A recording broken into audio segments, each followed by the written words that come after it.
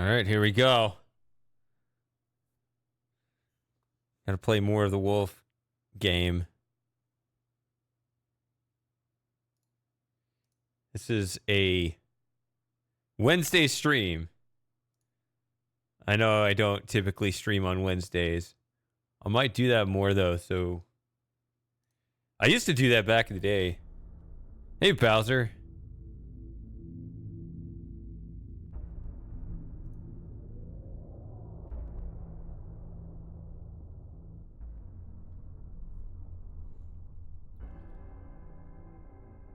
I used to stream on Wednesdays back in like 2017, 2018. And then I moved it to Thursdays. A go-to. So this is the message. This is the notification you got. Okay. I sent you a message because I didn't want you to miss this stream. And Kaizen. Well, you know what I'm doing on Wednesday. Okay. So where are we? Oh yeah, I was going to replay the end of chapter 2. Yeah, because you missed the first replay stream.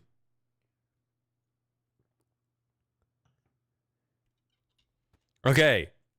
Glad you're here then. Let's go. This is going to be fun. So I replayed chapters 1 and 2. Not yesterday. Saturday. So now we're going to do 3 and 4? Maybe? I don't know. We'll see. How do you end this chapter?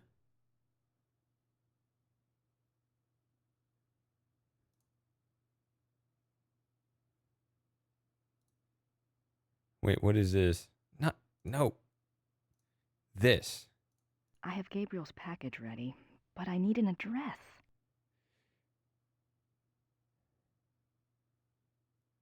This is really stupid because I actually solved the end of chapter 2 last time, and then I was just like, I'm going to redo that so we get the cutscene again, and now I've forgotten how to do it.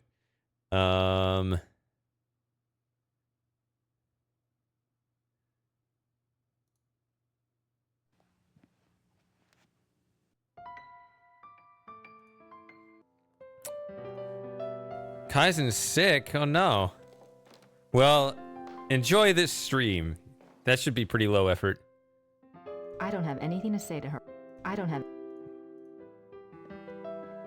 You have plenty to say to her. I found the items that Gabriel wanted. Did he tell you where to send your research? Yes, his lawyer's office in Munich. Can I get the address? Harald Übergrau, Marienplatz 21, München.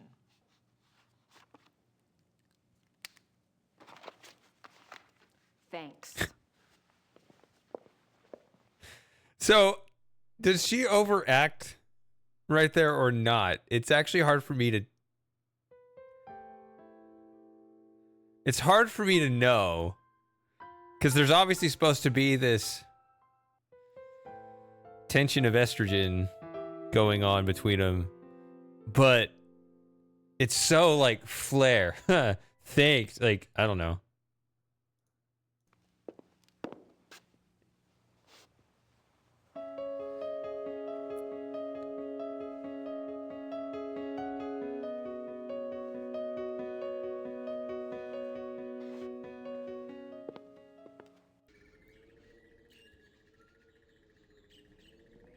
Well, we're not going to be playing the piano song because we're moving on. This is the end of chapter 2. If we get to chapter 4, then yeah, we can listen to it more. Jim Fallon. All right.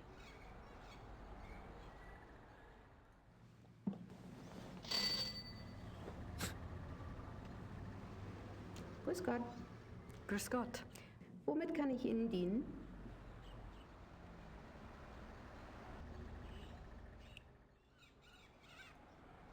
Das Päckchen soll nach München gehen. All right, this might be it. 7,40 Mark bitte.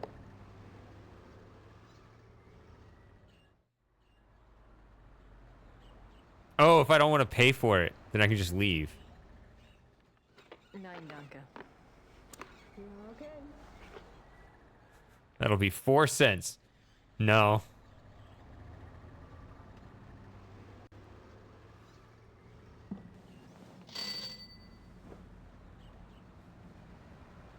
Hey, Sawyer. Grüß Gott. Womit kann ich Ihnen dienen? All right. That's better. It's not exactly Gabriel's address, but it's a start. Ich möchte es dann heute verschicken. 7,40 Mark bitte.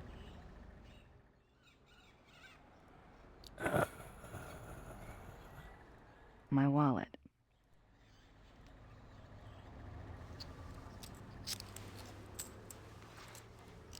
Dankeschön. Bitte sehr. That'll give him something to chew on. Here we go. Cutscenes.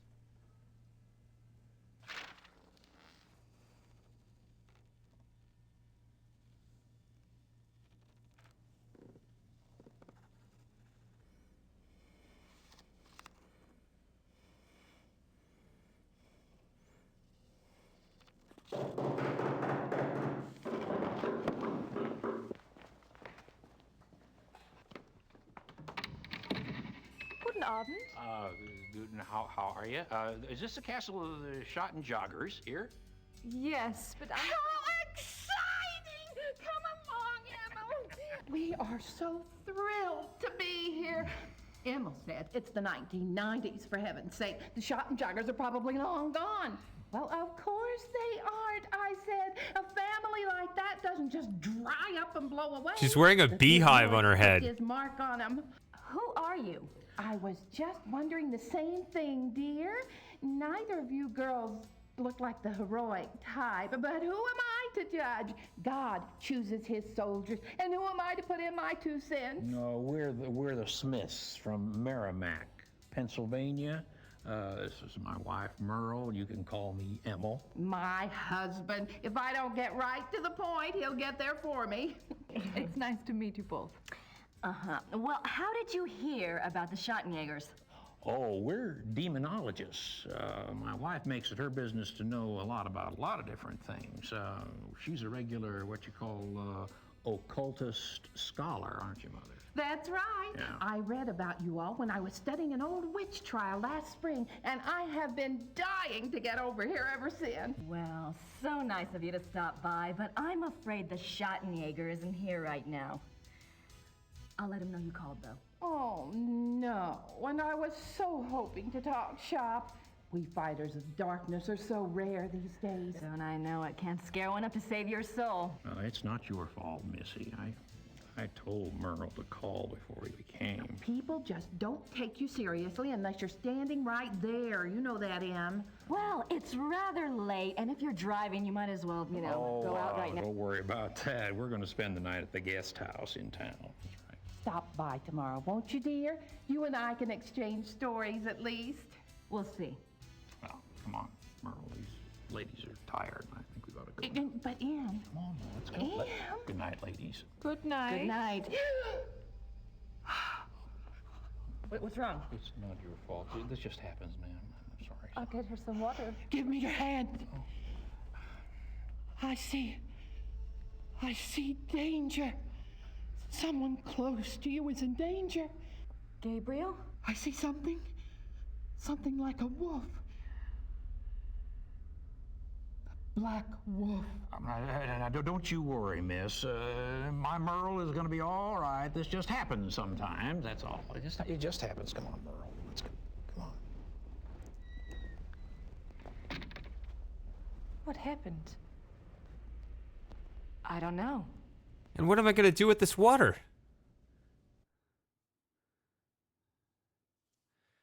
All right.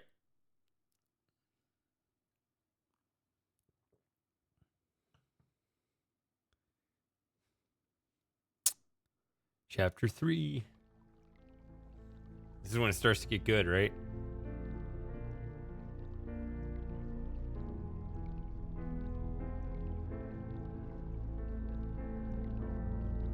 See, now we can see the flash forward.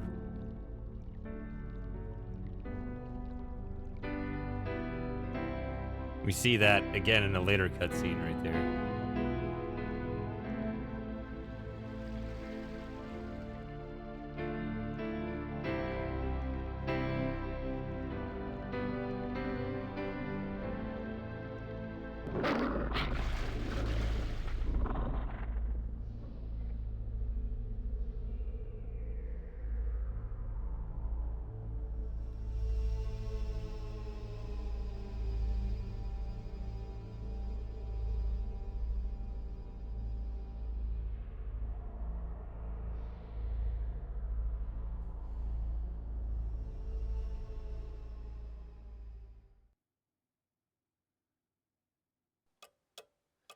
Okay.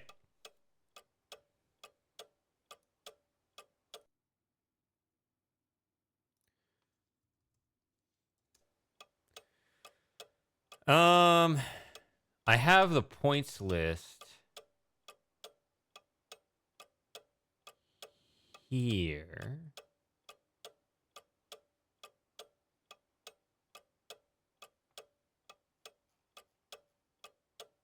Okay. So we're at 167. We need to get to 261 by the end of the chapter.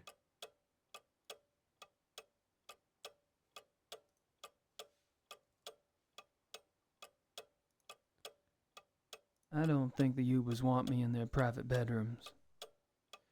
So, it's only my first replay, Kaizen, on stream. I say that I played this game like 15 years ago by myself, and I barely remembered it. So, solving it last time, a month ago, was basically my first time through. Even though I remembered some things, I could, because I was solving puzzles, I can think of it as my first time. So, this would be the replay. I really enjoy the replay. And I enjoy replaying a story game often much more than the first time I played. Because we can be more open in the discussion about it. We can notice things I missed before. Like we were just talking about the dreams. Like the first time you play the game, it's just like, that's nonsense. I don't know what that is. But then the second time through, it can be like, I see, it's foreshadowing this thing. I can appreciate these things more. Hey, Electric and Warsaw.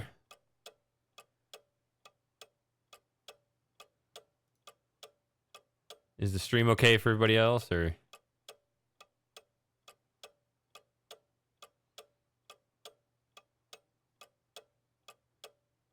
Awesome, welcome. I don't have anything to write about at the moment. So there's my story I just told you. So, I believe Electric just played through 1 for the first time. I've played through 1 a few times. I'm probably not going to be playing that now. I might get to 3. I might not get to 3. I might just move on to other stuff for now, but... It looks like there's been another wolf killing, and this one occurred last night in downtown Munich. I'm not sure.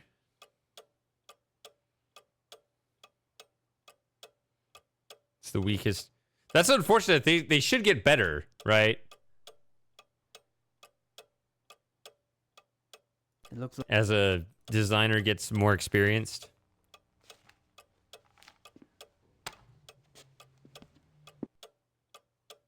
But I mean, that was kind of my impression. Is it seemed like people were not that impressed by it. I don't know. That's true too.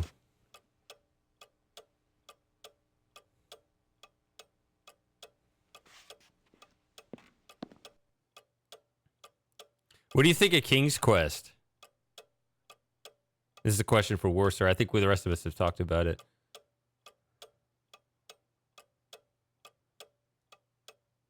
Who should I call?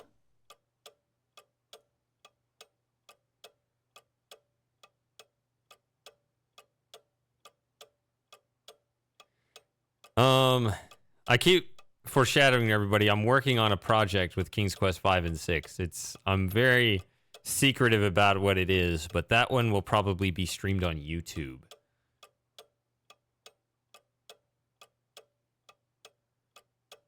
Grace to Gabriel, letter number 1. I don't have anything. Oh, this right here. Gabriel, If you don't. Yeah, I've already done that.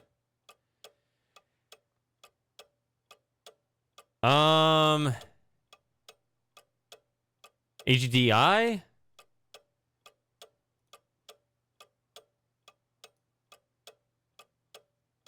Maybe I can get Lauren to play King's Quest 2.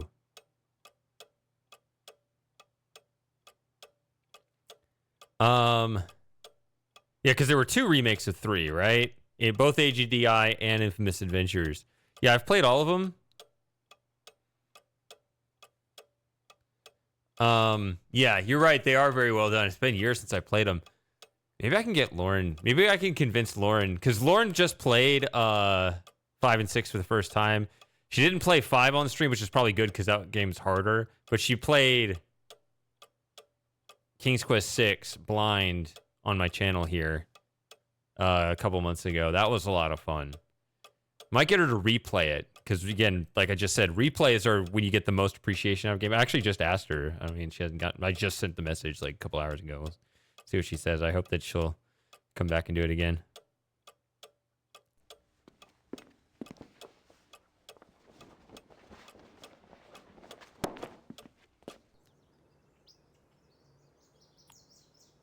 Perils? Perils is 4.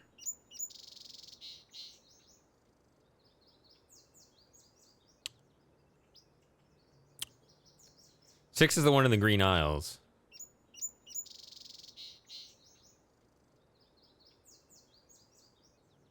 Or, well, there's the Princeless Bride, the other Rosella game, which is 7. Yeah, you give an inch, take a mile. We'll just ask Lauren to play all these games. They are fun, though. You can always space them out. Is it a sin that you like 7 best?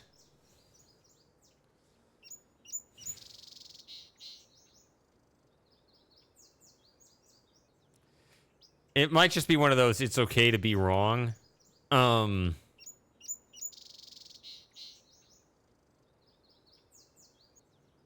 Especially because I only know one other person that shares your opinion, and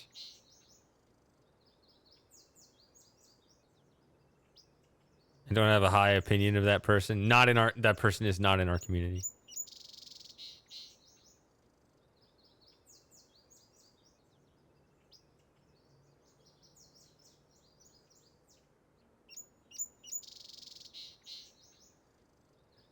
What do I want to do now? Nice of the Ubers to loan me their car.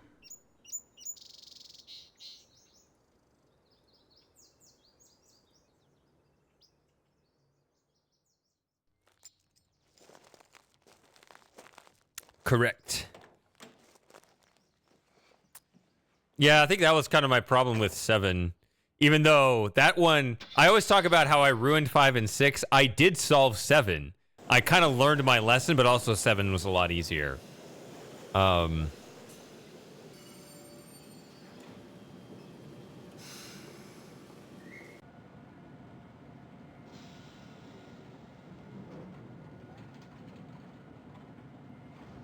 right, Matthew has entered the chat, Super Gamer.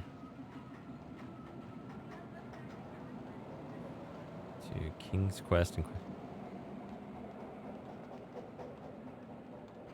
there's a lot of those, right?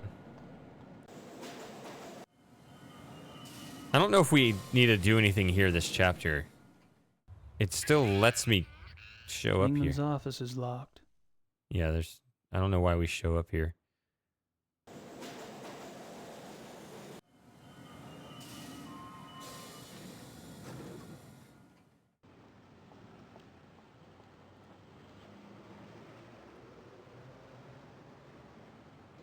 Tale of Two Kingdoms? I want to play Tale of Two Kingdoms. I never finished that back in the day. Gut. Ja, danke. It is the one? Wow. I was hoping you'd stop by. I have a package for you. Really? This is one. I do want to replay that one. Or not replay it. I never finished it back in the day. I trust this morning finds you well, Mr. Knight. Hell, I'm lucky it's found me at all. You can call me Gabriel, by the way. Oh, of course. Call me Harald. Harry's okay too. Thanks, Harry. There we go. See, now I think he's going to call the phone whenever you leave now. I don't have anything else to say right now. All right, so what is this here? Oh, yeah. March 18th, 1994. Gabriel, you might as well know, I'm in Rittersburg. I wasn't about to sit in New Orleans and let you have all the fun. Besides, if it goes anything like last time, you're going to need my help. I've been doing the research Gerda said you wanted. Enclosed is a book you might find useful. It looks a little outdated, but then I've never dealt with werewolves before, so it's hard to be sure. There's also some werewolf history right here in town. I found some clues pointing to a werewolf called the Black Wolf. He's cropped up in a couple of places, including here in Rittersburg in 1750, and in association with Ludwig II, a Bavarian king that died in 1886. It's all ancient history, I know, but something tells me that it is relevant. I'm not sure where to go from here, except to look into Ludwig II. Ask around about the Black Wolf in Munich and see what you find out. Also, let me know if you want me to research Ludwig or join you there. I'm sending this to your lawyer, but I'll need to contact you directly. Send your address and phone number ASAP. Herr Huber is being stubborn and won't tell me. Be careful and write. Grace. Damn it, what the hell is Grace doing here? At least she's off in the ozone somewhere. The Black Wolf, Ludwig II. She's really losing it. So here's the thing I remember about Tale of Two Kingdoms. Like I said, I never finished. I probably only got like a third of the way through and then just kind of fell out of it. But something I kind of remember reading, because I was getting kind of stuck. While there are side quests and multiple endings and things, if I remember right, the game starts like in a castle or something, and most of the game is like out in the open world outside the castle, and you can't get back in. But there's like a rope in one of the rooms in the castle, and if you don't get that rope, then the game is still winnable. But like all the side quests and all the better endings, they're all completely closed off to you, right? You have to get that rope. And it was kind of a bottleneck. So when I think of Tale of Two Kingdoms, I think you have to get that rope at the beginning, right? And it's kind of like tricky to get. It's very vague memory. You know, this is, 2007 or whenever it came out. But yeah. Okay. Now that I hear it's in demand, I'll take note that I should get to it at some point. There might be. March, I've been doing, there's also, it's all ancient. I'm sending. Okay, he doesn't say that again. Yeah, it's got all those kind of mythical creatures and stuff. Yeah. Now, I've been telling people, I'm going to be streaming in October, probably some Halloween themed games like this. Maybe play Shivers 2 or something. At some point, since I have been streaming like nonstop for years, I might have to take a break. I might be moving. So I might not be able to get to some of this stuff immediately, but so it might be like early next year. But yeah, I'll definitely get to it for sure.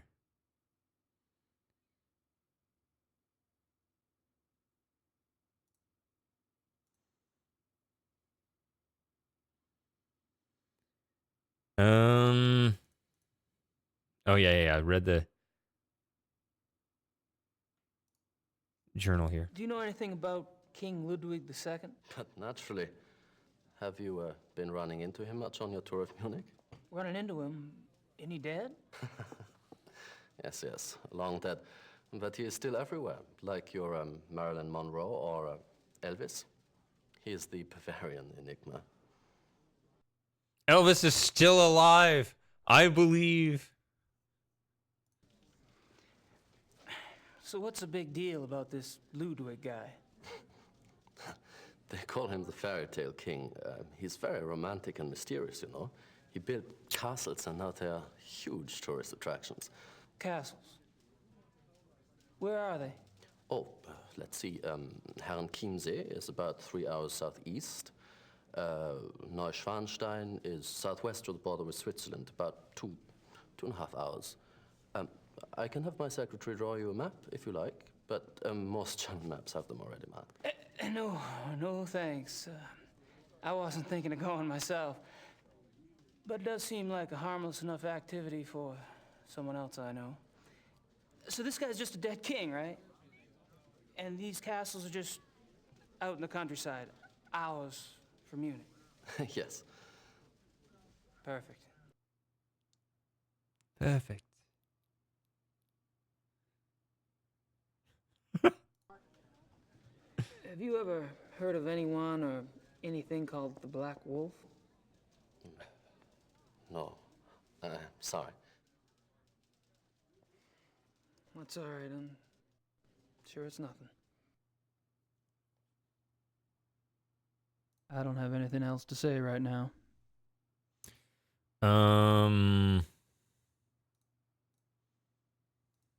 So much for the old zoo wolves theory.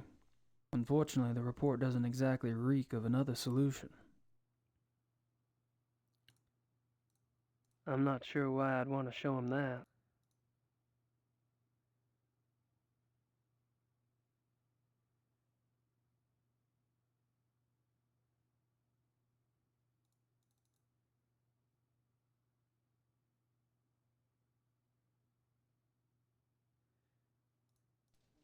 Well, I'm off.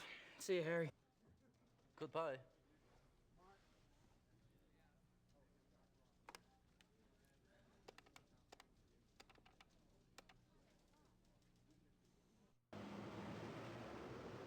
Okay.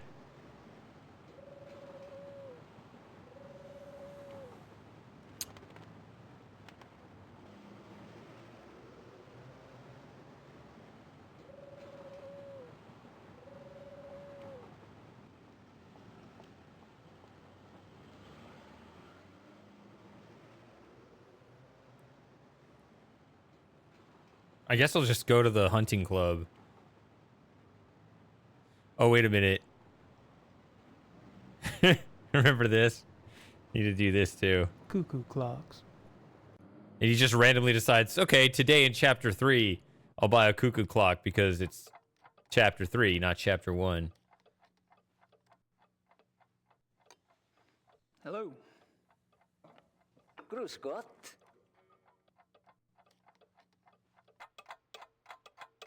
He doesn't strike me as a sparkling conversationalist. He doesn't. You have that many clocks around you and you're checking your watch. Authentic Black Forest cuckoo clocks. Maybe Gracie would like one for her shop redecoration. Authentic Black Forest cuckoo clocks. Cute.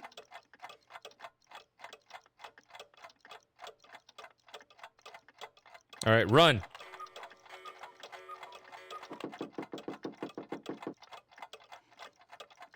Yeah, well, there is in there this sound thing, you know, to wake up. You know, in the morning.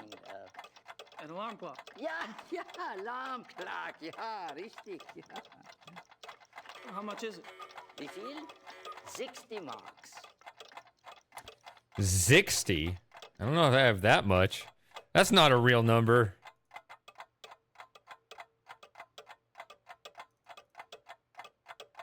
My wallet.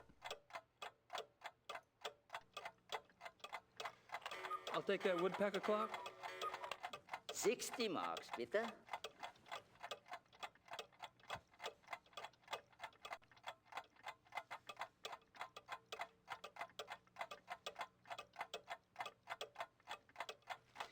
That's all right. I'll take it as it is.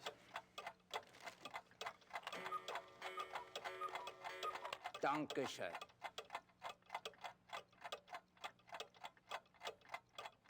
Bitte.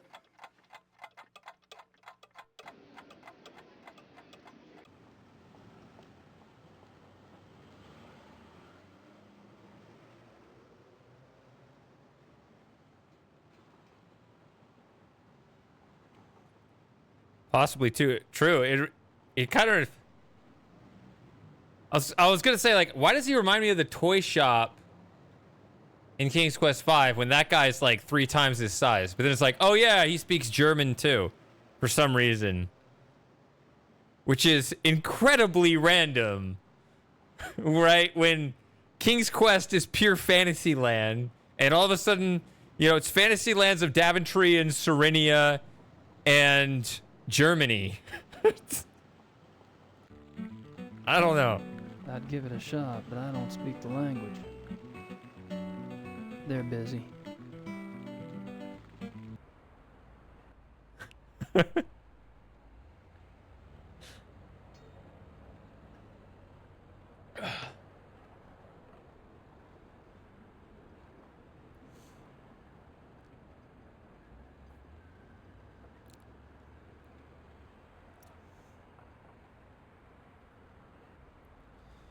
Really?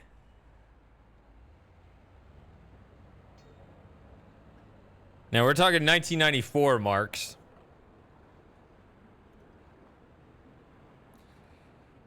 I have not streamed Conquest of the Longbow. I did play it back in the day.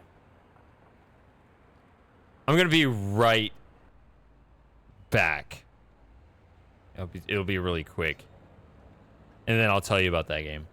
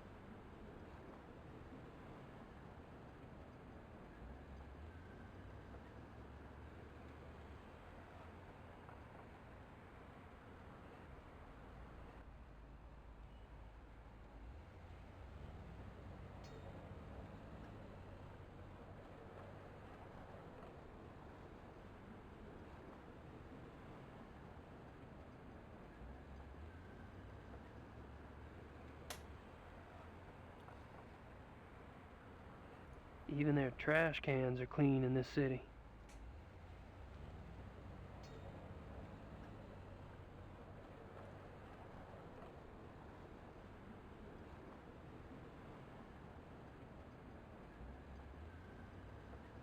All right, are we back? Everybody back? Okay. Conquest of the Longbow. Really enjoyed it. There was never any voice acting in it, right? When did I play it? I wasn't a kid. I may have been in college, so it would have been late 2000s.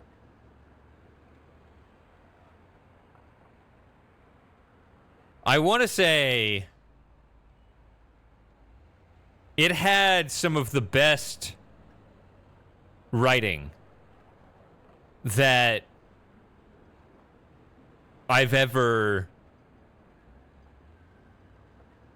encountered in a video game. Just the prose, just the way the characters talk to one another and stuff. It was very well written, very clever. It was very engaging. It's kind of surreal that there was no voice acting because it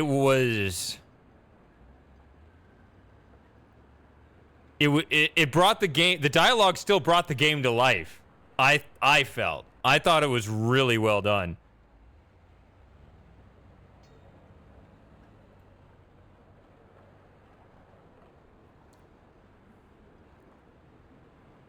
I never had the hint book for that one. I probably just read stuff online. But I don't know if I needed hints for that one. But I guess I was probably older than you.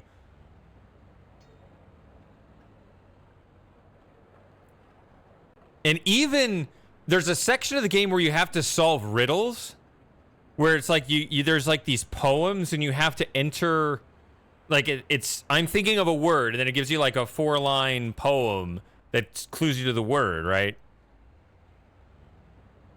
And normally I'm terrible at poetry and I would normally think I'd be really bad at those, but I actually was decent at those, and I actually credit the game for that because they were actually... I figured out where last night's killing took place. They were decent riddles, I guess. It hit just that difficulty where it was hard enough that you had to think about to get it, but not so hard that it was just beyond you. I don't think they'd know much about it. Isn't that the detective from the paper? Commissar Lieber? Commissar Lieber. Commissar Lieber, my name is Gabriel Knight. I've been trying to get in touch with you at the station.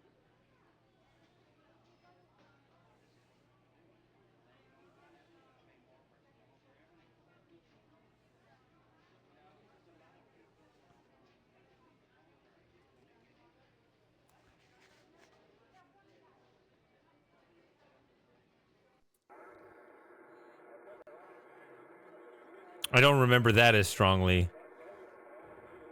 But yeah, that'd be a good game to play again. I have an MT32, by the way. Unfortunately, my sound canvas died, but I went and got a... What is it? The D70 or whatever for the General MIDI. So we're still in business for playing the authentic music for all the old Sierra games. He's not listening. All right, Super Gamer, see you in a few minutes. Looks like a television news crew. Looks like a television news crew. I don't think Commissar Lieber would be... Is it, you show him this? Is that what it was? I'm not sure the German public would be interested in that. I'm not sure. What is it?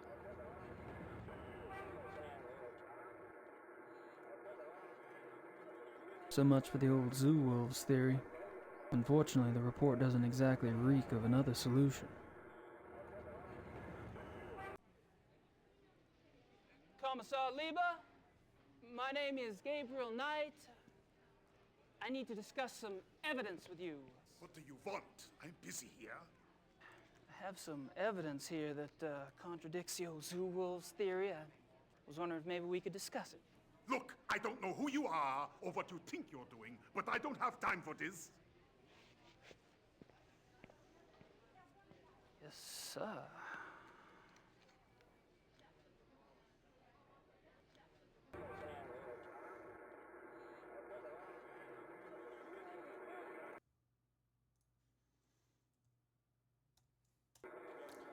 Maybe you show the reporters the news. Maybe that's what it is. The news, the evidence. Are y'all with the news? I have some information you might find of interest. You're an American. That's right. And you believe you have information about the mutilation killings? I do have some information, yes, ma'am. I was about to discuss it with the commissar over there, but he seems kind of busy. I thought I'd speak with y'all instead. No good. Was soll's? Dreh schön, Dieter. Oh, that's true, Electric. Yeah, because you only played that one recently. Wir befinden uns am Tatort des bis jetzt letzten bizarren Todesfalles, der durch die Killerwölfe herbeigeführt wurde. Mit mir befindet sich ein Amerikaner, der offensichtlich wichtige Hinweise bezüglich dieses Mordfalles hat. You believe you have information about the wolf killing, sir? Yes, I do. I was about to ask Commissar Liebe over there some questions, such as why animal hair found at the crime scene is reddish-brown when the escaped zoo wolves were gray. Fragt, wieso die Tierhaare am Tatort rötlich-braun sind, wie doch die entlaufenen Zuwölfe offensichtlich grau waren. And how come paw prints found at the scene indicate an animal much larger than the zoo wolf species Canis lupus lupus? Und fragt, wieso die Pfotenabdrücke am Tatort viel größer sind als die der Zoowölfe. How did you get this information? Well, all right. You have my attention. Now, who are you? I'm Gabriel Knight. Don't touch the hair. American novelist. I've been by your station to see you, but funny thing, they would not let me in. All right. I'll see you at the station later, but only if you agree to get out of here and not talk to the boys. You got it.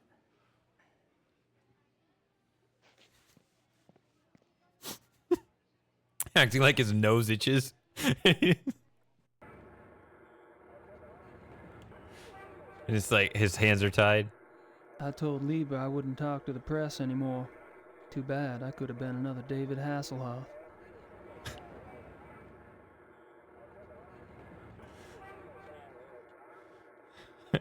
I've been looking for freedom. I told Lieber I wouldn't talk to the press anymore. Too bad, I could have been another David Hasselhoff. Take off his shirt, get all oiled up.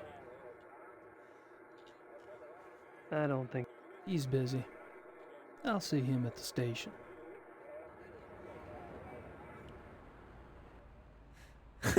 Another ending. It shows a different life path. Gave up on this dumb case. 54 Dienerstrasse.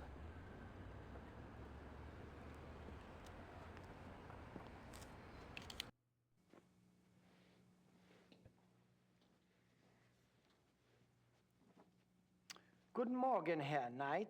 I'm afraid there's no one here at the moment. They're all busy with their daily tasks.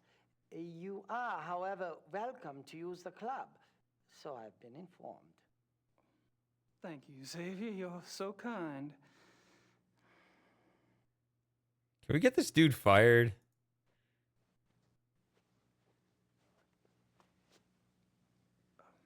Mind if we chat for a moment? Anything to be of service, sir. All right, Warser. Glad to meet you. So tell me about the club. What about it?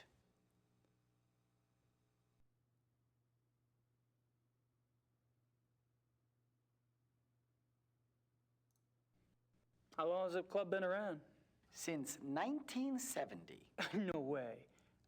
The old Royal Bavarian Hunting Lodge? It's older than that, isn't it? Die Königliche Bayerische Hofjagdloge is ancient. This particular form of it is new.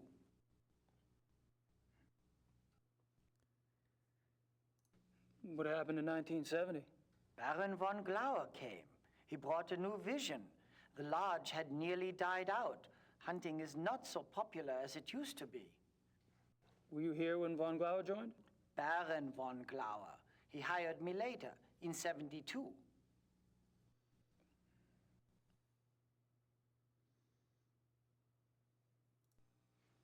How many members are there?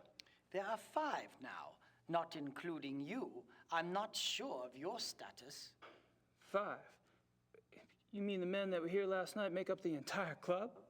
quantity is not an overriding concern with us, Herr Knight. The Baron personally interviewed and approved each new member. Despite your own experience, this club is extremely exclusive. Not everyone would fit in. No, I don't suppose they would.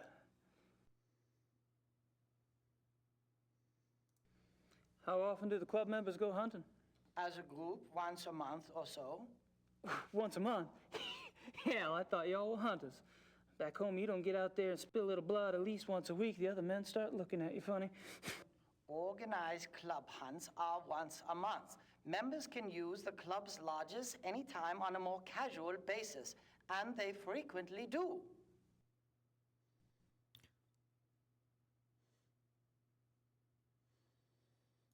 So, tell me about the club members. I don't gossip about our members, Herr Knight. Gossip? With you? Please. I've never met anyone as obviously discreet as you. Thank you. Bet you could drop a load if you wanted to, though. You probably know more about what goes on around here than anyone. True. At least I used to. But with all these new people coming in, I'm not sure I know anything anymore. All these new people? You mean I'm not the only fresh blood? No, Herr Dr. Klingman was only accepted a few weeks ago. Really? Who brought him in? I was not in on the discussion, so I really couldn't say. But I'm sure there was more thought behind his acceptance than yours. So it only takes a few weeks before you'll actually count me as part of the club.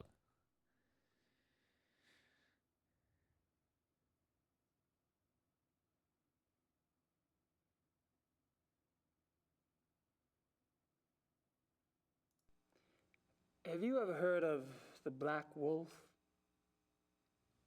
No. Alrighty. All right, Xavier. Thanks. Okay. I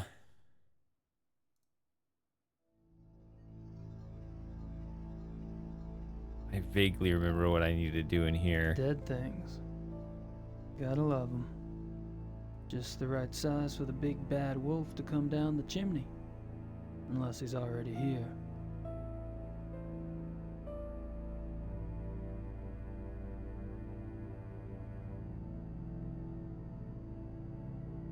I don't think I should get too comfy around here. Just fall asleep on one of the couches.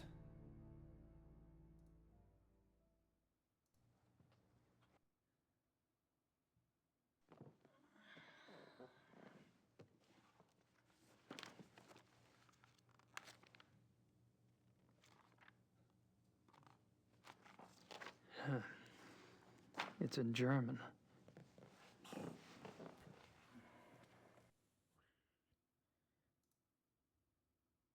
And I thought Germans only drank beer.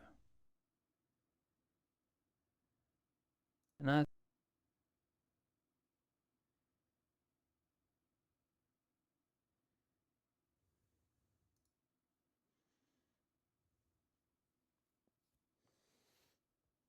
I mean, we've been over this. German, Irish, Scottish. So we know I like to drink.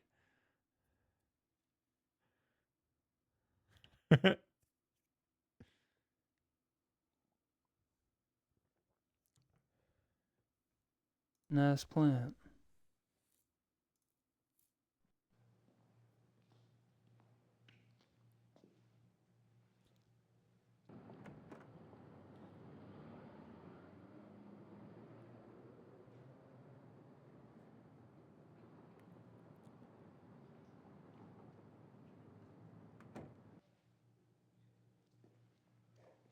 This puzzle's weird, or that door is just weird to me after they have such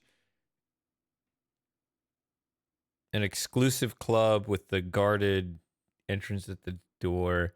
And then I was wondering if that back alley, because it's next door to the alley of the murder, you would think that it would lead out to that same, like, does that lead out to the crime scene, or is that a different back alley? I don't know.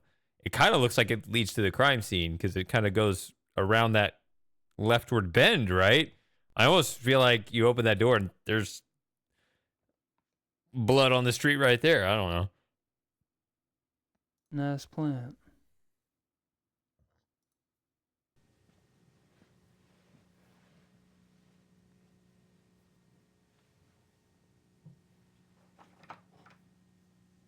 Locked.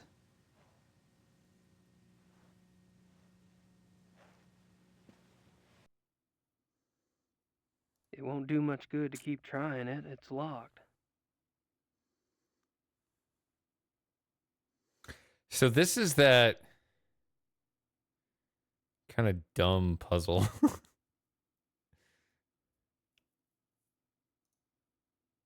With this thing. You never know when a little woodpecking will come in handy. Kind of reminds me of one puzzle, the one puzzle that I was told about in the third game, which I haven't played otherwise, but it just seems like occasionally out of nowhere, these Jane Jensen games will suddenly have these bad puzzles that... So Jane Jensen was not involved in King's Quest V, which was... The whole game is just a string of bad puzzles, unfortunately. You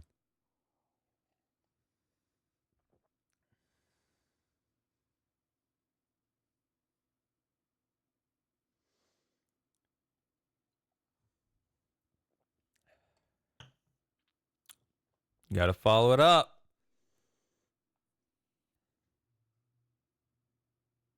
I'm waiting for the joke. You never know when a little woodpecking will come in handy. You never know.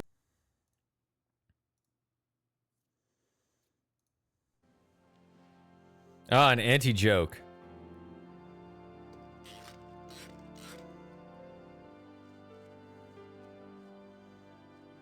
I like anti-jokes.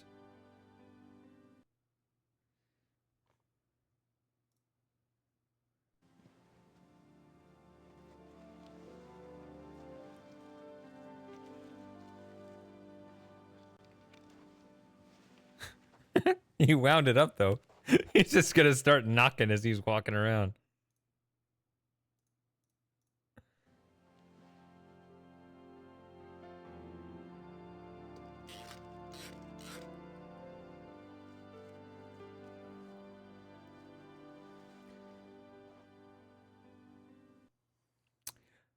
Yeah, my memory, Electronic, I don't remember looking things up my first time playing. But this one right here, the cuckoo clock on the plant, I can't tell you. I have no memory of this, whether I looked it up or not. I thought before I played this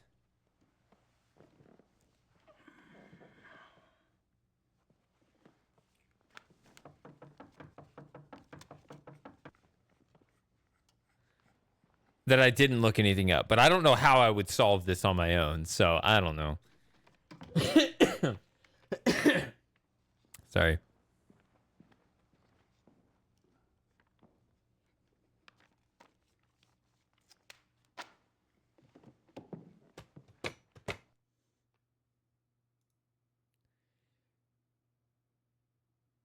It won't do much good to keep trying it. It's locked.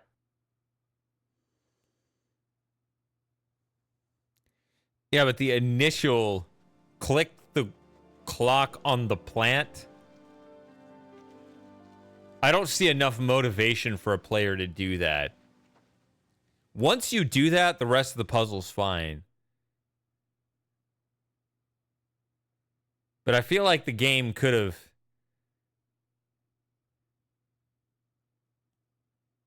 provided some other clue. Even if there's some other story reason why, like some other member of the club knocked on the back door, right? You could have a cutscene before this where somebody knocks on the back door, Xavier goes and checks it and greets an actual person, lets him in or whatever, right? To just kind of knock, knock, knock on the back door and just kind of put that in their head. It's like, oh, I'm going to fake knocking on the back door now. Right, but they didn't have that kind of lead-in cutscene. They could have put it in Chapter 1. They could have put it at the beginning when you first show up in this chapter or something. Just some kind of lead-in, just a little bit more to kind of push you in that direction, I think would have been good.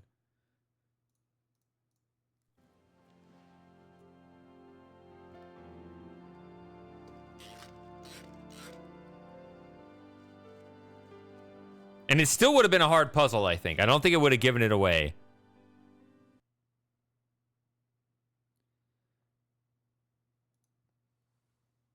Right, if it's just one scene. I think I've pumped that particular well dry. So you just wait in here as opposed to waiting back there. Which is also a little unfair, but... Somebody's at the door. I can hear.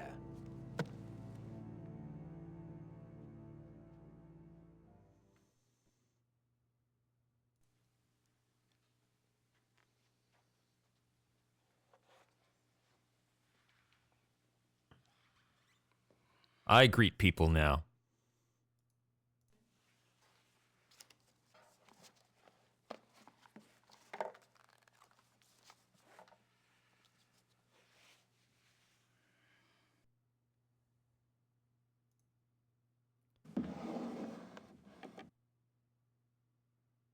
Nothing there I need.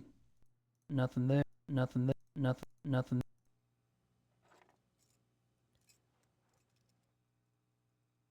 Oh, he didn't close the drawer.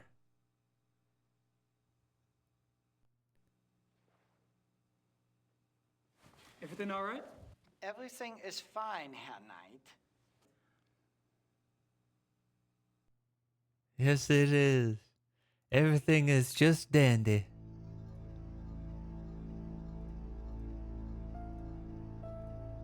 Xavier's keys.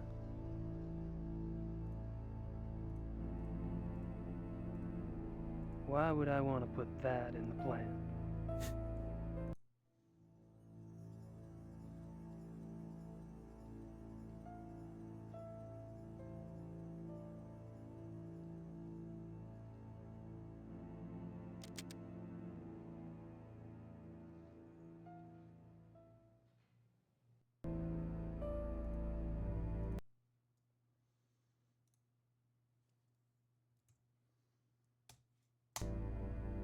I should probably return those keys first before Xavier notices they're gone.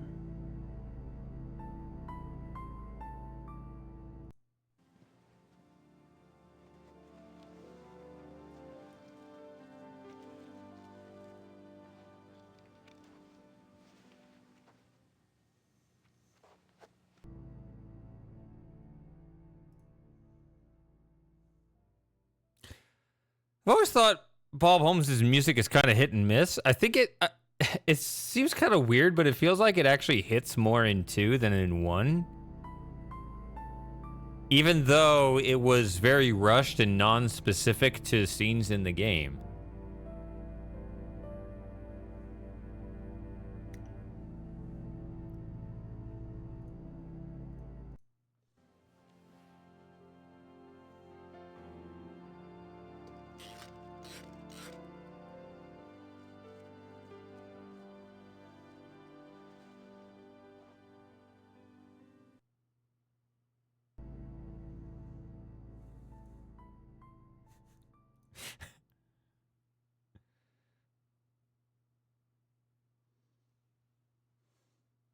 Yeah? They're kind of these generic repeating motifs, but they're good. Möchte wissen, wer das ist. These punk kids. What's it called when kids do that? They knock on the door and then they leave. I don't know. It has a name.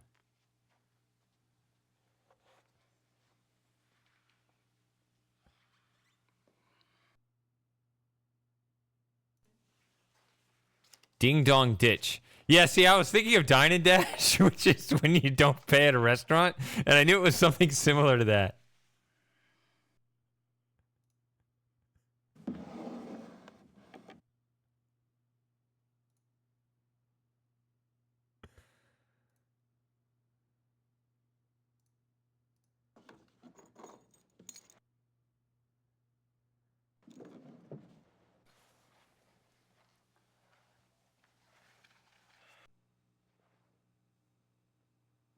Everything all right?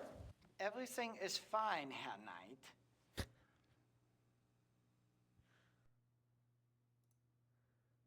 All right, so let's try this again. I returned the keys. I'm going to save over this. 202.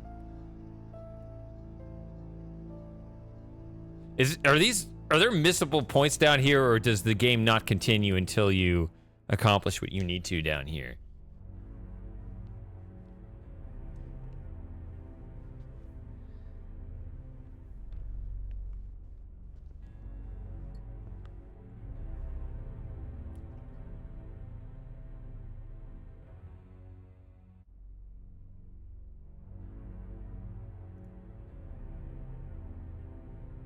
Aren't some of these endangered species? Aren't some of these endangered species? Aren't some of these... Price. Von Sell. Aren't some... Just a guess, but I don't think this stuff has much to do with hunting. Just a...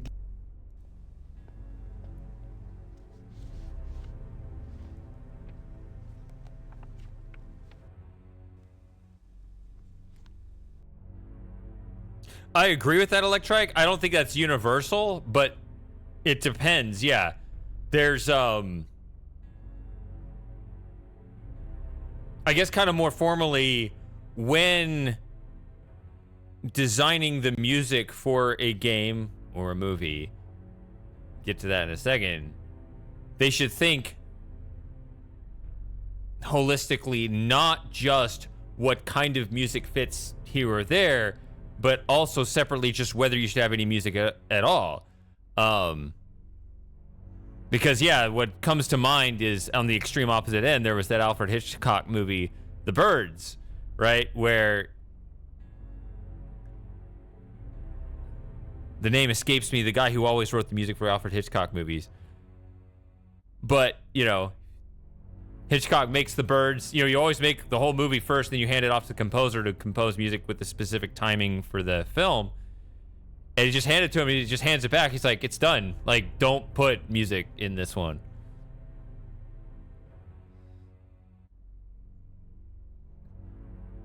Rice, Von Agner, Henneman. I met them all last night. I wonder what these figures mean.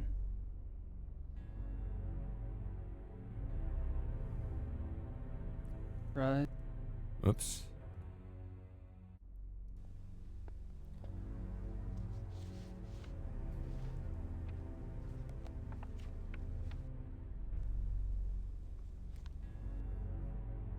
Rice.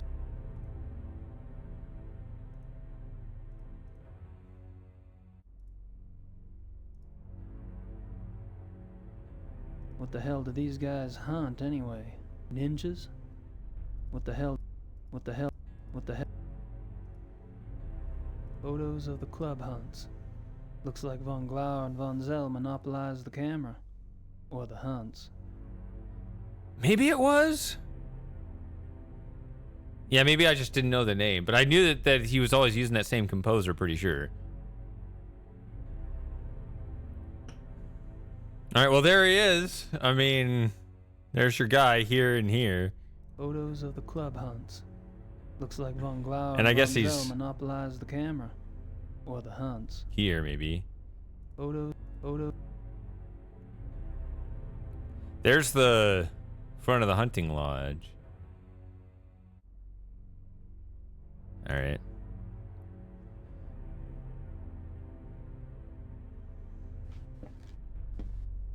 Hide behind the arras. Mr. Knight? Hey. This room is for members only. Oh, sorry. The door was open. I'll go up. Wait. I'd better make sure you do not take another unexpected detour.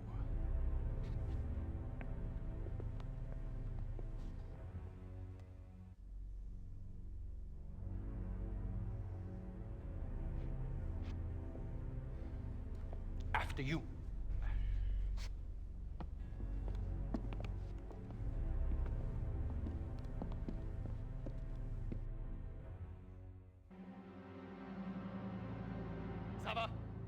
Sava, kommen Sie!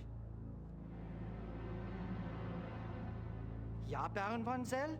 I found the basement door unlocked and her knight below. Perhaps you could keep a better eye on the keys in the future. I will, Baron von Zell. He's going to make sure the keys are still there.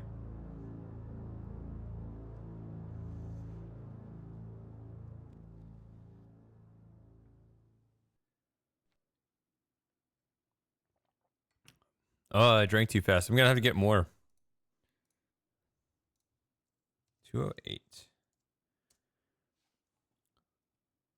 I'll be right back. I'm going to play another ad break so that you don't have to deal with that when I'm here.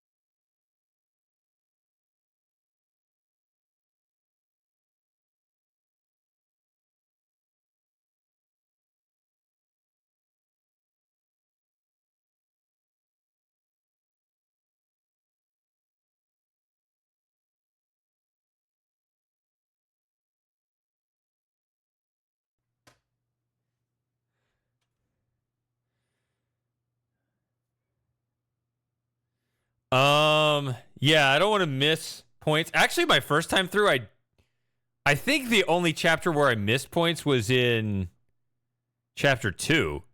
If I'm missing something I can't get back, I'm going to go back and cover that now because I do want to get all the points this time on the replay because it's a replay and we're much more open about where everything is, right? Progressing through much faster and everything. This isn't like the first time through where, I have a much stricter rule. Guys, don't spoil anything. Don't tell me anything. I want to figure things out.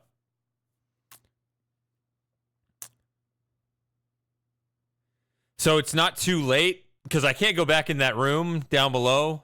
So it's not there. If it's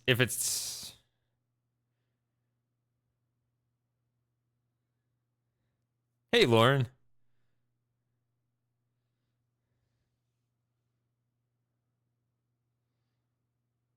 I'll check your message here.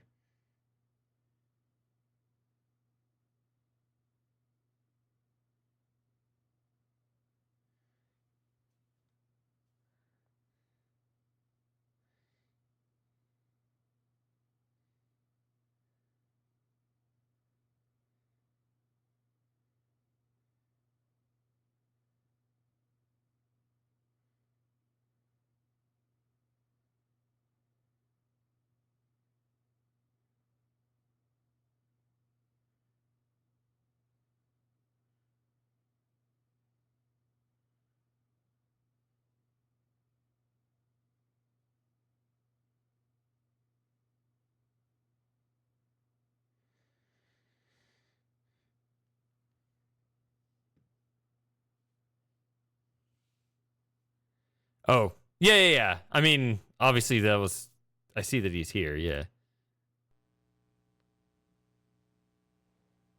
May I speak with you, Baron von Zell? Yes? What is it?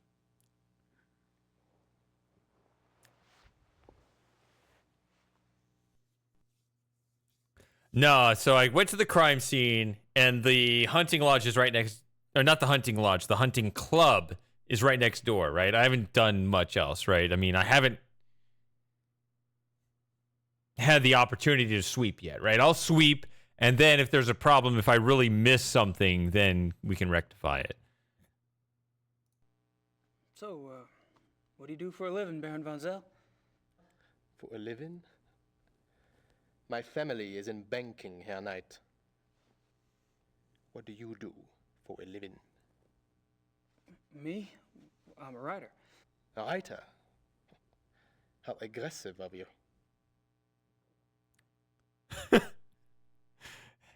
Has a writer ever been told that they're aggressive?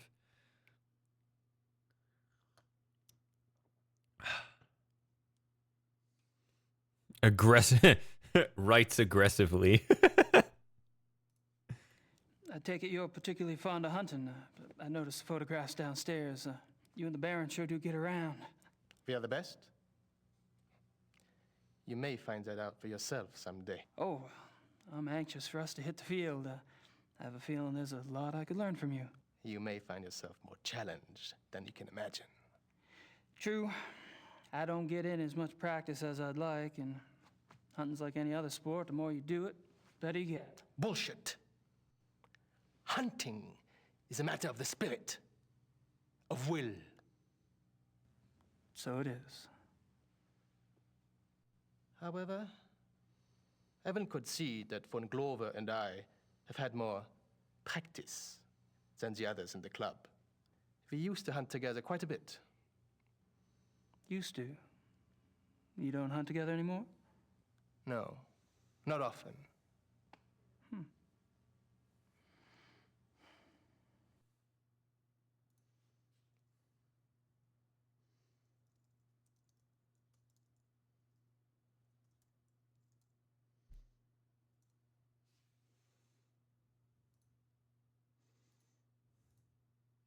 Are you and Von Glauer too busy to hunt much these days, or have y'all fallen out? I suppose I've simply outgrown him. Really? In what way? You wouldn't understand. Oh.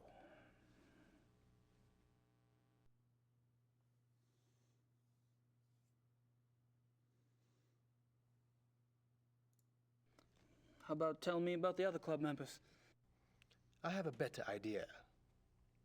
Why don't you tell me about yourself? I'm the one with the dialogue tree over here.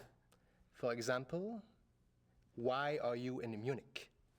Oh, I'm just vacationing and thought I'd stop by on my way through. Really? And where are you staying in Munich? Outside of town a ways. Which suburb? I'm on a farm, actually. And you know, I don't remember the name of the area. Probably couldn't pronounce it anyway.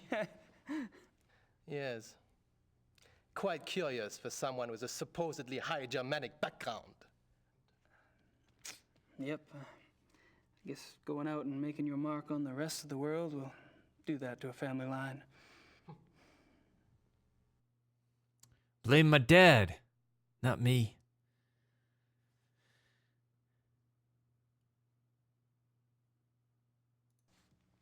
The club seems to be an exciting place. Do y'all travel much as a group? No. Really? You don't hunt abroad? We are all very busy men. No, isn't that odd? I just think it's appropriate that we have Von Zell, the banker. We talked about this last time, but yeah, there's the Zelle app, which is a payment app. It's just weird. But I guess he spells it differently. He doesn't have the E at the end, unfortunately. Oh well. So, how do you like the club? Herr Knight, if you wish to learn about the club, you should keep your mouth shut and observe.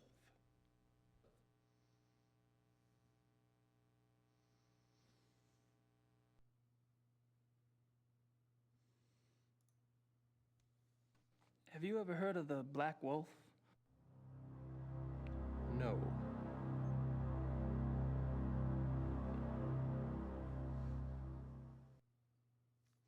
Blackwolf.jpg. You mentioned that y'all don't go on hunting trips abroad? We do not. But those trophies in the basement, do y'all really have white tigers in Germany or lions?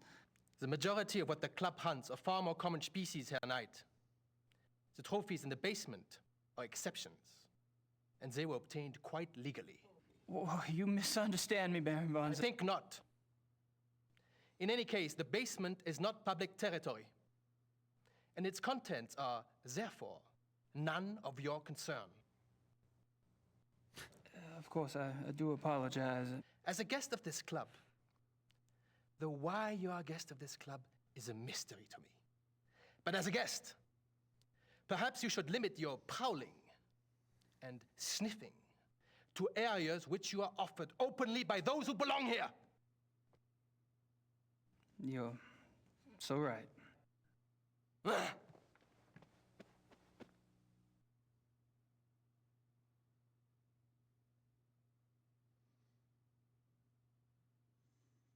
Shit, was that the end of the dialogue tree? I thought I had one more.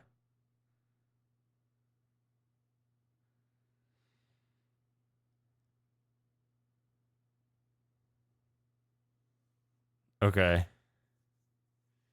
Well, I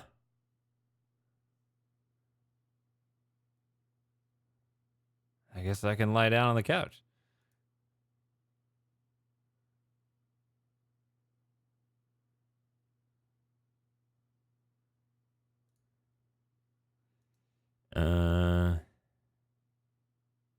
Quit.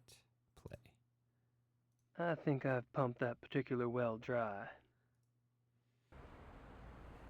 How does it feel to be a well that's been pumped dry, Xavier? The police won't let me do any investigating at the crime scene. I'll have to wait and talk to Liebe. I'd give it a shot, but I don't speak the language.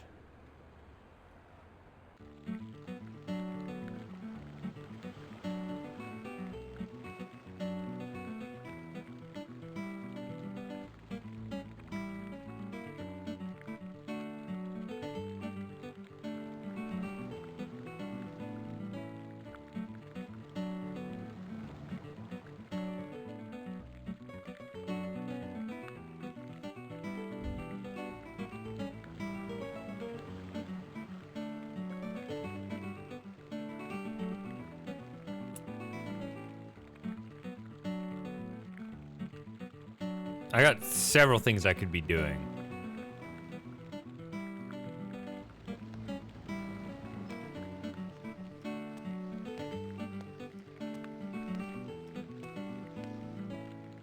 It's one of those things where you just kind of make the rounds, you just sweep over and over again until you get everything.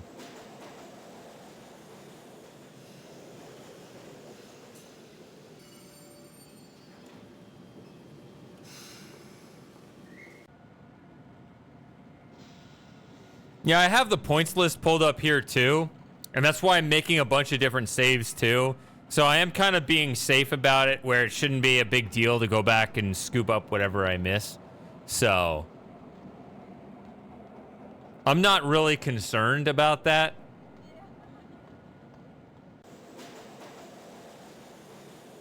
I didn't do that the first time, and I did miss points. Again, like I said, I think I only missed points in Chapter 2, but I'm not sure. I may have missed something in Chapter 6 as well, because I don't know what my final score was. I wasn't paying attention. I have a VOD of it, but I never looked. Speaking of VODs, I need to get back to uploading those. Oof.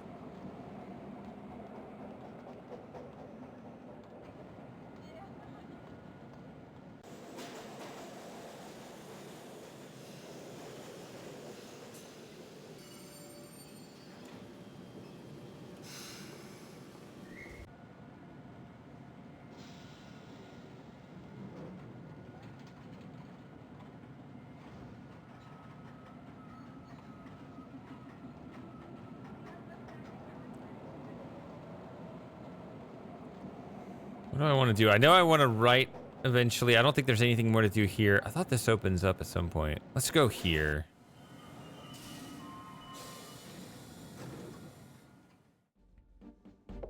Yeah, I haven't been here yet. Kommen Sie herein. Let's see.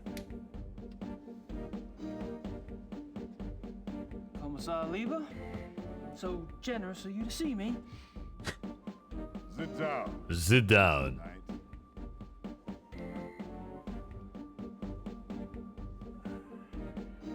Now, you will tell me what you think you know about this case, yes? How do you say quid pro quo in German? There is no translation. Thanks so much for your time. Sit down.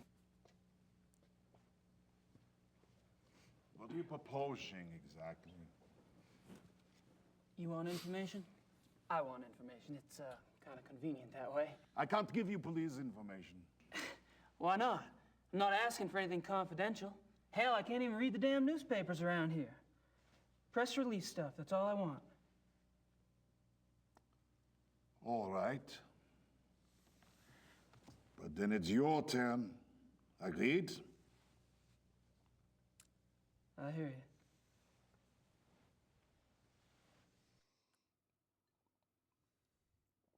That seems fair enough. Also, that's me, Gabriel Knight. Yeah. That's what I always say after I sit down.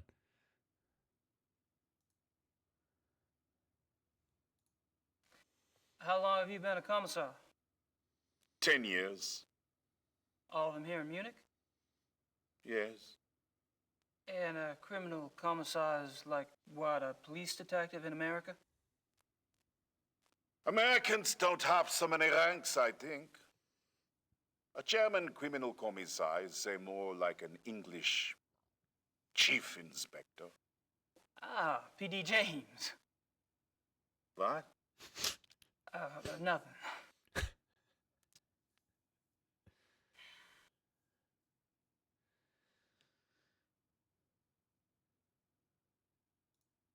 Tell me about the other victims. What do you want to know?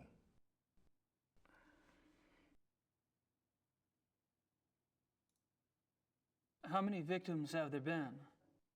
5, including the one downtown. Could there be bodies out there that you haven't found yet? No. The killings have been done in broad daylight. Body parts left like a trail of boat criminal. Breadcrumbs? Jack the Ripper Wolf.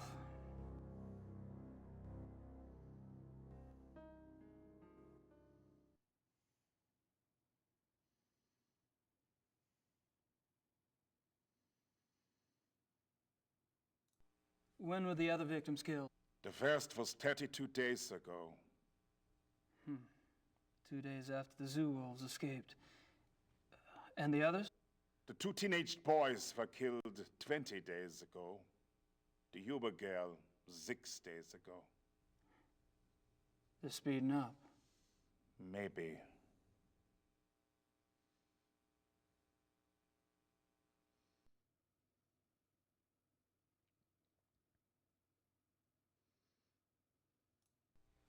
What about the locations of the killings? Any pattern there? You can see for yourself if you like. I have a marked map on the wall. Until last night, the killer always struck 30 to 40 minutes outside the city. The first was killed north of München near Esching. The 2 males were killed in Feldkirchen, that's east. Toni Huber was killed on her parents' farm just west of Lachem.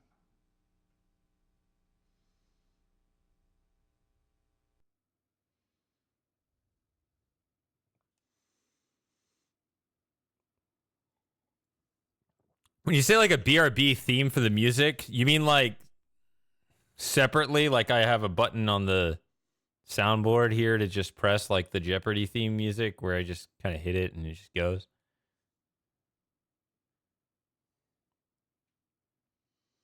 I mean, I can do that. That's easy, right? As long as it's separate, but I don't know how to like tie it all in.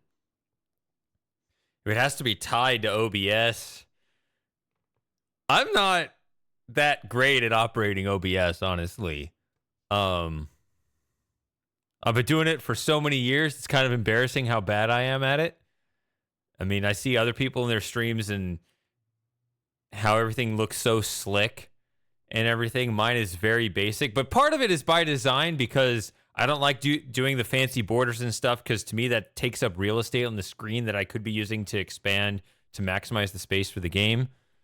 Even this, I don't think I have quite expanded correctly. I think that if you look at the size of this game, it's not quite, doesn't quite take up that stuff. But yeah, although I do wonder, because my first priority is always the highest quality of the video of the game. And so I'm really conscious of like rescaling algorithms and stuff, making sure things are very integer divisible and stuff, which really only matters for these old games. So like a more modern game, it can actually scale at any size much better.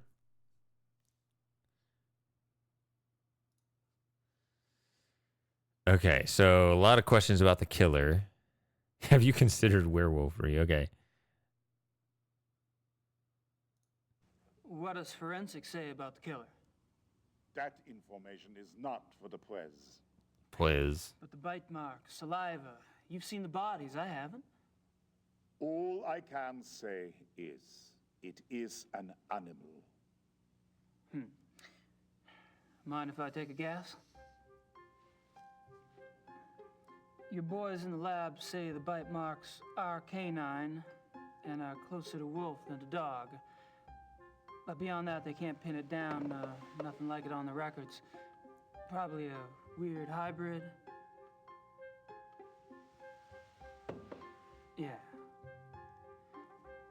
That's what I thought.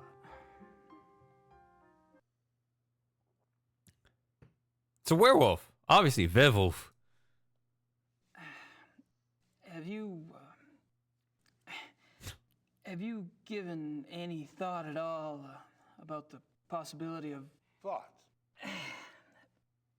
a werewolf?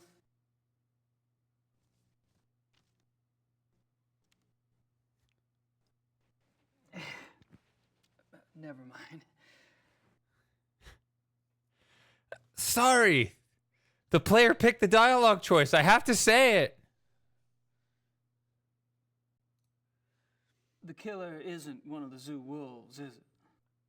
That is information the press does not have, Mr. Knight. I expect it to stay that way. I understand. As you pointed out so loudly at the crime scene, evidence on the killer does not match what we know of the zoo wolves. Yeah. So what are your thoughts about that? Either there is a mistake with the zoo records. I think zoo would know if they had a reddish-brown hybrid in the wolf kennel. I didn't say it was likely. Another possibility is, of course, that another animal is responsible. Wild? Possibly. Maybe. A pet. A pet? As in, maybe the reason you haven't been able to track the thing is that it's going into someone's home. It's possible.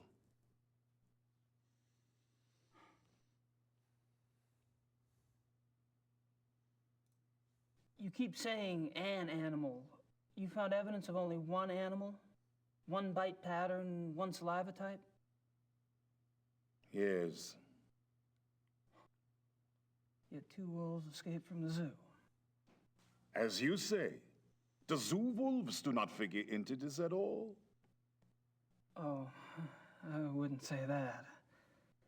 No, I definitely would not say that.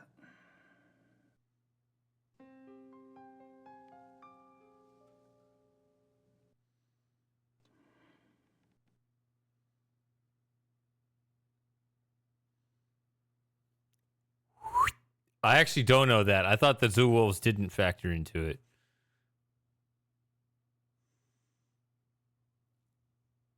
Maybe I'm just thick. I don't know.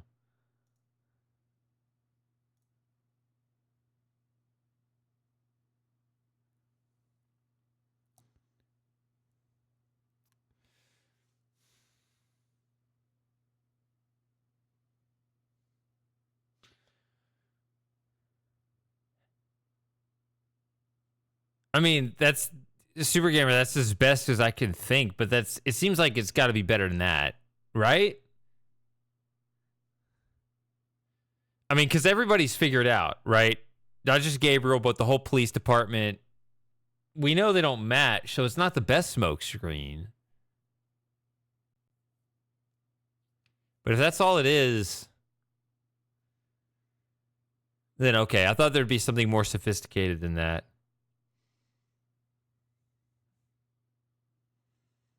But everyone kind of saw through it. But I guess it's something that kind of soaks up brain power anyway, if it gets people thinking about it.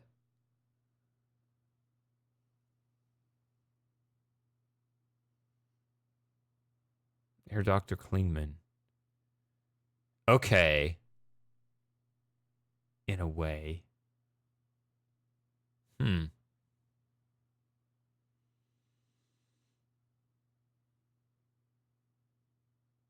That is a bit juicier.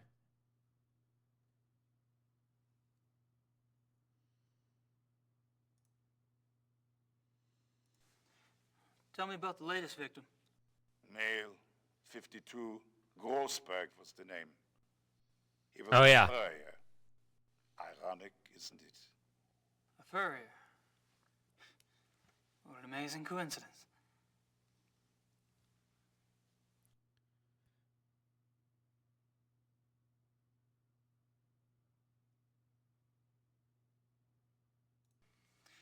Have any theories about why the killer struck downtown this time? I do remember this part. Do you? I read somewhere that wolves are clean animals. They don't kill close to their lair unless they're forced to. What lair? What are you talking about? Not sure, actually. Random thought. I mean, they have to live somewhere, right? I do remember that one. That is a plot twist from chapter 5, I want to say. Have you ever heard of anyone or anything called the Black Wolf? The hair samples we have are all reddish brown. Yeah, I know. I was just wondering if you'd heard of a black wolf in general.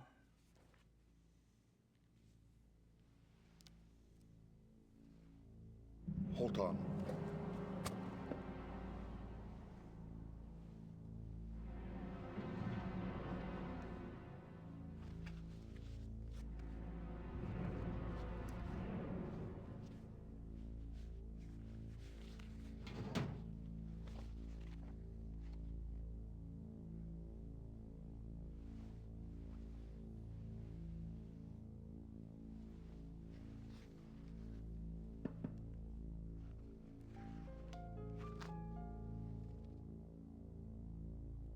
Hier ist es. What?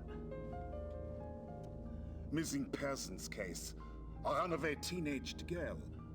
It happened in 1989 in a town called Kirschel, in the Nationalpark Bayerischer Wald, Bavarian National Forest. Uh-huh. Oh, I just thought I remembered something. It was a sad case, you know. She was very pretty. That does make it sadder. Here it is. What? There was a supposed witness. An old lady who lived on the edge of town near the woods. She says she saw the girl go into the woods the night she disappeared. Says the wolf got her. The wolf? The old lady had been complaining for some time about a huge black wolf in the woods. But no one believed her. She was verrückt. Crazy. No one else ever saw the thing? Hadn't been any wolves in those woods for 50 years. So there was probably nothing to it. That's what I thought at the time. Of course, that was years before this case. Never heard of wolf attacks back then.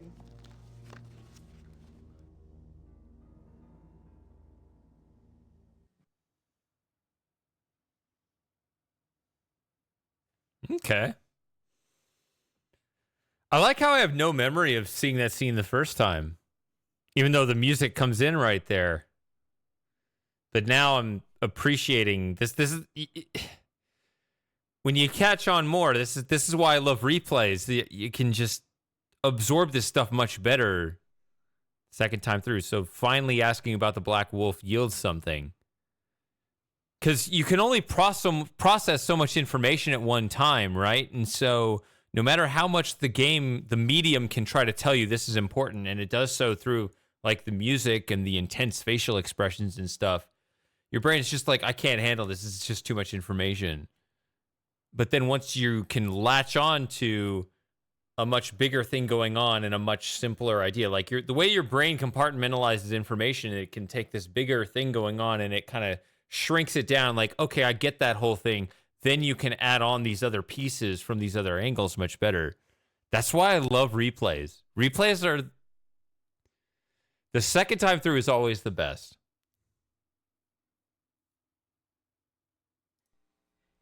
Even though it's technically my third, but I already explained that. Oh, sure. Mostly teenagers, runaways. It gets worse all the time. Families are not like they used to be, yes? Suppose not. That's all I wanted to know. Good.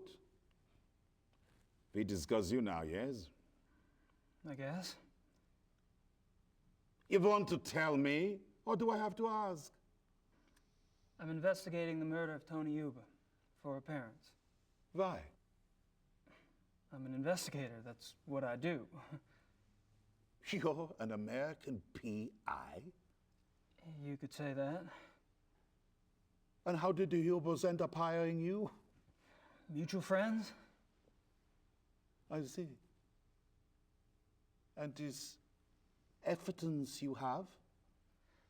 A paw print and some hair samples from the Yuba farm.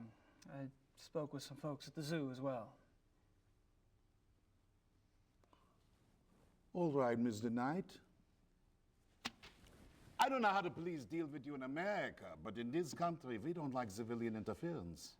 I understand. If you hear something, you come to me. If you see something, you come to me. And under no circumstances are you to speak with the press. You do. And I'll have your passport. Well, you wouldn't like it. It was a bad hair day. I am quite serious. I swear, not a word. All right. Wow, Gabe blasphemed against his own hair. But stay out of our way. Quiet as a shadow. That's me. My next drink's just gonna have to be straight whiskey. I'm breaking the seal. I gotta go to the bathroom again.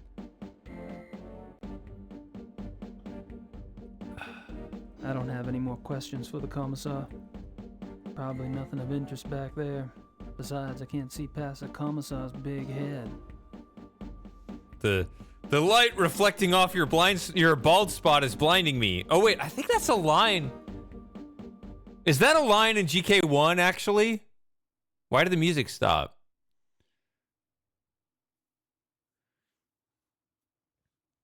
At least he's neater than Detective Mosley. I don't have any more questions for the commissar.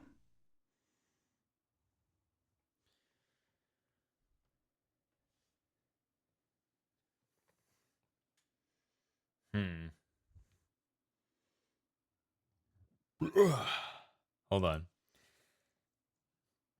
I still... Yeah, I got the map, and I need to write a letter to Grace, I'm sure. I still got other things in my mind left to do. I'm not ready to end the chapter. So, don't worry about the points. Like, I'm fine just playing the game naturally until I reach a point where all of a sudden, wait a minute, something went wrong. Let's go back and correct it. Shouldn't be that big a deal. Besides, I'm having a lot of fun, and I feel like this stream's actually going faster than I intended anyway. So, let me do something real quick.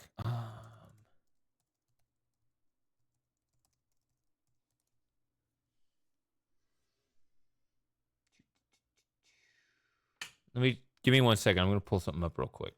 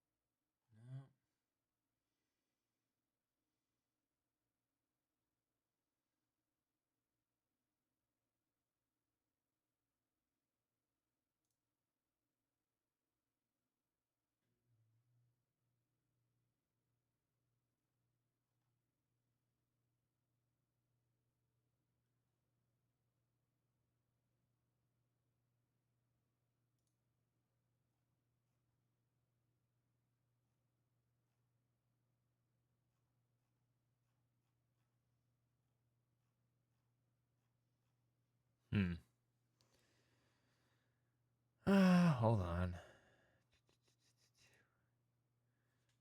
Yeah, if you backseat too much, I just feel kind of rushed because I just want to be able to think it through myself.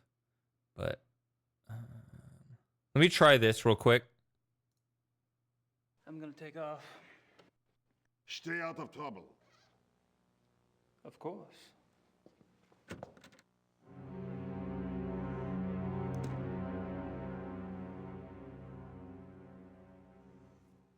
Let's try this.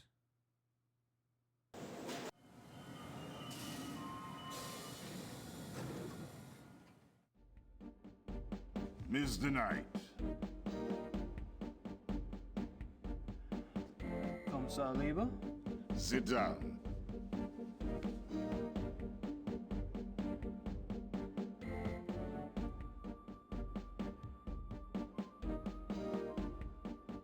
I don't know how long that's going to keep playing, but I'll be back. Maybe it'll fade out, maybe it'll stay, but that's all I can do. No, it's fading out. Sorry. Well, I can't keep it, so... Oh, well. I'll just put the BRB screen on, and I'll just have to be right back. Sorry.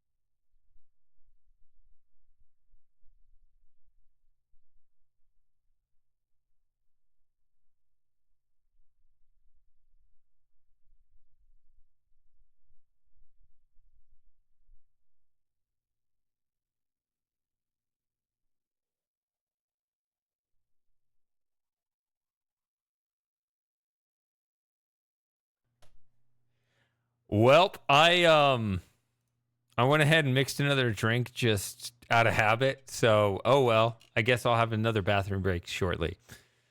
It is what it is. Let's go to the map.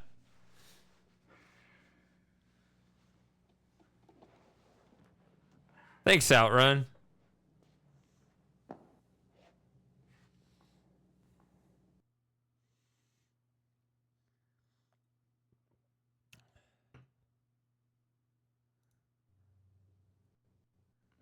This map, it marks the locations of all the wolf killings, right?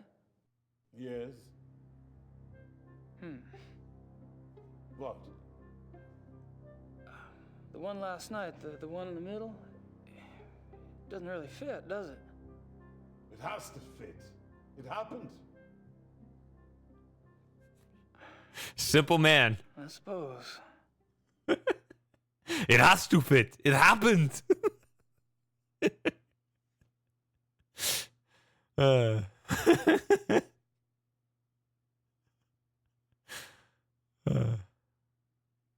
still say that one in the middle is different. I still say... Aha! Grossberg.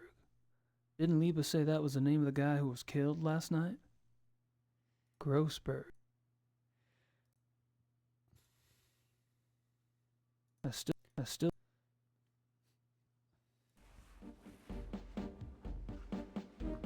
This is Mosley's theme, right?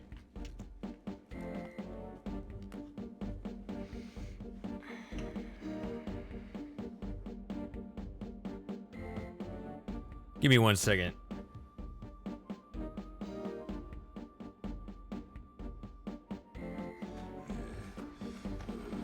Oh!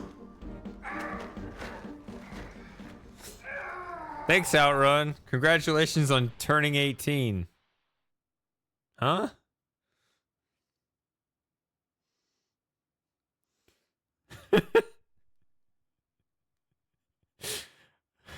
I think the 1979 in your own username gives away how old you really are.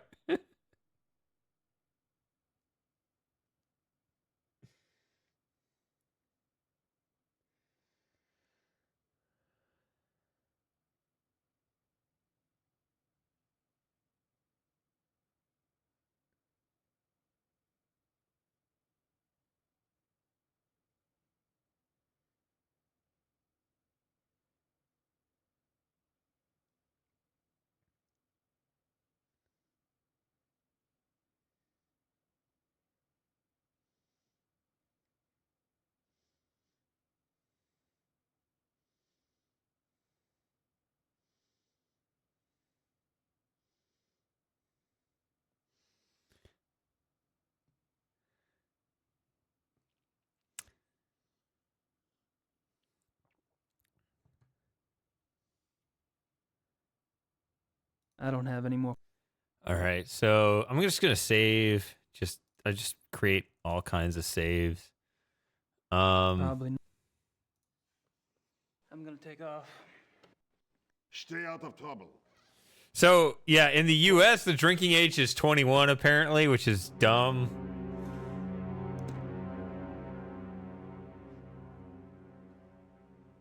Not that Outruns in the U.S., but just that always seemed absurd to me. But then as I've gotten older, that's just become even more absurd.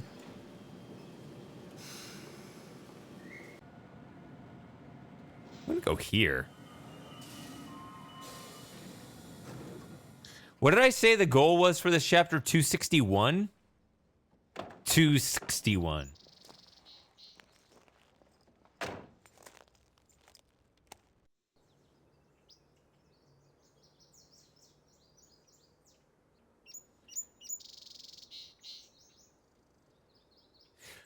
I mean, what is it? So originally the voting age was 21 as well, but then they were conscripting young men at age 18 and they realized, well, that's dumb. Why are we conscripting these guys at 18 to go die when they can't even vote that young?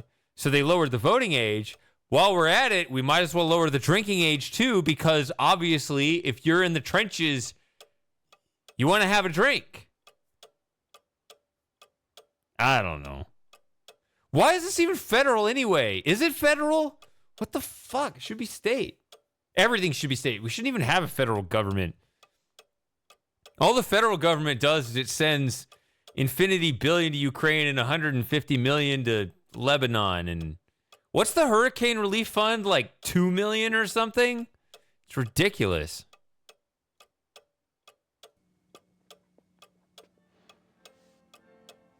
I'd better make sure Gracie keeps busy.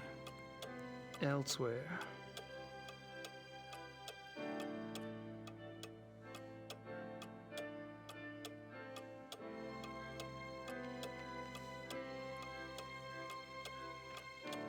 Honestly, I might give away a good chunk of, I think I'm going to give away a good chunk of Samus's sub-gift money to the Hurricanes stuff.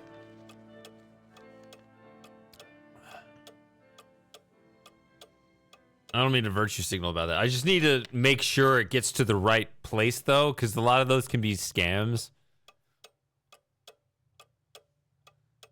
That's why I haven't done it. I'm like, I'm not sure, like, what's real and what's not. But I need to check my hair. That's real.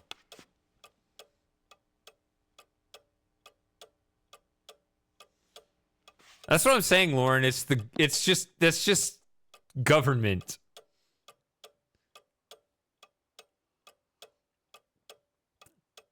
Even friggin' Anna Kasparian's waking up. Did you see that clip of her the other day? She's just like, oh, you know, because she's like far left, like, oh, you know, tax the rich or whatever. She's like, oh, well, there's this tax avoidance and you don't get 70 billion for these rich people. I don't even care because the federal government wasted on something other bullshit project that doesn't help us anyway. It's like, damn right. That's the problem. Government is so ridiculous. It's inefficient. It's corrupt. It sends its money, all these. Yeah, I guess the alcohol's hitting a little bit, but that institution is such a joke. That's the only way you can see it with any clarity. Where's the Grossman? My letter to Gracie. No, that's not it. Grossberg, not Grossman. Grossman is one of the guys on the Who Rangers. should I call? Oh, wait, he's dead, though. I can't call him. What am I saying? I saw a telephone number. Oh, well, I'll just send this off.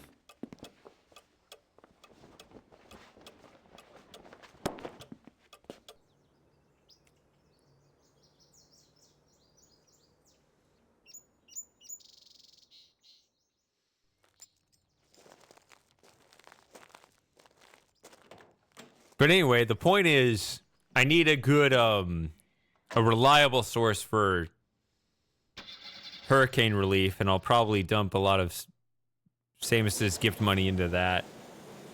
Because that's some serious shit. We got 2 hurricanes hitting the east. Like, how often does that happen? I don't remember 2 hurricanes hitting the same year before. I'm sure it's happened, but I just don't remember it.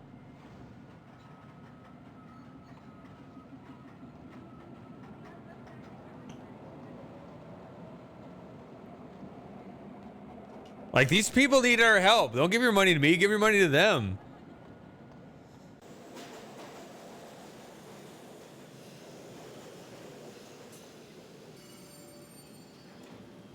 I think my favorite part of the game was when, at the beginning, when Gabriel tried to pronounce this in Louisiana accent.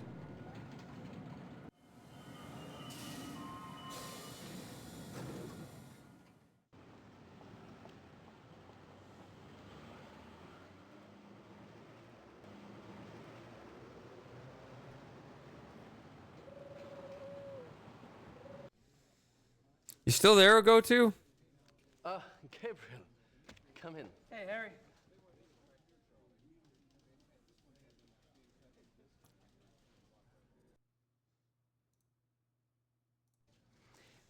You mentioned the possibility of my using your secretary for research? Anytime. Great. I wouldn't ask, but I need a newspaper search done, and my German sucks. No problem. What exactly are you looking for? Missing persons. Actually, missing persons cases that occurred in or near forested areas. How far back do you want to go? 10 years? Mm-hmm. Okay. I can spare her later in the day. We should have it ready for you by tomorrow. Great. Thanks. All right. Tomorrow means chapter 5, right? Okay, so I have that. I guess the go-to isn't here. Oh, well.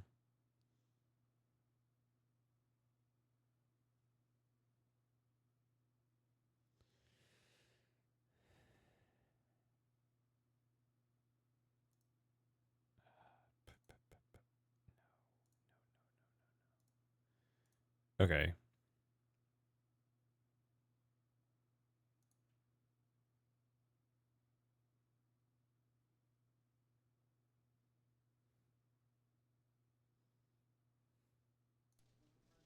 I'm off. See you, Harry. Goodbye. This is when he, yeah, see, he picks up the phone here.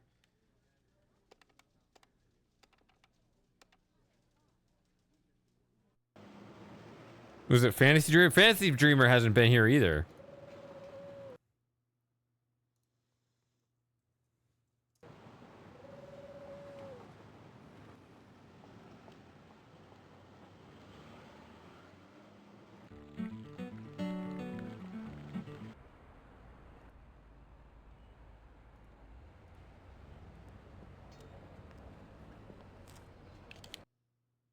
I think I've...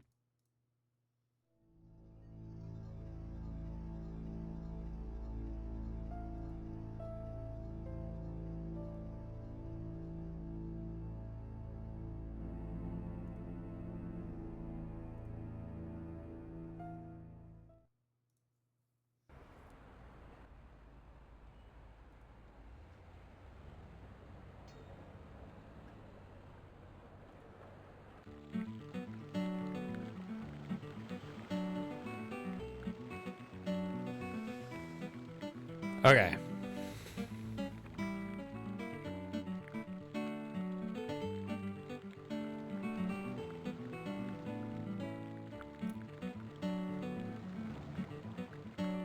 Perhaps.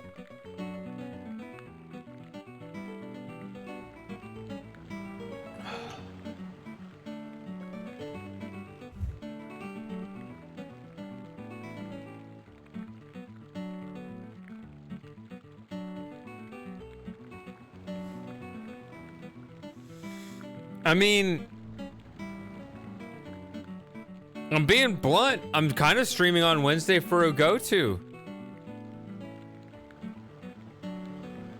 Because these are like the middle of the game of the Von Glover meme and all that.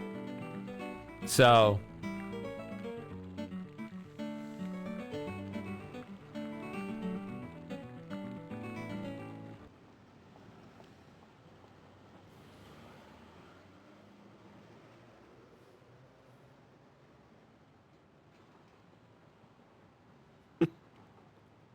I asked Samus not to do that again.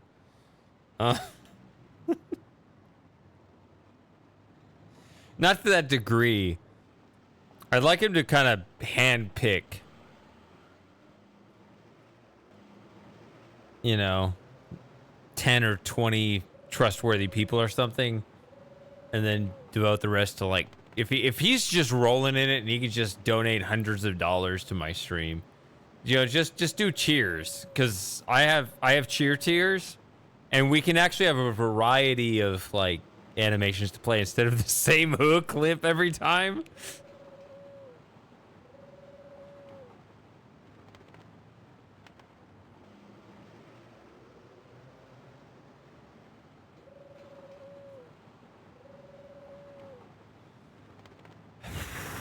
Okay, so now I'm a little bit stuck.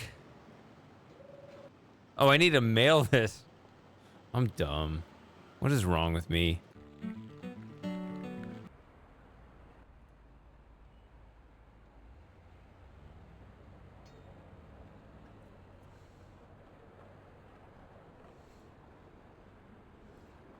Wait, Electric manually subscribed? I didn't realize that because I knew you were in the crowd that wasn't doing that. I appreciate that. I didn't know you did that. Somehow that got lost in the sauce. Damn. My letter Well, to thank Gracie. you.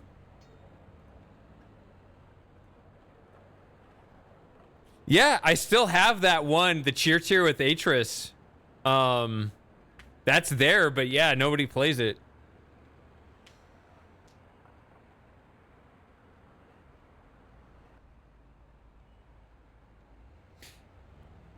I should probably put in my channel. I should probably put in my channel info which tiers provide which animations. I think I just put the numbers. I should have at least some reference for what does what.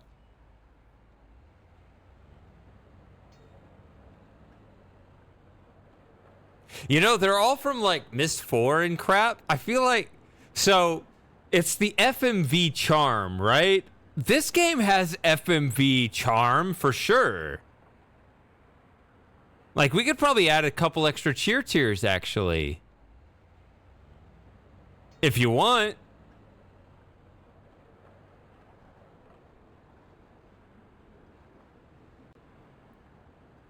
I should think that through. If there are clips from this game that I could put into either a cheer tier, or maybe one thing I should do, and I haven't wanted to do this, but now that we've seen the Who clips so many times, because I can have it randomly pick. Like right now, every subscription is the Who clip, right? But maybe that's old. It's been going on for a long time, and then it played literally 100 times consecutively in the sub hangout. I can set it up to randomly play one of X number of clips.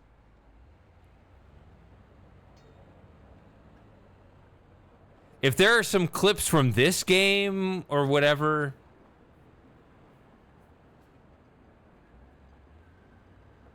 Oh my goodness. I was thinking something with Von Glover or Glover or whatever Von Zell said.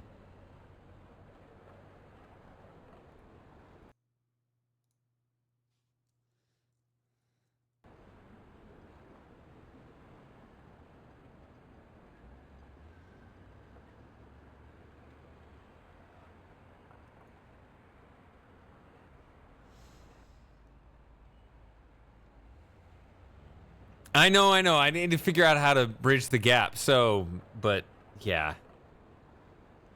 Ugh. I know, 6 months, whatever. I'm gonna try my best, but it was funny. I just met up with a friend yesterday, which was my birthday, and I told him kind of the same thing, and it's a very common thing, and I feel more vindicated in it. The reason why I have not been productive is that I just have my computer set up in the middle of this cramped ass house in this cramped ass neighborhood in this terrible town. I hate it all, and my head is just not clear. I need to have a dedicated office in an environment that allows me to focus. Because I have been in that environment before, and I'm way more productive. As much as, you know, whatever, how good my equipment is, all that stuff doesn't matter. I'm just not productive here. I'm just not. And it's a large project to figure out how to move into a place where you are more productive. And I'm working on that, and it's going to happen, but that will take time. But I always make these promises of coming out the other side and things will be better. But I really do believe in that, and I need to do it right, but I also kind of need to do it fast. I know. It's hard.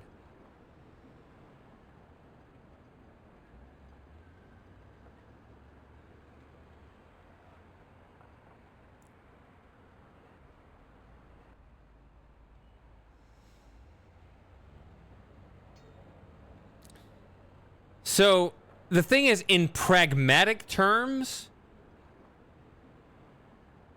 the space is fine, and I don't have that much clutter. You can see behind me, there's not a lot of stuff, right? It's just, it's purely in my head. I've lived here too long, and the way the neighborhood's grown up around me, it just kind of feels more cramped. When I first moved out here, there were fewer houses built here. There was way more space, and it was just kind of fresh and new. Whereas it's kind of stale for me now, and the place is more built up, but it's also, don't need to get into the local politics of it, it's also built up kind of poorly. And so I'm just kind of cramped and not happy here, but not in a pragmatic way. There's no excuse in, like, physically. I should be able to just sit down and just create and be fine. But just my headspace, like, I'd sit down and, like, I don't feel like working on this right now, and I just never do. And I think I just need to get that. I need to just accept that that's just how it is. That even though pragmatically the space is fine, my equipment's fine, my desk is fine, the room is fine, somehow my head just doesn't want to work. I can't stand it here.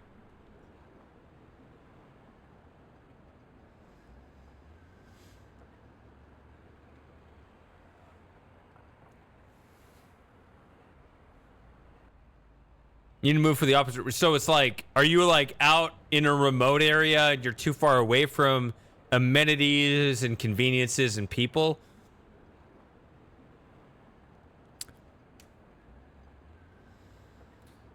That might be the case. But ground for its own sake doesn't do anything for you.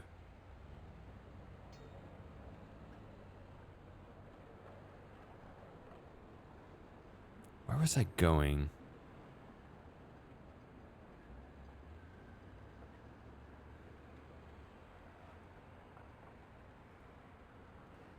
I don't think it's this.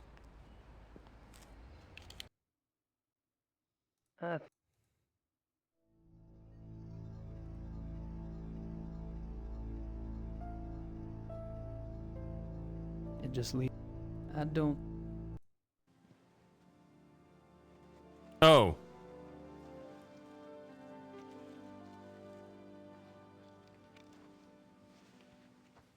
Hey, Bo. How you doing? Yeah.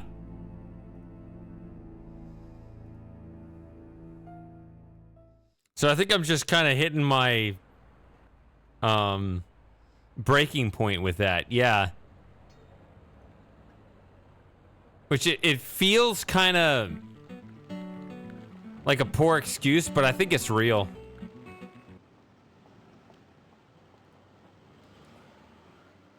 Oh, let's walk. Let's not skip. Let's walk through this whole thing.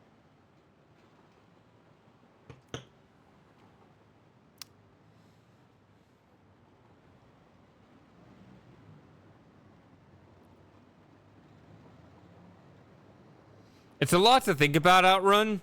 I might do kind of both.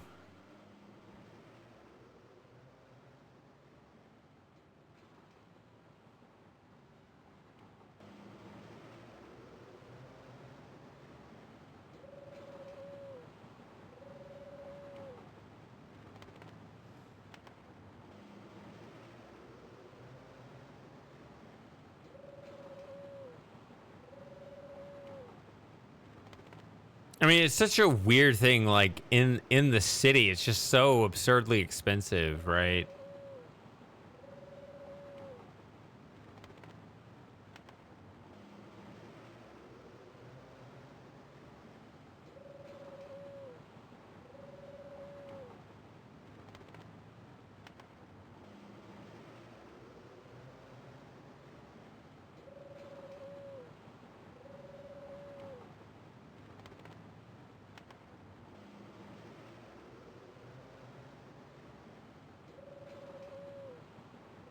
What is a third space? Is that like a phrase or something?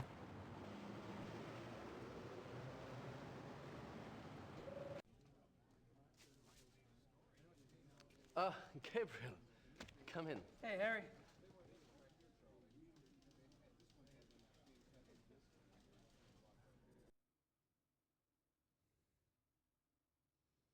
I don't have anything else to say right now. I wish that ambient sound of the crowd mumbling in the background, I wish that persisted here.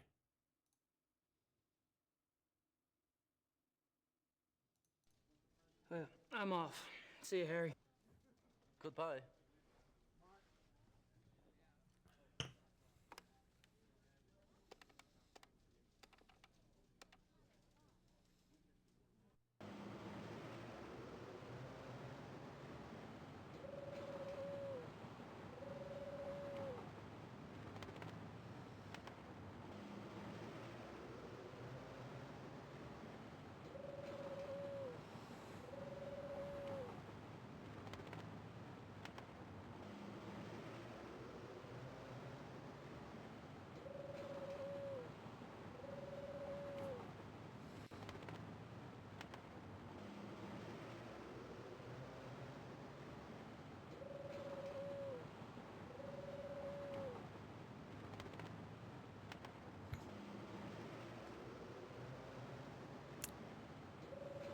kind of interesting, right? So, like, the whole idea of a dedicated office space, you don't go into that room unless you're going to work. And when you go in that room, you do nothing but work. That is something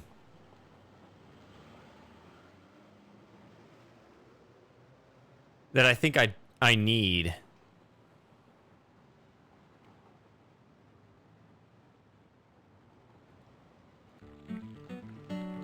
And all of a sudden, I'm stuck.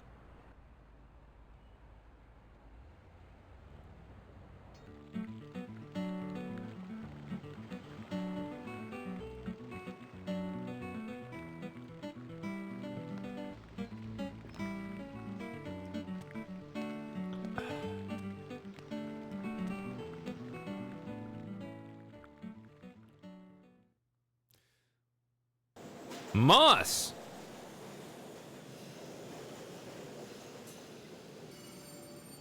Why is this blinking? Why is this blinking?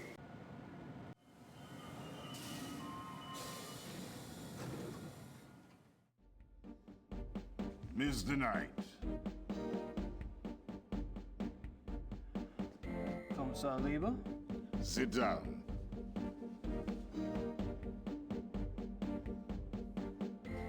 Lieber is my second favorite character.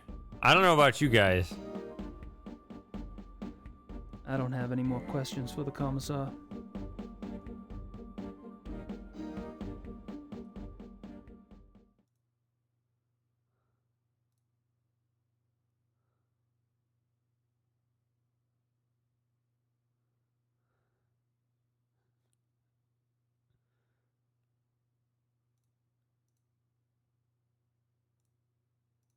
I'm not sure.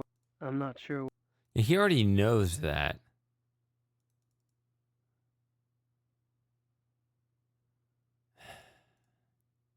I'm gonna take off. Stay out of trouble. Hey, Fantasy Dreamer. Of course. There you are. I was asking earlier, I wonder where Fantasy Dreamer is. I was also asking where a go-to is, but all right. I'll take 1 out of 2.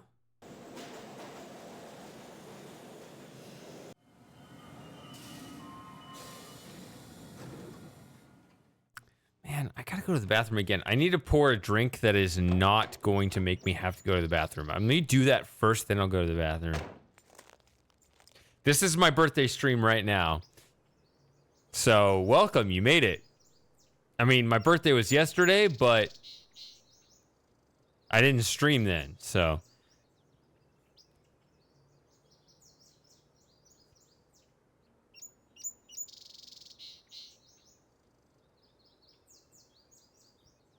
$39. This is the last year of my 30s. So, I'm highly motivated to make it a good year. How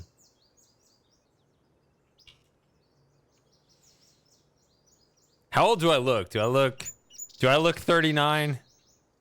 I don't smoke, so hopefully that works in my favor. I know my face isn't entirely symmetrical. I think I got punched in the nose in karate once, and that's not age. That's just my nose being completely off center.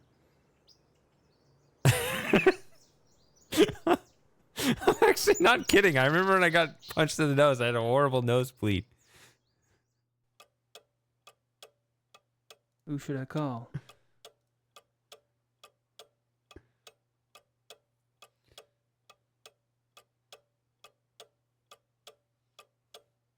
Oh, there you are. I asked about you too.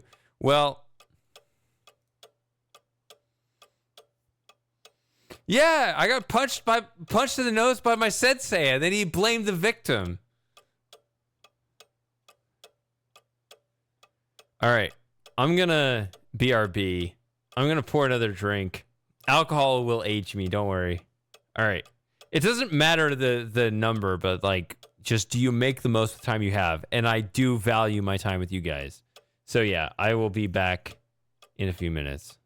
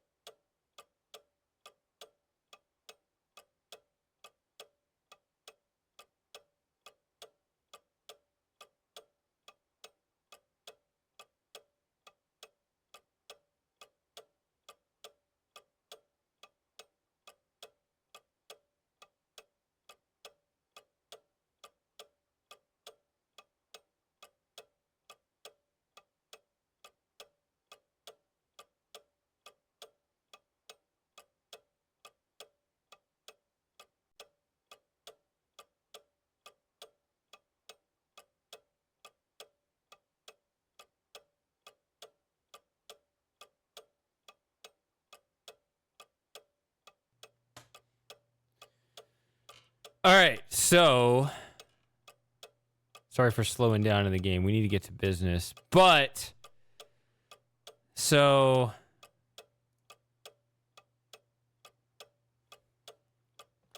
yeah, we can talk about Milton in a minute here. Because that's hitting tonight, right? I was about to say something to Lauren. If I can catch your attention really quick before you go, if you respond real quick, or if you're already gone, then I won't. But let's see. I was gonna say something. Okay. If you're here, I just wanted to say something before you leave.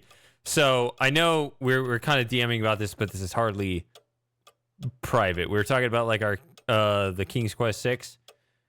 Instead of explaining it to you in the DMs like through text or whatever, I just want to give my answer to your question here. I would love to play King's Quest 6 with you again on stream sometime, but I just want to give you a green light. So do whatever you want. If you want to play on your own, however much you want. I'm glad you enjoy the game. If you're replaying the game yourself, that means you enjoy it. That's wonderful. You're free to do whatever. But I would love to replay the game with you at some point. Whether it's literally your second time through or if it's your fifth time through, it actually doesn't matter to me. But I would like to have a replay. That's what I wanted to say. No, Lauren, don't play the Amiga version. We're going to play the version we were already playing. But yeah, if you want to replay it on your own, that's fine if you want to.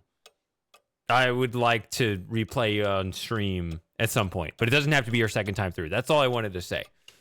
Anyway, if you got to go to bed, good night, and I'll see you next time.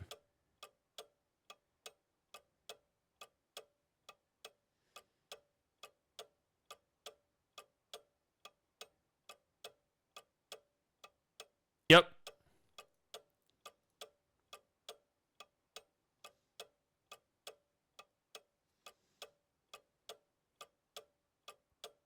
Yeah, whatever version she got on, was it GOG, I think? Not sure. I don't want to distract Gracie from her Ludwig research with another letter.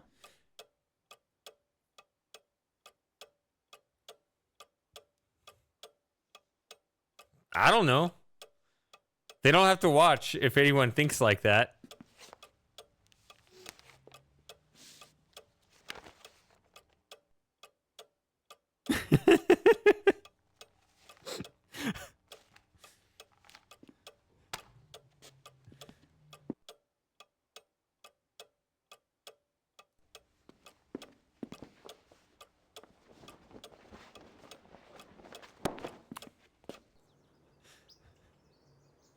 Yeah, I'm not aware of anyone who thought like that. That would be plot thickening, though. Don't think I...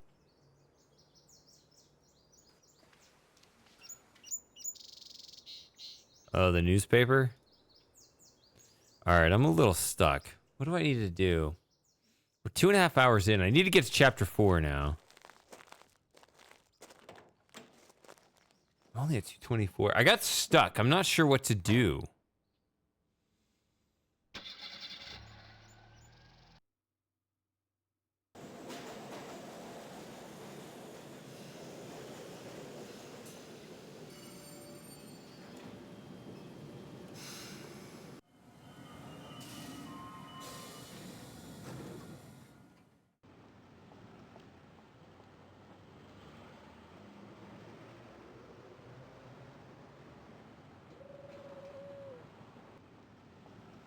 You guys remember what I need to do now? Replays aren't really for the figurine.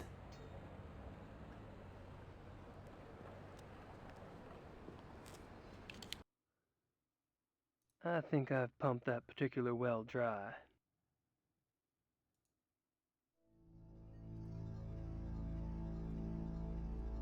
I don't think that'll be necessary again.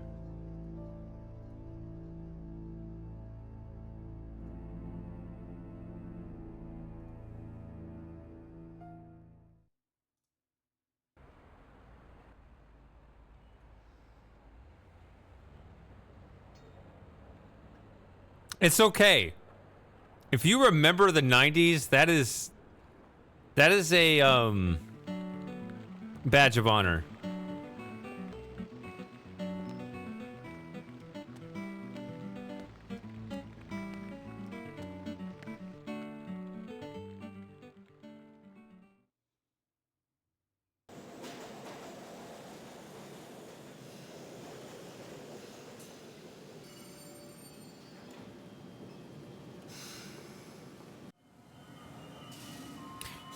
Yeah, I did that before you got here. Mr. Knight. Kommissar Lieber? Sit down.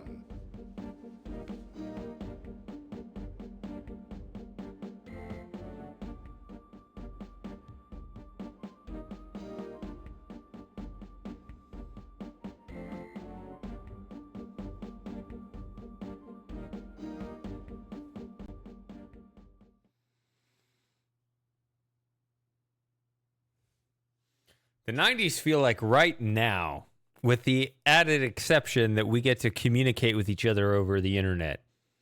This otherwise feels like the 90s. I'm playing a 90s game.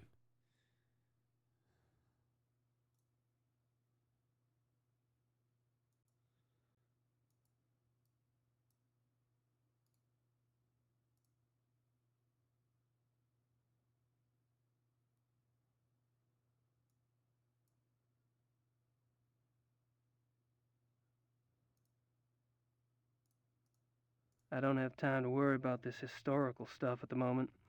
I don't think it's got much to do with what's going on here in Munich. I don't have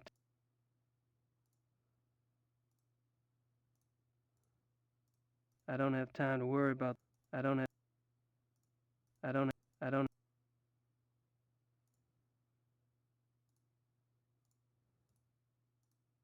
Chapter 3. Lycanthropy, the ways of the wolf. There are two categories of I should have during the lycanthropic disorder. I should have had him read this Damn. for this replay. My notebook. Oh well. Sorry about that.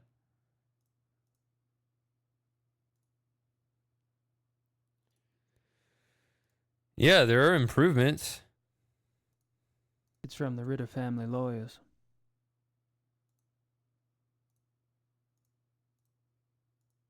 Gabriel? Let's move on.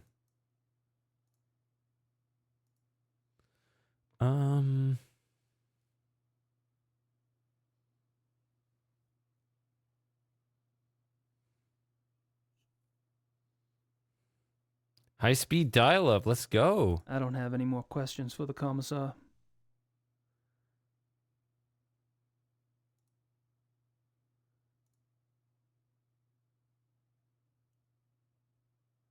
The fuck is this page? Why do I even have this?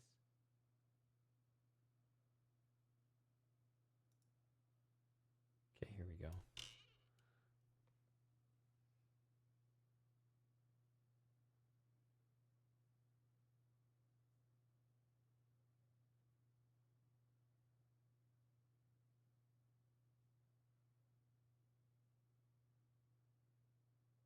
Oh no. Is that what it is?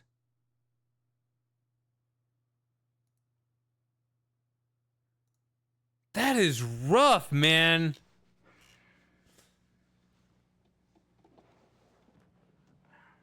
I saw the phone number. But I have to click my notebook on it. I saw this and I saw the phone number, but I have to click my notebook on it. Oh my god.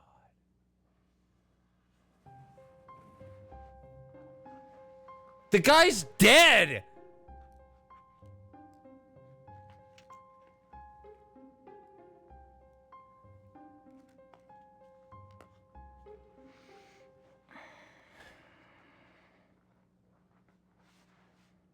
See, nowadays you just with your smartphone, right? You take a picture.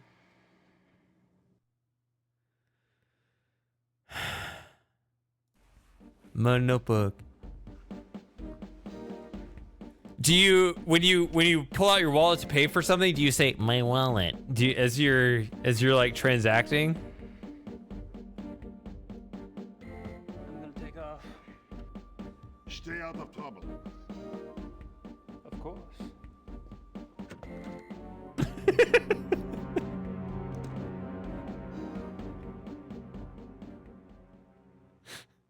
You have to walk around awkwardly like an adventure game character trying to pathfind its way around Buc-ee's.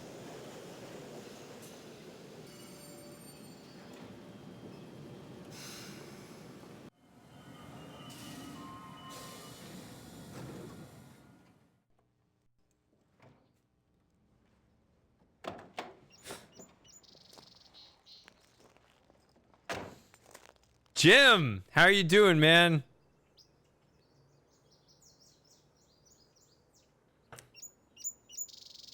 That's me, Gabriel Knight.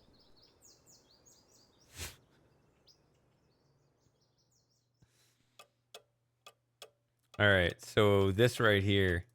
Grossberg's phone number. I knew that. I saw the phone number, but I had to click my notebook on it. Oh my goodness.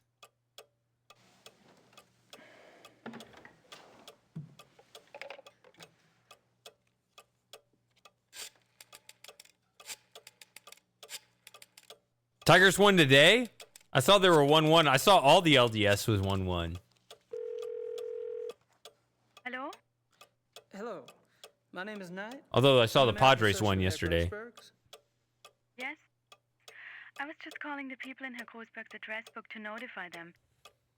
Have you heard that Herr Großberg has... Yes, I know about his death. Yes, I'm sorry. Would you mind giving me your name again so I can check you off the list? Knight. Ella Hoffman... I'm not finding you. Could you check under Vaughn? It's Vaughn Knight. Oh, so... Yes, Vaughn. Von Eigner, von Frank, von Stein... You're not under Vaughn either. Excuse me, did you say Von Agner? Yes? Do you know Von Agner? I don't know him. I don't know most of Großberg's business contacts. Grossberg knew him. If this is about money, you're out of luck. All the accounts are locked until someone comes in and takes over. Besides, there's nothing in them anyway. Really? Well, could you just look up an account balance for me? I can't. The address book is all I have. The police have taken Herr Großberg's ledgers. Oh, well, thank you. Goodbye.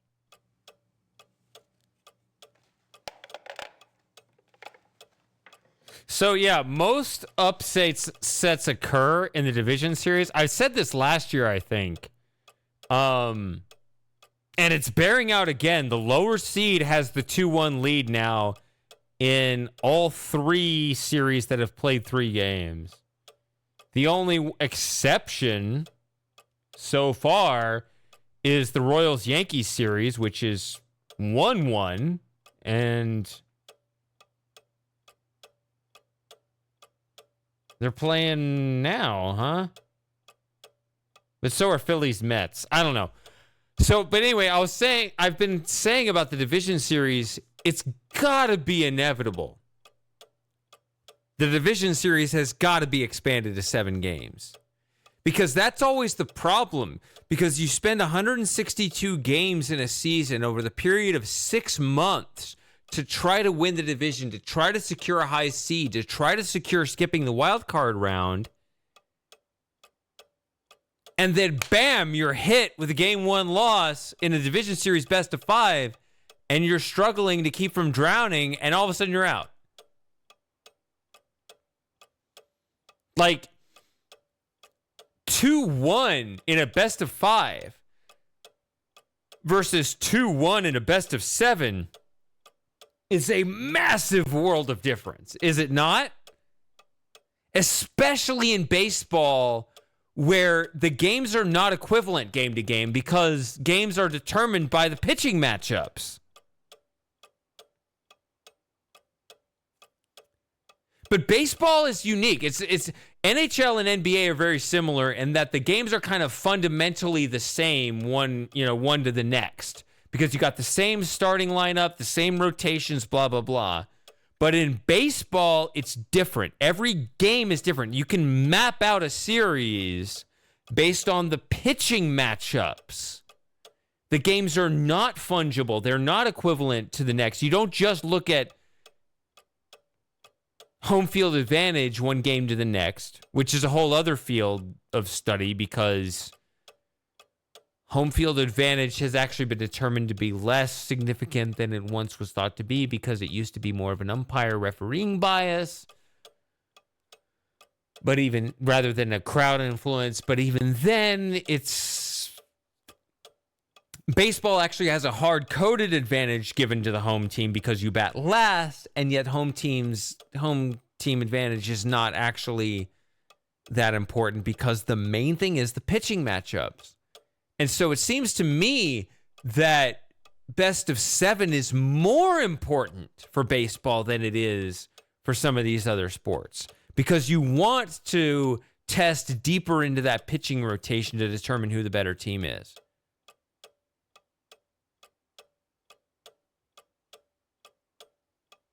I'm surprised you were listening, Super Gamer, because I know that you muted the sports channel on my Discord because there was a time where I was only commenting on there and nowhere else, and you were asking where I went. You were like, Shady hasn't posted anything in a while. Where is he? I was in the sports forum. It was a year ago. I remember because that's when the Rangers won. See this hat right here? Texas Rangers hat? That's been there ever since I moved here like in 2017. But they won the championship in 2023 for the first time in their 60-year history. It was wonderful. And yeah, I was really focused on that, and I wasn't streaming as much.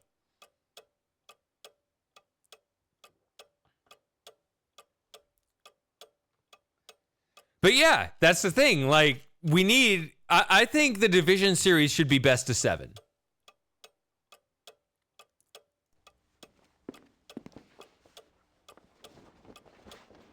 No, I didn't see that you muted the sports channel, but it was funny to me because I posted in there and then I saw you posted somewhere else. It was like a year ago, so I can't like trace it, but I just remember at the time. You're like, where's Shady? He's not around anymore. And I had just posted in the sports thread, so like, well, he obviously has that muted.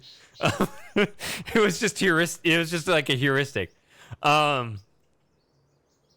But it was just funny to me because I was really obsessed over it at the time because my team I had been following for 60 years. Okay, I'm not that old, but they finally won. I had no idea what it was like to see my team win at baseball because we never win.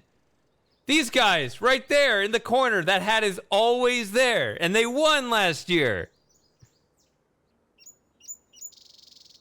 They never win. We don't do that.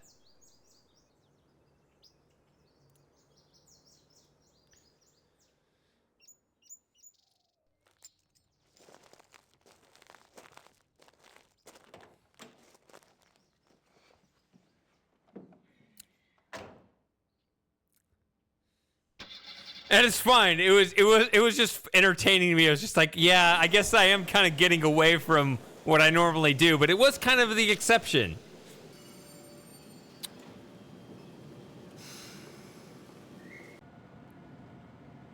Like, it was kind of a special time.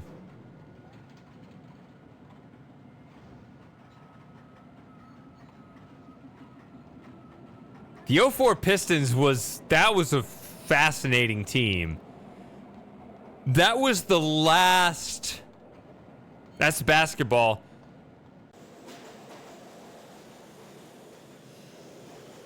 That was a 90s team in 2004, right?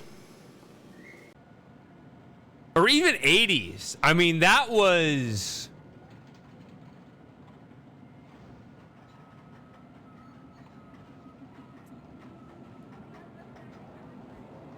That was an old school team for its time because of its heavy emphasis on defense.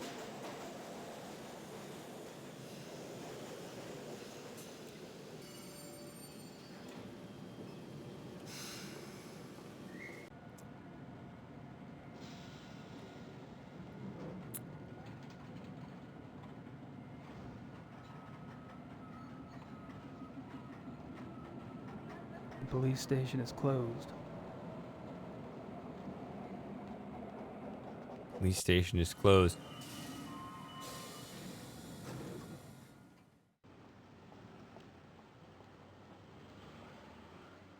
I don't know if Warser is still here. I hope that there aren't any points that I am permanently missing now.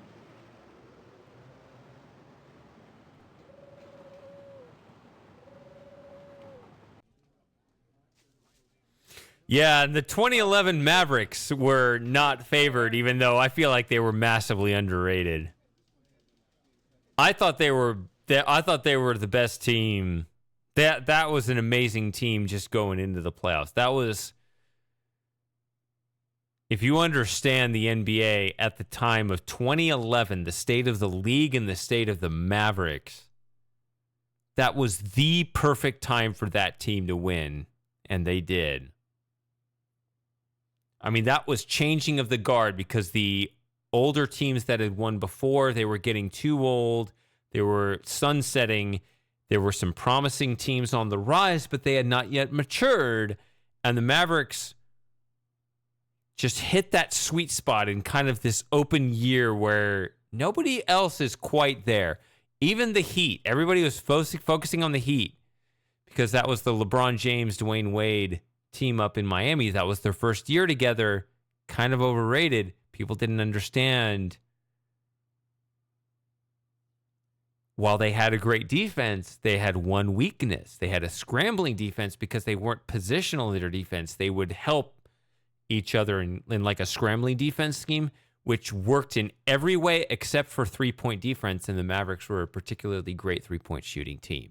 So the Mavericks' offense was perfect for beating that 2011 Heat defense. Anyway, sports is actually fascinating, but especially when your team is in it. But yeah, that's not anything else to say right now. That's not why you're here watching this stream, right? You want to watch some Gabriel Knight. Sorry about that. We're going to get through these chapters. See you, Harry. Goodbye. But anyway, congratulations to the Tigers for winning Game 3. What was the score?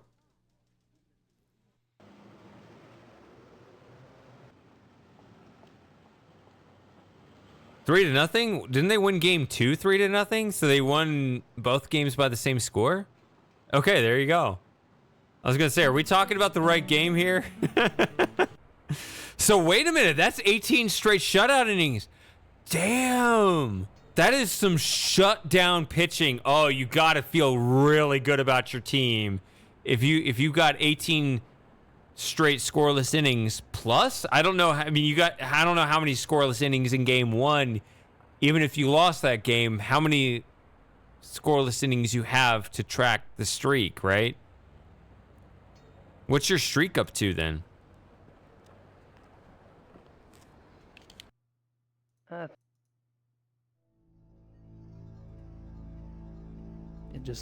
don't.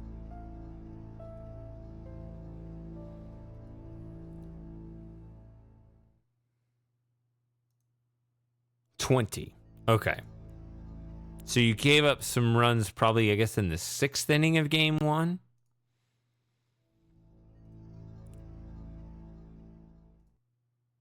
All right, I'm just going to keep saving. I mean, look, I got plenty of room here.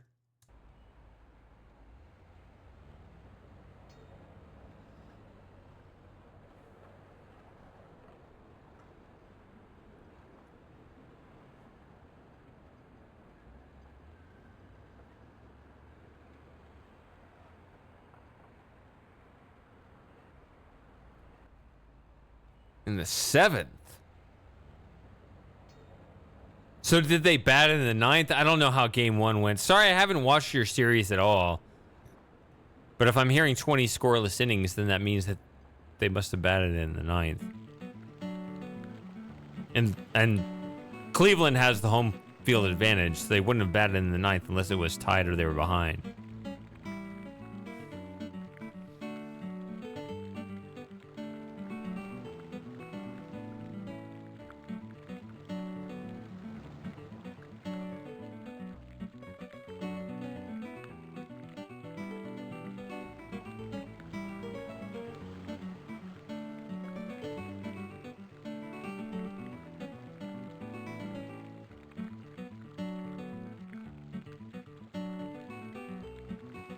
Oh my god, this is embarrassing.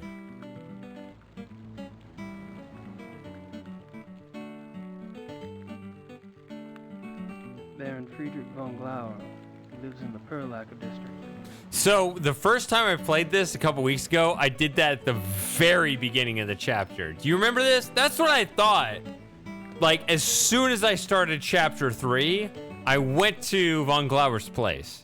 Von Glover's place. Von Glover's place. And it opens up on the map. What the hell is wrong with me?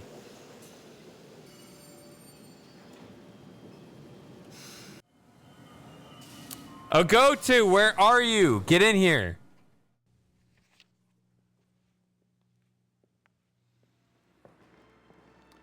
Entschuldigung, Baron.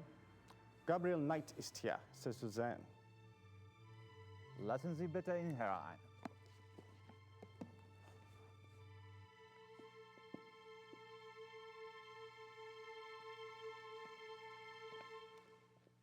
Gabriel, what a pleasure to see you so soon. Bringen Sie uns bitte ein zweites Glas Wein. Hope I'm not taking advantage of your kind invitation. Well, my invitations are meant to be kept. Come, warm yourself. I hope you like wine. I got hooked on the grape when I lived in France. It's fine, Baron. Call me Friedrich. All right. Good. I like to have things settled. You were going to tell me how you found the club and about your hunting in America. Oh, there must be more interesting subjects. No doubt. You are a man who runs deep, I suspect. On my off days. I find nothing more stimulating than a new companion. A fresh mind with treasures to reap. New thoughts like rare birds uncovered and examined, one by one. It is only when people know each other well that they run out of things to say. May we never be so cursed.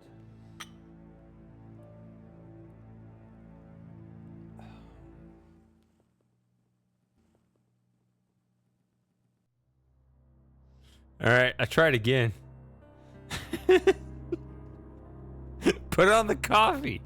Put on the Irish coffee. You gotta put some alcohol in it. You gotta be in the right mood for this.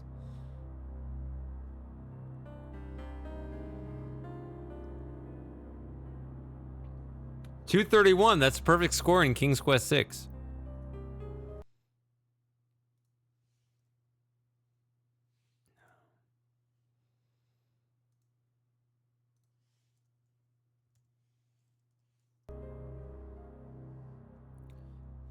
I don't know what French coffee is. Tell me about French coffee. I mean, is that like a formal named coffee like an Irish coffee? Or are you just talking about generally coffee made in the region of France?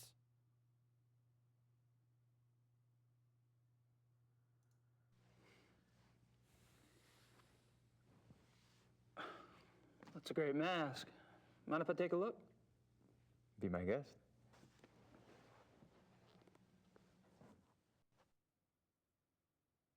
Interesting. Is it African? No, Indian. I picked it up in Brazil. Huh.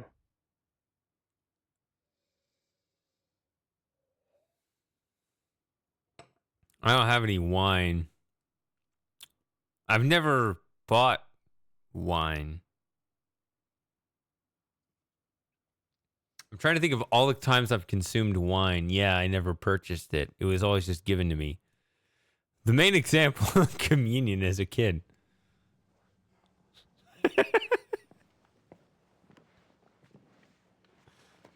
I was like, wait, I didn't actually get a sip.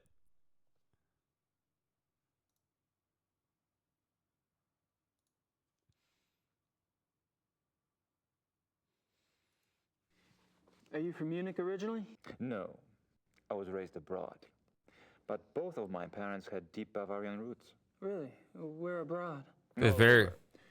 France, England, South America, North America. I love to travel. Bavarian cream. There's gonna be some jokes there too. So tell me about your family. The Von Glovers? We are not nearly as old a line as the Ritters, I'm afraid. Do you have a wife? Children? Good God. No. You sound like someone else I know. I've been picking up on certain similarities between us. Do you have relatives? How fares the Ritter family tree? I'm the last.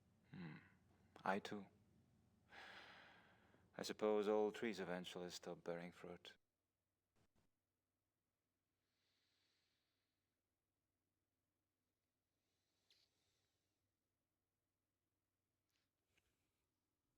Yeah, I've talked about it before. How I feel a little bit of that too in my own bloodline because it just happened that like my whole family tree, they just all had a bunch of girls, and then me. And you know, the bloodline only passes through the men, right? The women, they take on the names of whoever they mate with, right? That's how society works, I think. I need more alcohol. I'll be right. No. I'm not gonna get more right now. I'm gonna continue this. How'd you end up here? My circumstances were probably not much different than your own. I wanted to return to the land of my ancestors, and so I did. Which reminds me, you were going to tell me how the Ritter family ended up in America. My grandfather. He left the family and went to New Orleans. But you chose to return to the family. Why? If you want to know the truth, I didn't have a hell of a lot of choice. Yes. I understand.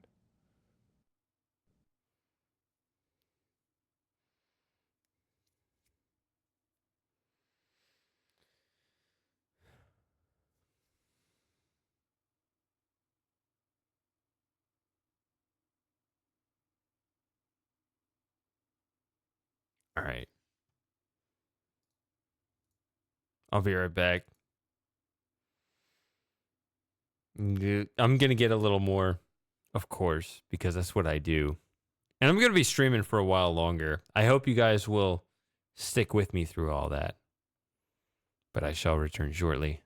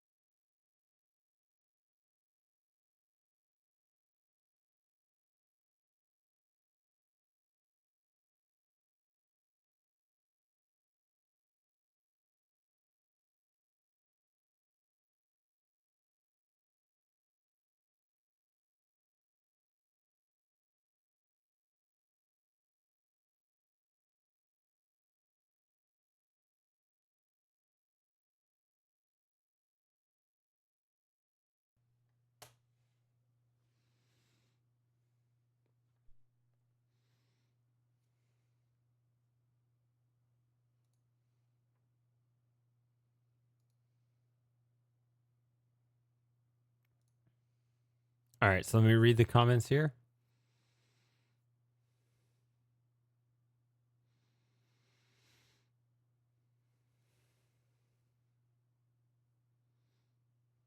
You bought Nace? Hasn't that game been free for like 3 years?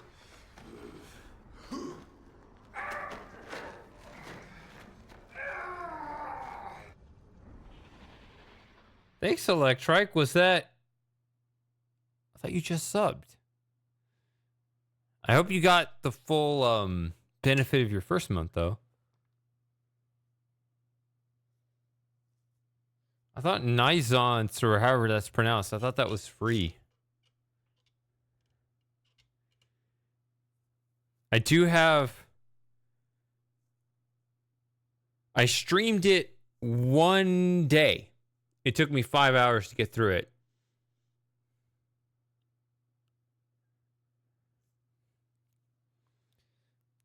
I do have an old stream in the archive of me playing it.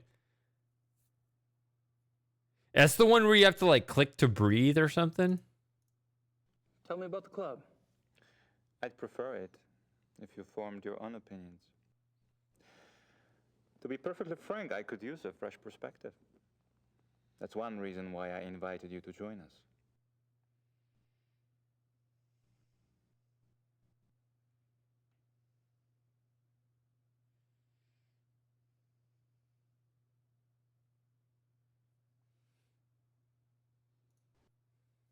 How about telling me about the other club members? Ah, my select few. You find them valuable friends once you get to know them. Did most of them come to the club through you? For the most part. Though occasionally, fate throws one into my lap.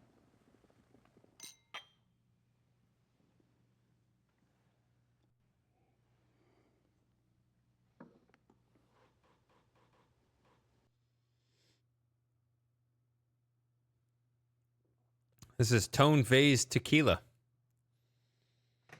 Whew. All right, so... Don't mind me, I'm getting sloshed on my birthday stream. I mean, this is not my birthday. This is the day after my birthday, but it's my birthday stream, right? Although, I don't know if a stream will ever beat the 2020 stream where I streamed Myst 3. I might have to do that at some point. Stream Myst 3 again on my birthday. Thanks, Jim. We might just have to do that sometime, not worry about October and like Halloween and crap. That was one of my favorite streams. And I never like went back and watched that. I never watched the archive of my streams ever. I think that's weird seeing myself in the corner and watch that. But I just remember like there's a nostalgic value to that. I still remember back 2020 playing through Myst 3. So next year will be my 40th birthday. Oh my God.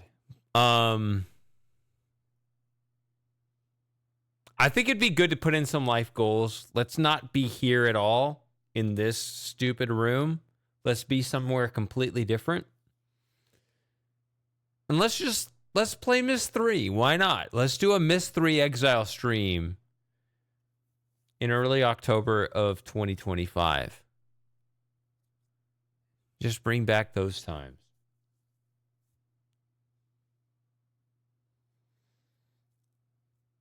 Let's just do that. Why not? Yeah. All of the men at the club are from wealthy German families, I gather. Yes, but it's not quite that simple. I am a believer in self-determination. Each man at the club must also be personally accomplished and gifted. Really? Absolutely. For example, von Eigner owns one of Germany's biggest meat butchering plants, and he runs an elite private brewery. It's true he inherited the business, but he's expanded it a great deal. A butchery? Huh. And the others? Price is recognized as one of the best trial lawyers in Germany. He seems pleasant enough in person, but you would be surprised how vicious he can be in a courtroom. And Henneman is with the government. He has a prominent position and is an acknowledged contender for higher office. Really? How high? There have been newspaper reports that predicted the highest. That would be convenient for his friends, wouldn't it? Mm-hmm. Such men are an asset to everyone who knows them. And Baron von Zell? Von Zell's family owned the majority of stock of one of Munich's oldest banks. In his own personal accomplishments? Gar is a quite promising young man. He was always top of his class, the best at anything he did. I keep picking up a past tense here. You haven't seen him at his best. He's going through a rough spot lately, I'm afraid.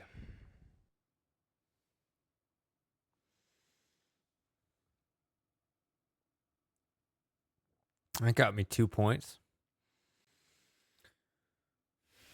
I was going to say something.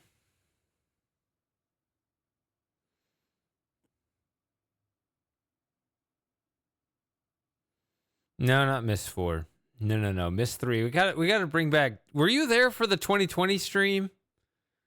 Also, in terms of beating it quickly, no, I actually pride myself on taking my time with it and just allowing whatever sort of natural discussion occurs. I'll probably, like we're not doing a sub hangout. See, like I've always done sub hangouts at the end of the month, and my birthday is like, well, it's on the 8th. So it's like, it's not sub hangout time. And so it's,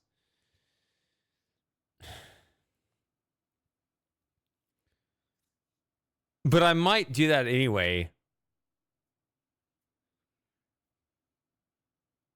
I don't know. I'll figure that out. Yeah. I'm going to have a busy year upcoming. I'm going to try to make this a very productive year. And I better have episode 2 out by then. I need to have the update with that. I also have the King's Quest project for 5 and 6, but that I should have done. I need to get that done sooner rather than later. What is the 8 actually from? Serious answer, it's from the Stanley Parable. I posted it. If you're in the Discord, right? Go in this funny channel, scroll up. I posted it there, the actual source of it.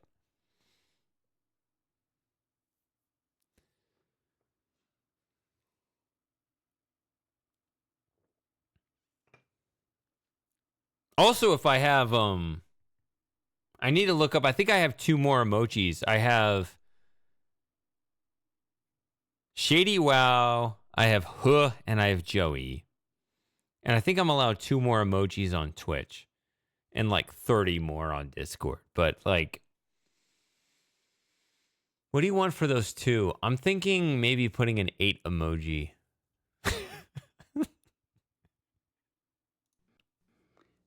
There's something about the club I don't quite understand. Yes? I get the feeling you're not your average, ordinary hunting club. No? Well, that room in the basement, for instance. I gather you've been exploring. Well, the door was open. It doesn't matter. You are right. Yes. Die Königlich-Bayerische Hofjagdloge is more than just a hunting club. We share certain philosophical beliefs as well.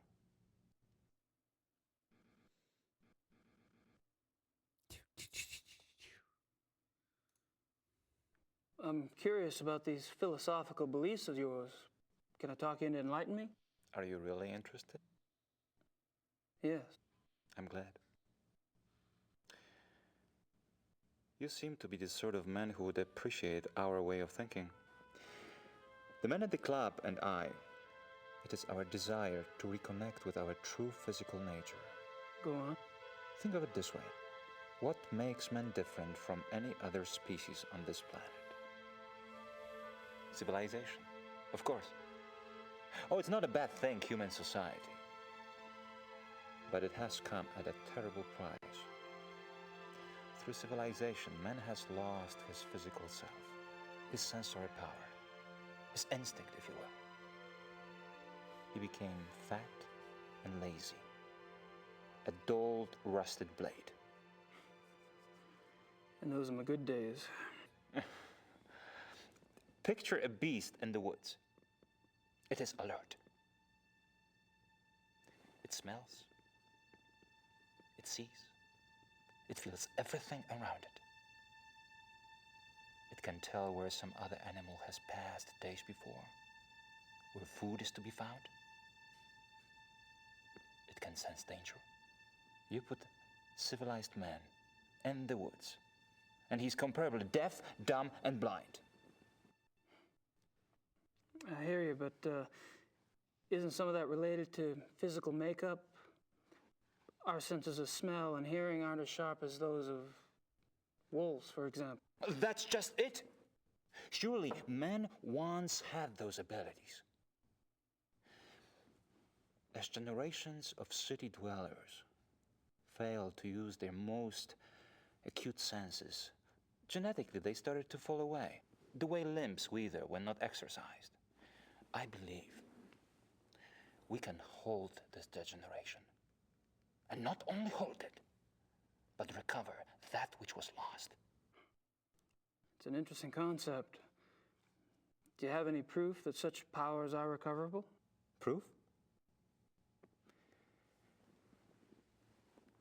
I felt things myself. Keener hearing, sharper smells, but documentable proof? That is harder.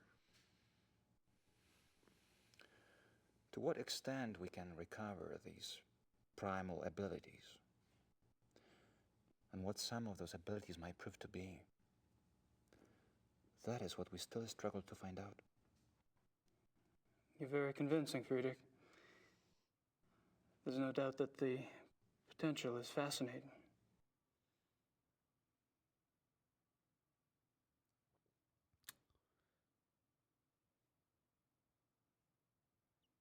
Damn it. What was I going to say? I was going to heighten my senses, and then I went back to alcohol. Oh,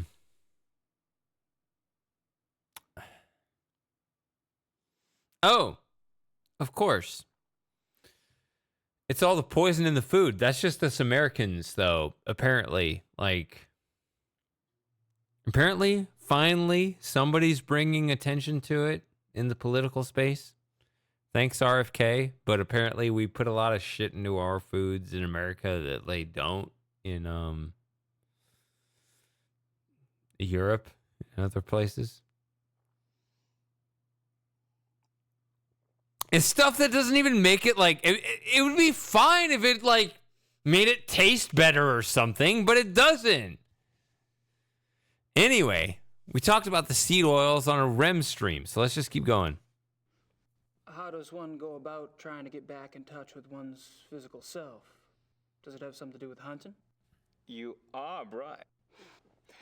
That's part of it, yes. Man is, or was, a predator. But unfortunately, he was too smart for his own good. He figured out how to raise his prey in pens. Hunting helps us get back in touch with our predator soul. Do you? Get back in touch with your predator soul? Some of us have been more successful at tapping into that than others.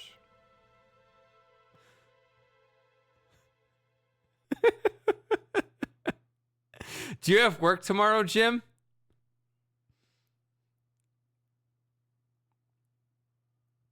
If not, join me. Damn how it! This philosophy affected the men in the club. The men at the club are all excellent specimens who have used the philosophy to increase their success and power. So your woods becomes corporate headquarters, your prey the competition. Some of the technique can be applied, yes. When the senses are primed, one can pick up all sort of feedback that is normally lost in the haze. Speaking hypothetically, do you think it would be possible to take this philosophy too far? Funny that should occur to you so quickly. It hadn't occurred to me for the longest time. I hope not.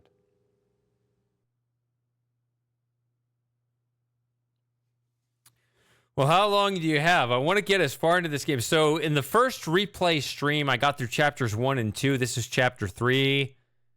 I would love to get through chapters 3 and 4 tonight, but maybe I can't do that. But maybe I should power through. Maybe I should just do that. Even if only 3 of you make it with me, I should just do it so that we can play other games like on the weekend and other stuff. I don't know. Have you ever heard of the Black Wolf? I'm so sorry. It's all right. Gunther! Würden Sie das bitte reinigen? You barely got me. Are you all right? Yeah. Danke.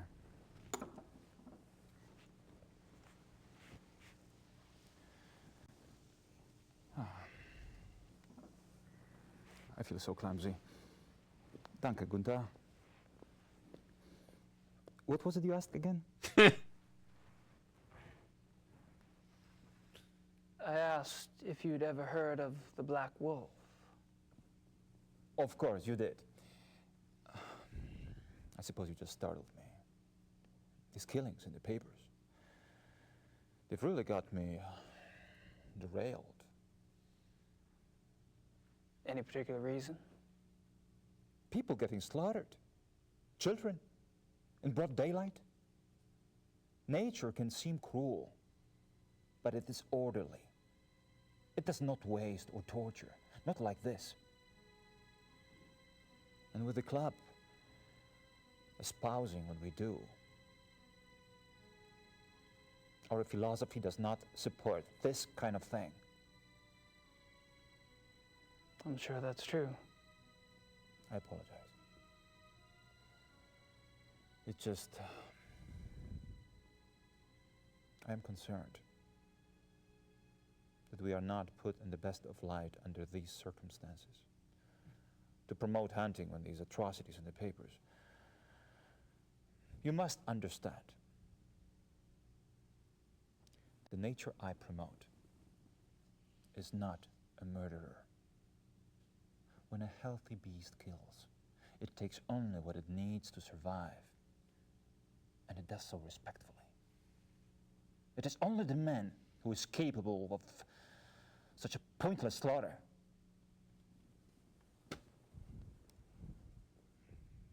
I'll be glad when this has passed. I'm sure the other men feel the same way.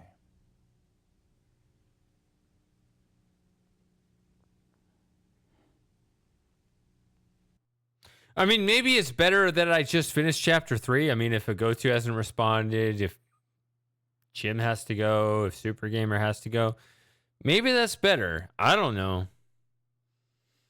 Or I can just power through chapter 4. I mean, this is toward the end of chapter 3. What do you guys? I don't know.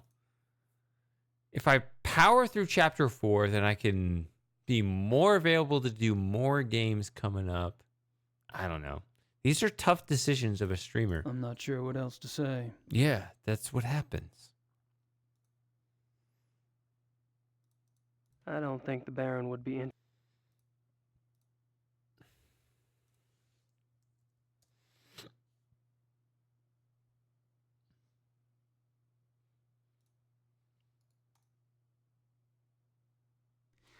Well, I hate to say it, but I should go.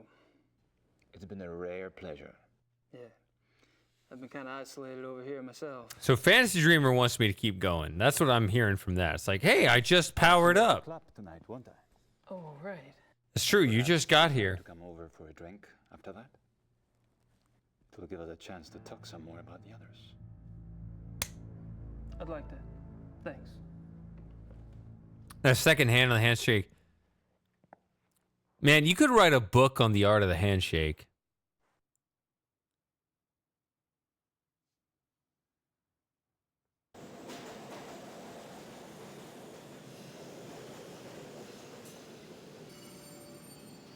There's so much you could say about handshakes. The fundamentals of a handshake, when you lock thumbs correctly, it's supposed to be a very even power dynamic, right? If you lock thumbs correctly, you could be an asshole and you can like squeeze the fingers, but that means you're not to be trusted. If you lock the thumbs correctly, man, there's so much that could be said about this. If you squeeze the fingers, you're an asshole. It means you're trying to dominate, but you actually suck. It actually signals weakness if you squeeze the fingers. You need to lock the thumbs, which means I'm not afraid of you, in a respectful way, and we're going to have a good interaction, productive interaction here, that you're not going to run me over. I'm not going to run you over, but you're not going to run me over either. If you lock the thumbs correctly and you don't squeeze the fingers and you squeeze the hand correctly, there's that handshake like Von Glover was doing where you take that second hand, which is like, it's firm, but there's also a warm personal element to it. There's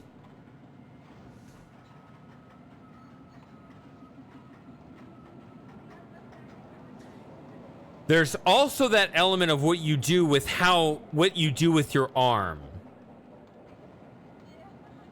And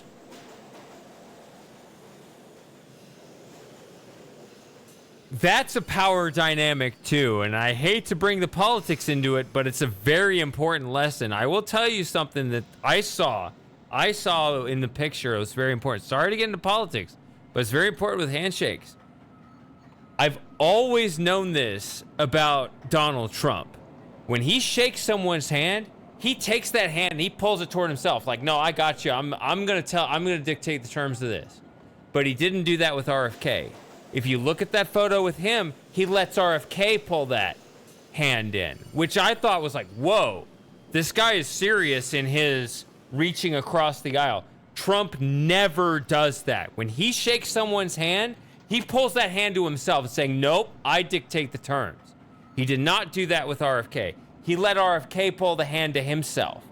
It wasn't neutral. It wasn't toward Trump. He let RFK take the hand. Which is, if you understand the handshake between men, that is a huge gesture in letting someone else kind of dictate what you're going to do in your administration. I don't know. I mean, I've kind of not let it be that much of a secret. I am a fan of RFK. That was, to me, that was very significant. That signals something. Anyway, sorry, but I read into the handshake and I'm like, whoa, that photo is a big deal.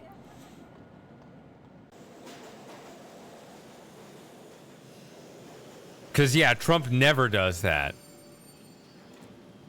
Marion Plotz, that's the only one.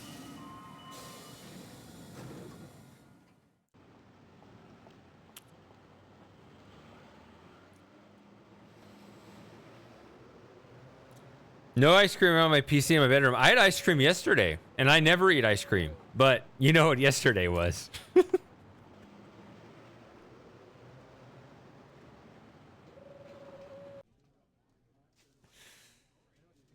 Gabriel, come in. Hey, Harry.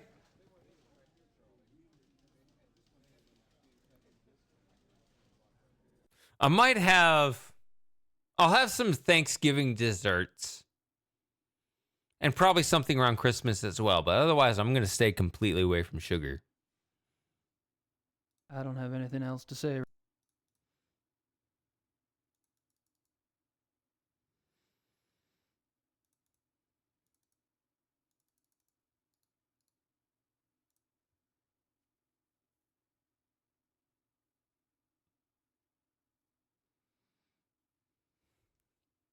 See, I don't worry about the temperature. Like, I'll drink hot coffee any day of the year, and I'm a Texan.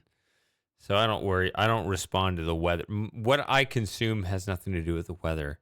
But that's just me. I know I'm weird.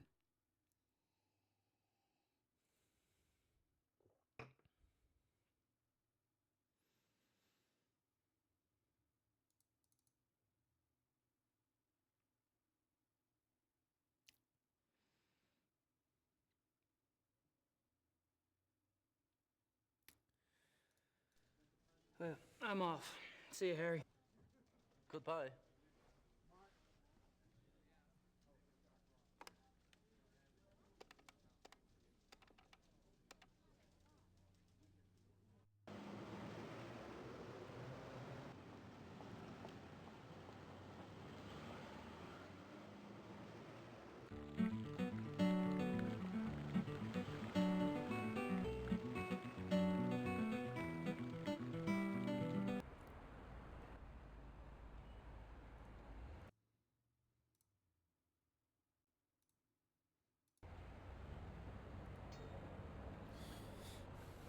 Yeah, please eat more ice cream, right? You're the one that was trying to gain weight, right? The rest of us are trying to lose weight. Here, have my ice cream. I think I've. Ooh, cutscene. Shit, I don't have enough points. Where is Worcer? Or what's his name?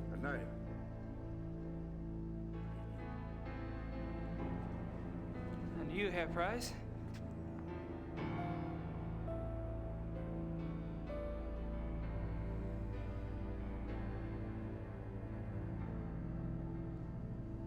You look a little wet.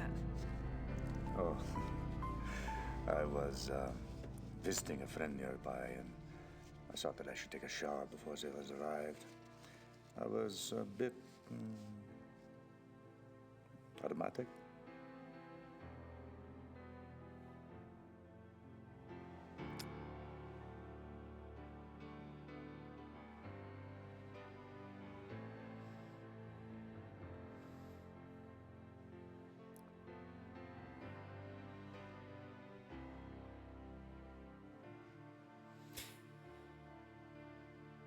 Well, how thoughtful.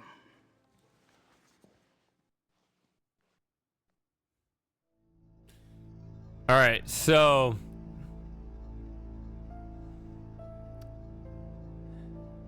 oh, I didn't get any points. Sure, I'll keep streaming for you. Yeah. So my birthday was yesterday, so I had pizza and ice cream and whatever. But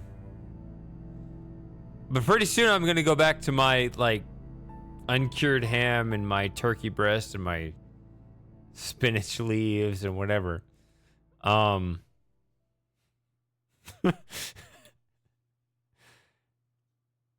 Until the next holiday, I guess. Then I'll have some pumpkin pie. But yeah, like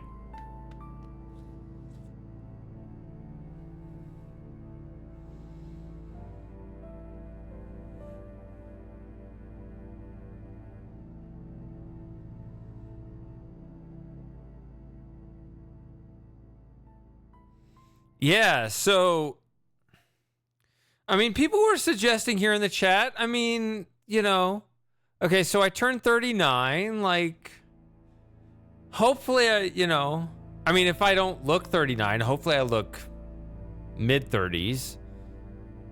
But it's not about that. It's about like your life's potential and where you're going. I just want to be healthy. I want to be productive. You know, I feel like there's like a deeper meaning behind that than just some sort of vapid vanity thing, you know? I just want to make the most of my life ahead of me.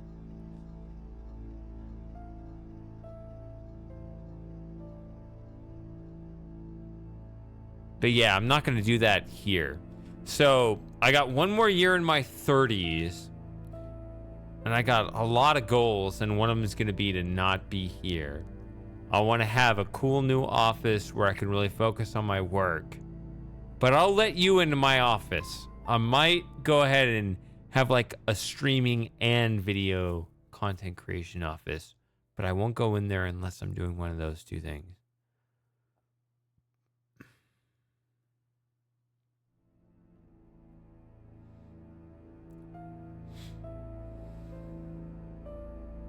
Yeah. That's me, Gabriel Knight. How tall are you, Fantasy Dreamer? What's going on?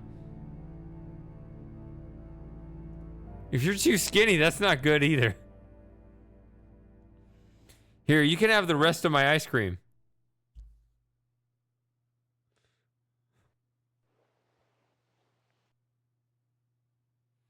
Yes.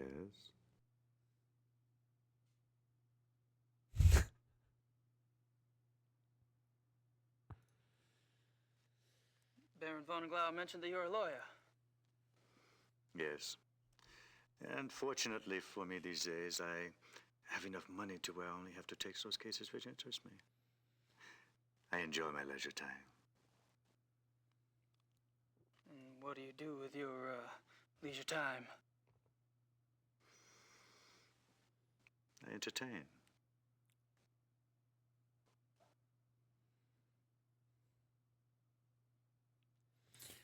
Man, Electric, the thing is, that's why I need to prioritize how I'm going to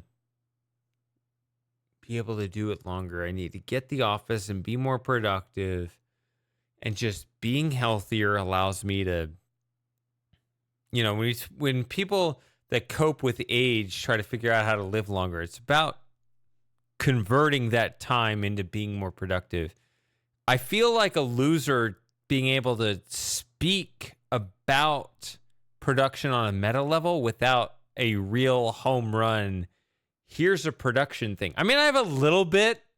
I mean, do you like my King's Quest 6 Ways to Die videos, I guess? I mean, that did have kind of a Fantasy Dreamer. Have you seen those videos? I feel like the way I structured those videos was on such a the architecture of those videos was on such a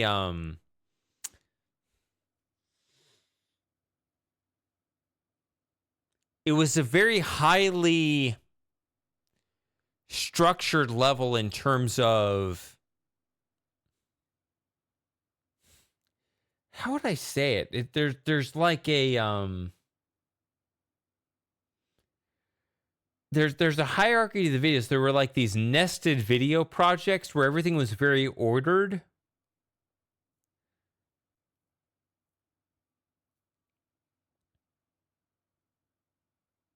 Where it's not a fancy video. Like, I see so many videos on YouTube that are just very slick in terms of their editing style and sound effects and stuff. But this one had like a meta structure where you would have, because I'm thinking about you as a programmer and me as a video editor, and there's like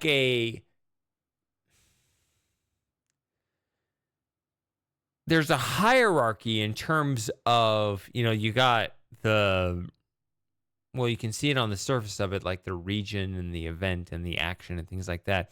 But even deeper than that, there's the video footage, and then I said in the video description, I edited the music and sound effects on top of the game footage separately from the actual recorded footage in a way to make it very smooth, to where things were mostly raw footage, but kind of edited to be a little more aesthetic.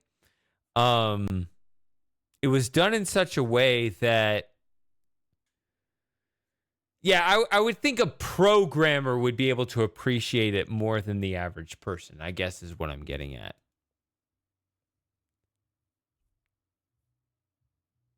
And also a go-to. I should show a go-to my music library. I think she would appreciate that, because there's a very... I need to show a go-to my King's Quest 6 MIDI library sometime, because a go-to as a musician would probably be fascinated with the way I was able to record the MIDI and loop it. It's clever, even if I do say so myself. Probably a dumb question, but what sort of entertaining do you do? Do you like women, Herr Knight? I've been known to. I adore them. You might call it an obsession. The stalk, the dance, the bait, the hook. And what do you do once you've hooked him?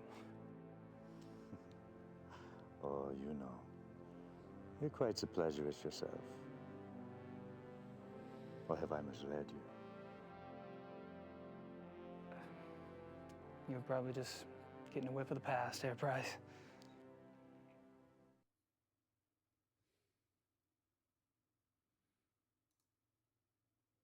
What do you think of the club philosophy?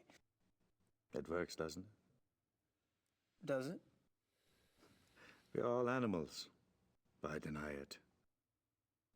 So you don't believe in suppressing anything? Why would I want to suppress my urges? If your body wants something, it must be natural. Well, what if you get the natural urge to rip someone's throat out? Well, fortunately, my instincts run to pleasure. Of the equally sticky but less fatal kind. But what about those whose instincts are fatal? Shouldn't they suppress? I believe that nature handles that scenario when it occurs, Herr Knight.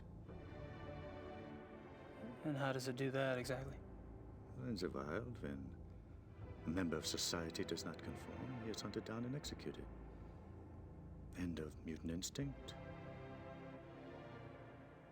And its genetic bloodline.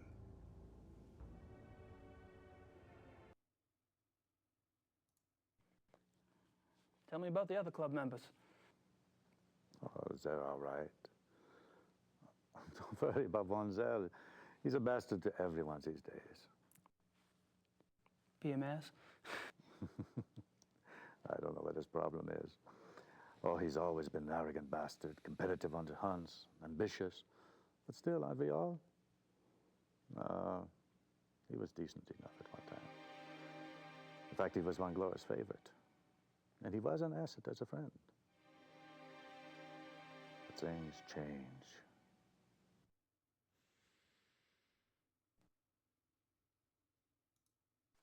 And what about the other club members? Like who? Henneman, for example. I've heard he's in line for a position extremely high up in the government.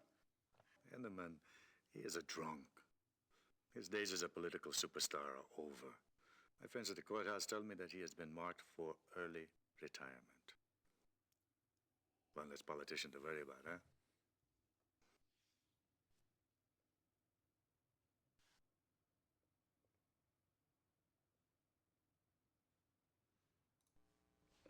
When did Von Zell begin to change? Oh, he's been getting worse for a long time. I remember a hunting trip about a year ago. That was the last time I remember that we were all together and having a good time. He must have started getting difficult after that.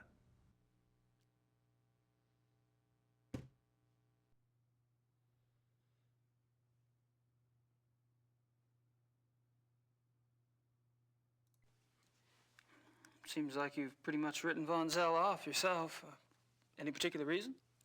Look, it's one thing when he insults the rest of us.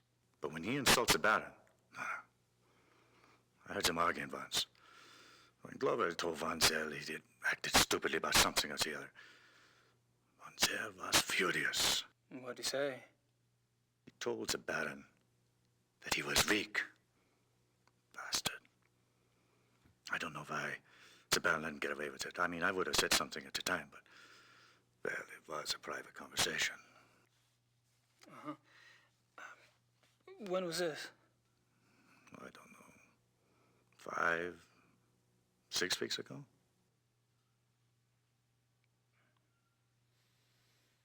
Back in January of 1994. How was Von Zell an asset as a friend? He is a banker. Are you You can saying print he money out of nothing. He's always willing to help out his good friends. Why would anyone in this club need money? I thought y'all were models of success.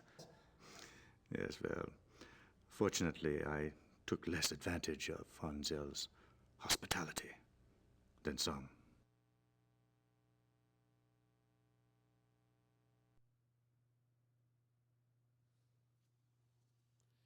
Man, we need to do a stream with a go-to sometime, looking over my King's Quest 6 music library. I was very careful with how I constructed that. I think you guys would find it interesting. Have you ever heard of the Black Wolf? Yes. Really, where? Oh, I don't know. Just sounds familiar. Will you tell me if you remember? No. Of course.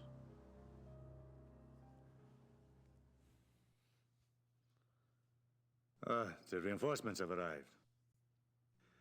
Now you'll have someone new to probe, Herr Knight. My brilliant man, good cheer to you both. Where's the beer? Guten Abend, mein Herr. Ja, good evening. Guten Abend.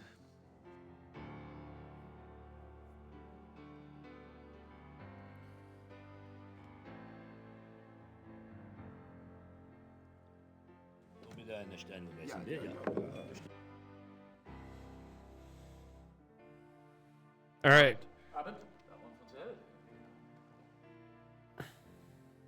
Meine kleine Familie. How are you all this evening? Hello. Gabriel, I'm glad you could join us. I need to speak with the Baron. Enjoy your evening, Herr Knight. Thanks. I will.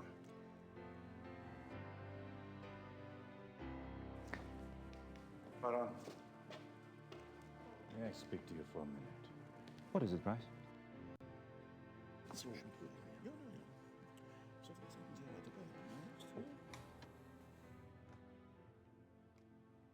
I got stuck a little while and that put me behind the 8 ball a bit, but I hope you'll be patient with me. I need to go to the bathroom again. Even when I drink tequila and whiskey, I still have to drain the main vein. What's going on?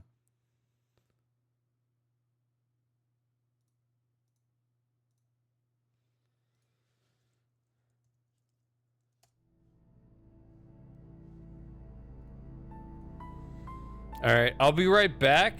And I'm going to just keep drinking and playing. I mean, I could do a classic long stream if enough of you were here. We could get all the way through chapter 4. This is still chapter 3 if you want. We could just do a cozy stream with a couple of you. Sounds like it might just be me and Fantasy Dreamer. And maybe Electrike? I don't know. But whoever can make it, I appreciate it. Because I do this for me, but also obliquely for you. I will return shortly.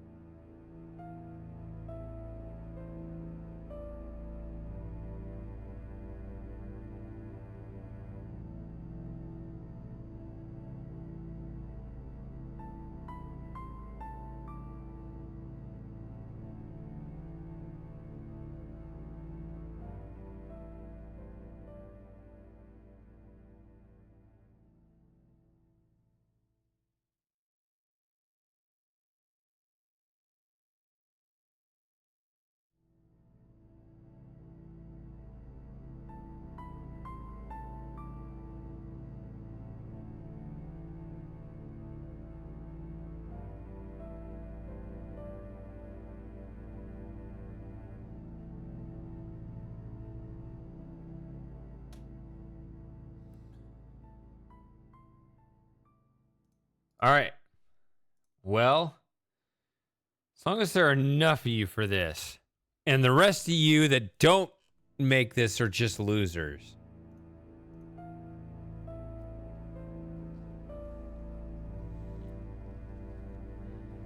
Hey. Can I join you in a moment, Gabriel? Price and I are almost finished. Okay. I'll be around.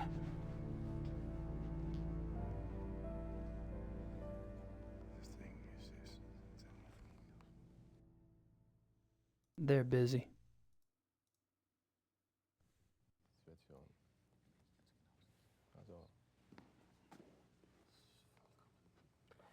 Yes, Herr Knight?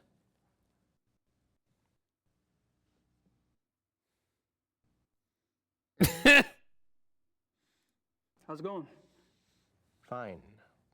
Would you excuse us, please? We are discussing something private. Oh. Sure. No, stay there. Press the issue. What are you doing? Get in their faces. Never relent.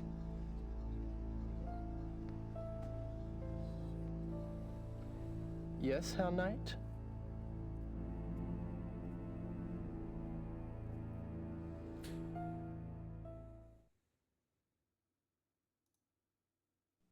What's new? You're getting annoying, Mr. Knight. I am? Sorry, I thought this was, a social occasion. I'll just go talk to somebody else.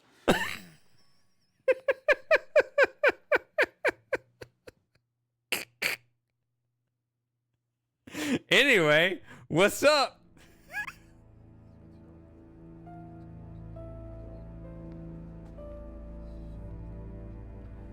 Yes, Herr Knight?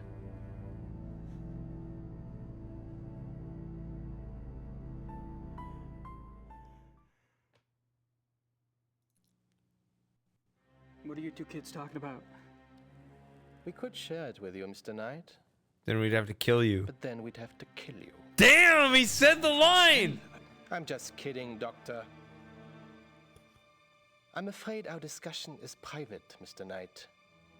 Run along now. We'll play with you later. Can't wait.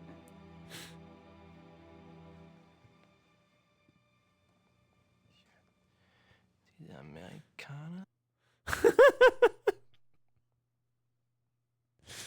Amerikaner? That's classic. I didn't know he said that. I mean, I guess maybe I saw that the first time I played, but that's not why I said what I said.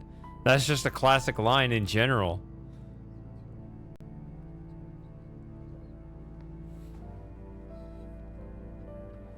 Yes, Herr Knight?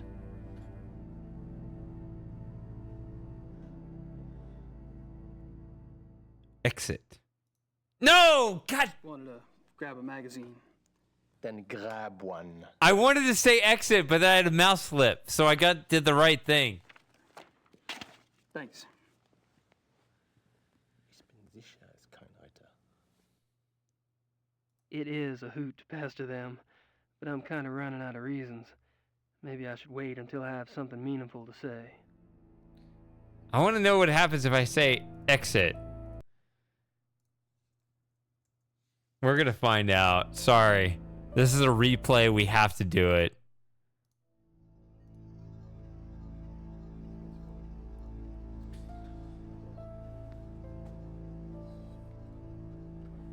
Yes, Herr Knight?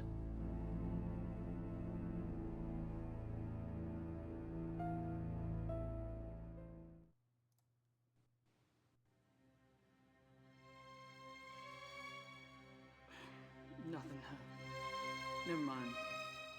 Thanks. Special music track. Diese Amerikaner, wie kann man verstehen, was überhaupt...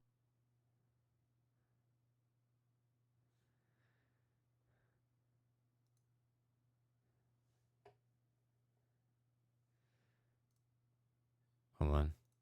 Just the right size. Just the right size for the big bad wolf to come down the chimney.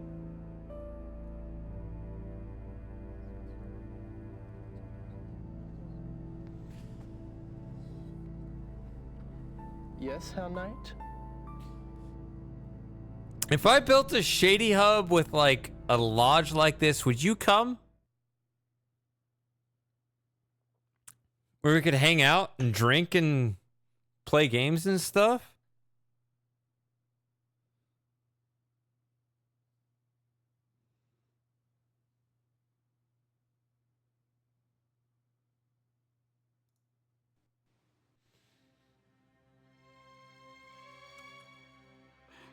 Nothing. Never mind. Thanks. Diese Amerikaner, wie kann man verstehen, was er überhaupt... I keep warning you guys, it might be possible. I mean, that'll really put you to the test, wouldn't it?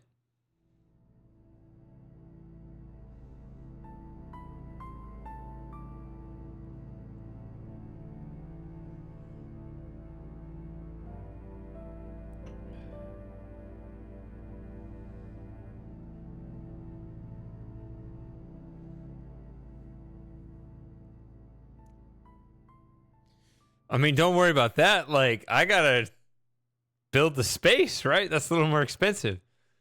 I was looking at, so like I was talking earlier about like spaces to be, and I will admit, like, when I'm looking around, they seem to be in two different styles. There's like a Victorian style, which is like this, and then there's a more modern style. I feel like you guys would like the Victorian style more. But I'm like, I don't know. That feels more cluttered. I might like the modern style better.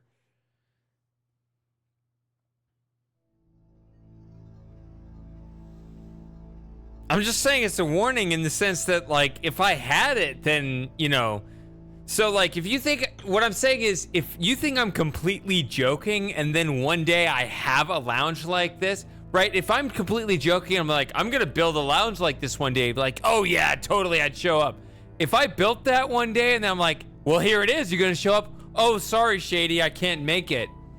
That's what I mean by a warning. Like, you said you would, right? You can't joke around completely if I actually do it. That's what I mean by a warning. Like, if you joke around too much, you might end up wandering into an obligation where you said you'd hang out with me in this lounge, and here it is for you.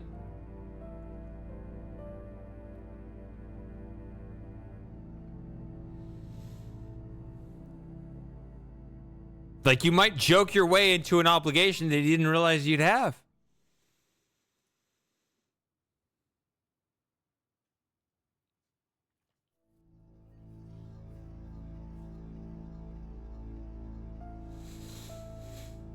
I kind of picked that up. Like, what I like about the modern style, though, I have to say, is a lot of those do feel a little more open.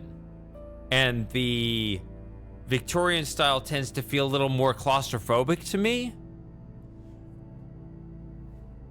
But I don't know. I mean, you can give me something to think about as I look around. I tend to like more space, just in general. But I also tend to like carpet because carpet absorbs sound better than hard floors. Even though sometimes hard floors can feel better in certain circumstances, and actually, well, in the old days when I had Joey, I hated him throwing up on the carpet, and I wished he could just throw up on the hard floor. I miss that little guy. My goodness. But it's funny that my brain still goes there. It's like, I like the hard floor because if Joey threw up on the hard floor, it'd be easier to clean up. God damn, I miss that guy. I hate carpet floors for that reason, but they do absorb sound a lot better. It is much easier to hear people in the room when there's carpet. It's easy to lose that connection. You're not thinking about the carpet, the floor when you're talking to people. But if you're in a room with hard floors, it's harder to understand people. Versus when there's carpet, it's easier to understand people. You're not thinking about the floor when you're talking to people, but that is absolutely true. Ich habe meinen Nachmittagstermin abgesagt. Wir treffen uns hier um 4 Uhr? Ja, so viel ich weiß. Ja, so, good evening, Herr Knight. Henneman, Von Agner? You care to join us? Sure. Thanks. Cheers. Von Eichner. I've spoken to several of the club members today, but I haven't had a chance to speak with you yet, Herr Von Agner. How tragic. No one in this club talks better than I do. Oh, true, very true. Perhaps tomorrow? I'd be delighted.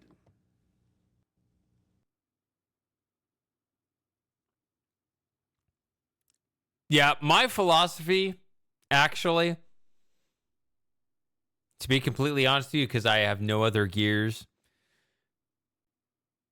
the best floor plan is a 2-story house. First floor, all hardwood floors. Second floor, all carpet.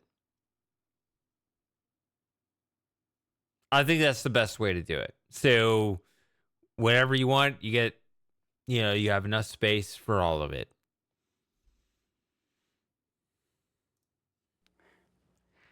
I haven't had a chance to get to know you yet, Herr Henneman. Well, I'm already beyond serious conversation tonight, I'm afraid. Tomorrow's fine.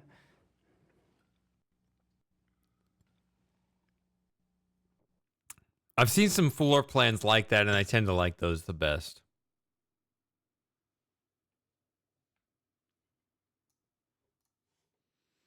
Have you guys heard about the mutilation killing last night?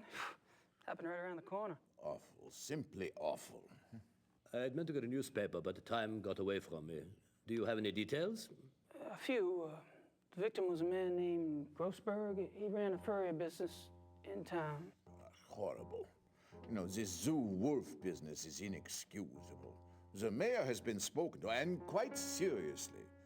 Even the prime minister is concerned. Did you know Grossberg, Herr Von Eck? Me? Grossberg? Why, no. Why do you ask? I just thought you're both in the animal processing business.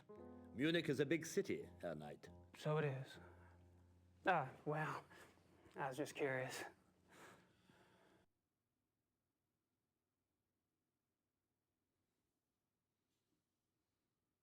So, what were y'all talking about when I came up? Tomorrow's little excursion. Will you be joining us? Our monthly hunting trip. A hunting trip? Really? Where? Our lodge is at Eppenberg. It's in the Bavarian National Forest. We leave tomorrow afternoon. Well, gosh, that sounds great, but I need to have my gun cleaned and... Oh, there are plenty of guns at the lodge. Yeah, Von Eigner, perhaps the Baron did not mean for Herr Knight to join us quite so soon. Oh, hell, why not? Baron? Von Eigner? Our hunting trip tomorrow. Will our new American friend be going with us? Tonight? Well, I don't see why he could... Of course not. He's not a club member. He's probably not even registered with the license office. Nonsense, Gar. The sooner we get to see his technique, the better. We'll just slip him in, and he can register properly when we get back. But that's not legal. Since when do you care about legalities? It's only a hunting license. I agree. I would enjoy Gabriel's presence very much. Well, enough said. The Baron should certainly get whatever he wants, shouldn't he? Perhaps it will be an interesting exercise at that.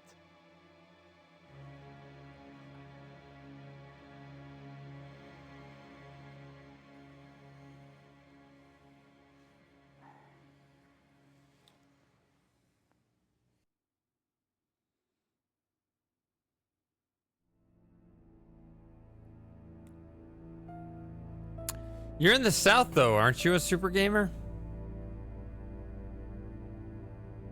I keep it on like 74 during the day, and then I turn to 68 when I go to bed.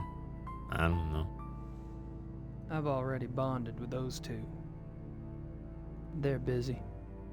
It is a hoot to pester them, but I'm kind of running out of reasons. Maybe I should wait until I have something meaningful to say. I can't read it. It's in German. Man, I am so proud of myself for getting this puzzle. You all saw it live. You saw it live when That's a thought. when I got that correct. When I put the tape recorder inside.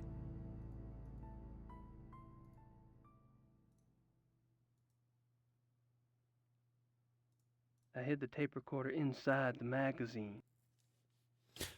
Man, I love puzzles like this. See, if I were to assist with the design of adventure game, that's what I would go for. I would try to figure out how to create that moment and be like, I'm a genius for figuring that out. Try to create that moment for the player. I hid the tape recorder inside the magazine.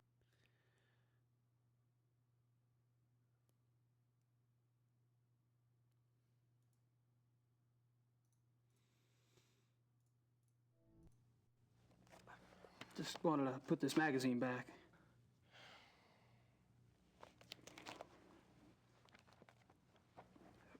It wasn't very good. I wouldn't recommend it.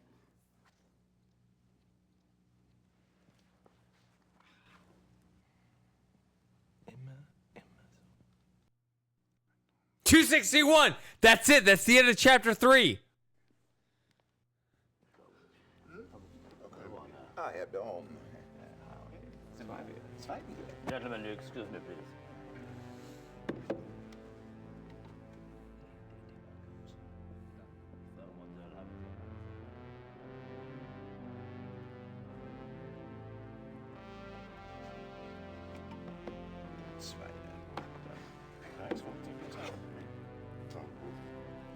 I apologize for not getting to you sooner. Have you been enjoying yourself? Oh, it's been loads of fun. Good. I'm glad you're going with us tomorrow. You don't get started until the afternoon, so won't have to worry about staying up late tonight. I have to warn you, my hunting's kind of rusty. I'm sure you'll do just fine. Was? I demand to know what you're doing at this club. Me? Baron Monsell. Really? Are you aware that this guest of yours has been asking intimate questions? Intimate Poking around questions. their personal affairs? He must be a reporter. Or the police. What do we have to fear from a reporter or the police? Although I can promise you her night is neither. You don't care that he's prying into our private business? What possible motive could he have? Guard! Please. He's my guest. You're the one who's turning that into an inquisition. Then it is on your head.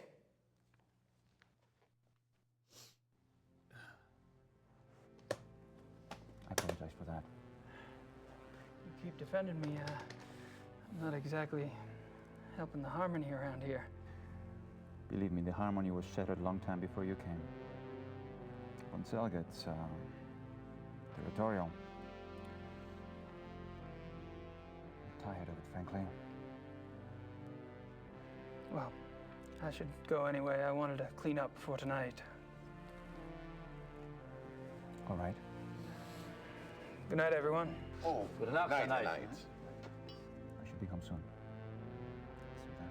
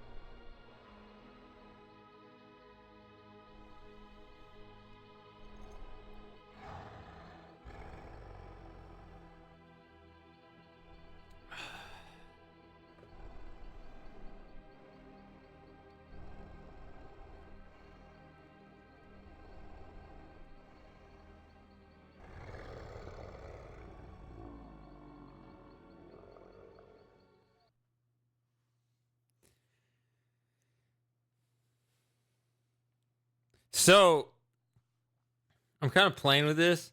So I'm glad that this new freaking gamer chair is smart enough. This is a Secret Lab Titan whatever chair. This one has a detachable magnet armrest thing.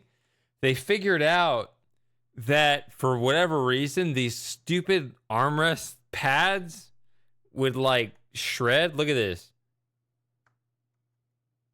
Like these things like fall apart, they tear. I don't know if it's like the temperature changes over time, they rip apart.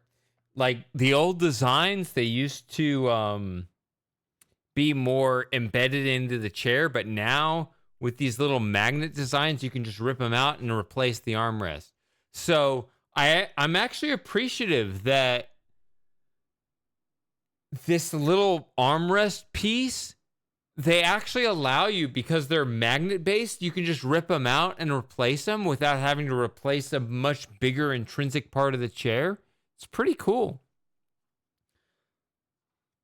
I think it's a very interesting part of engineering, right? That you can just pull this off and just replace this, because this is the thing that always falls apart. And this too. You know, it just tears up and it's stupid. I don't know. I'm just telling you, like, my dream is to one day hang out with you guys in a lounge exactly like that. Maybe I'm the only one of all of you who drinks. Maybe Jim. I don't know. But I want to hang out with you guys in a lounge where we can talk about incomprehensible German magazines or whatever. And I'm just issuing that as a warning, because you might think that I'm not serious, that could happen one day, and it might actually happen. And then you'll be like, oh, that was unexpected. I thought you were joking. And be like, well, here you go. I have a Victorian style lounge ready for you guys to show up, and you're not doing it because you're not serious, because I'm just a convenient Twitch entertainer on your phone, and you weren't ready for that. I don't know. I mean, what value do I have to you? You know? I'd love to hang out with you and have a German beer with you one day in a lounge like that. Could happen if you wanted it to. I'm going to do my best to make it happen. I don't know. I just need to get out of this stupid place because I can't concentrate in this stupid room. I can't focus on my video project. Yeah. I love what we're doing. I think we could make something of it one day. And that's the only fear I have of getting older is like, am I just going to run out the clock where all of a sudden we can't do anything because I'm too old? That's the only fear. Not just generally getting older, but like, did I run out the clock to where like something can't happen? That'd be dumb. But I think we can. I don't know. Be responsible with your own time, your finances, your education, your career. And let's just make it happen one day. We're just going to have like a fun fucking hangout in a lake house. And we're going to like have Victorian style hangout and a beer. And just, it's going to be great. And you think I'm bullshitting, it's going to happen. I'm going to work towards that. And if you work towards that, it will happen. Anyway, chapter 4. Let's go.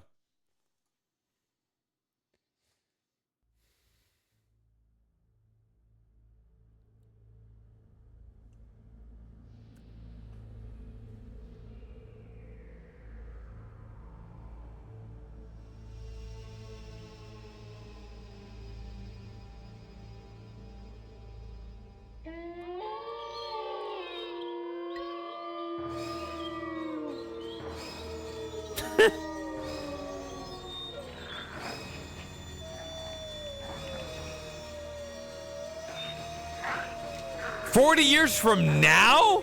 No, it's gonna be like next year, dude. Just be responsible. Just don't waste your money on hookers. Jeez.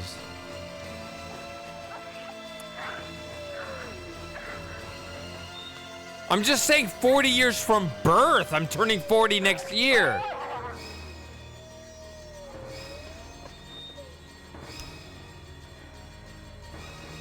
You just have to have the mindset of I have to make the most of the next moment. Then we could do it next year, but you have to have that mindset of we're going to make the most of what's in front of us. That's all.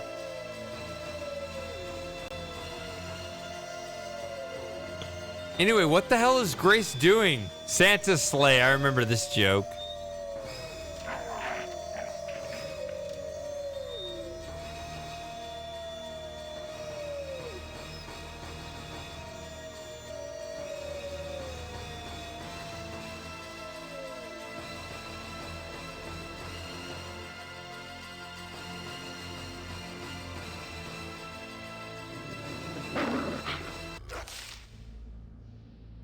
I mean, okay, I can't afford Schloss Ritter. Okay, I was having fun on Zillow the other day. That's another fun story. That's free. You can go on Zillow. I was going on Zillow and I was looking at Lake Tahoe, which borders like Nevada and California. There was this property which was amazing. You could tour it right for free just browsing pictures. And it's got this amazing like lobby area, living room with this amazing open window out to the lake. And it's perfect. It's got this marina with the boat dock. I'd love to host that for you guys. How much does that cost? $35 million. I don't have $35 million. Sorry. But that was an amazing... Go on Zillow. You could probably find the same property I saw.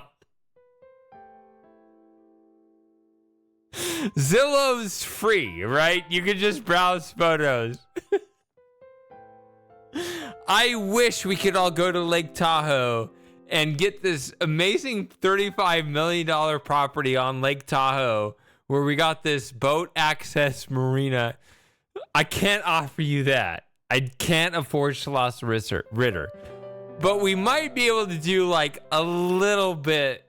If you temper your expectations, we might be able to do some kind of second tier shit. Hold on, I'll be right back. I need to refill my drink. I'll be right back.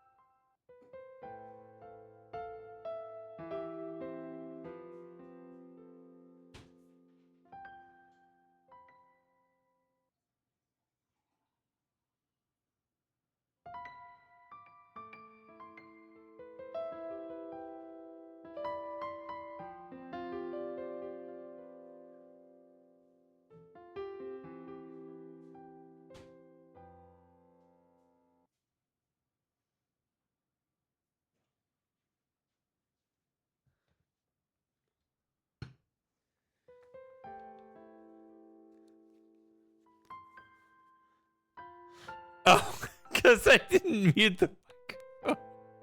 I was still laughing. So here's the other thing. So actually, here's the other thing though. Actually, let me tell you something serious though. So Lake Tahoe, everyone's heard of it. bordering Nevada and California. It's an amazing lake. I've been there. I rented an Airbnb in 2018, met some friends out there. Amazing place. Like I said, if you want the pristine location on that lake, $35 million property, a little outside my price range. But again, you can browse Zillow and you can find stuff. I actually wasn't interested in this property, but I was kind of looking at it. I was like, huh, that's interesting. So there's a lake in East Texas called Lake Livingston, which is not popular, which means the prices are lower.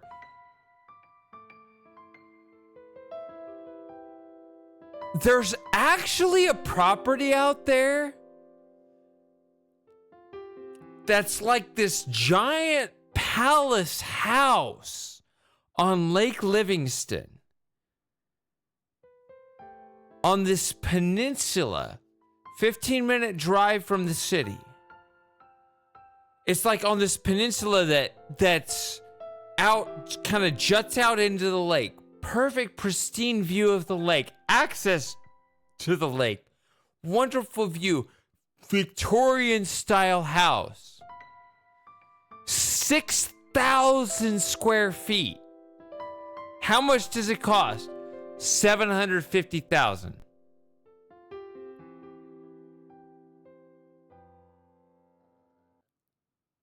That's actually not crazy. You could get a lake house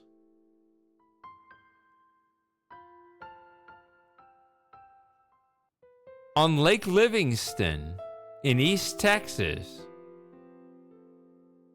6,000 square feet for $750,000. That's not $35 million. That's less than $1 million.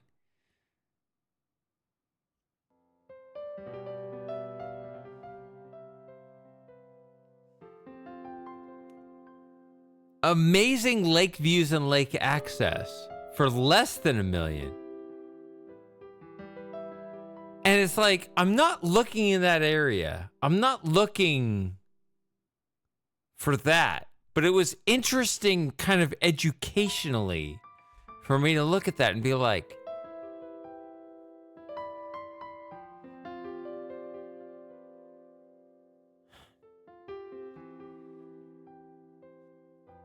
if you want something remote with amazing views and access, 6,000 square foot mansion Victorian style on the lake, you can have it for like $750,000. I don't know.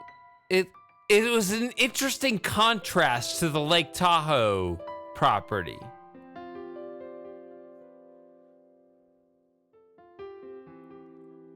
Sorry, I'm spending a lot of time. I know I've been offline away from you guys and stuff, but I have been looking like all over.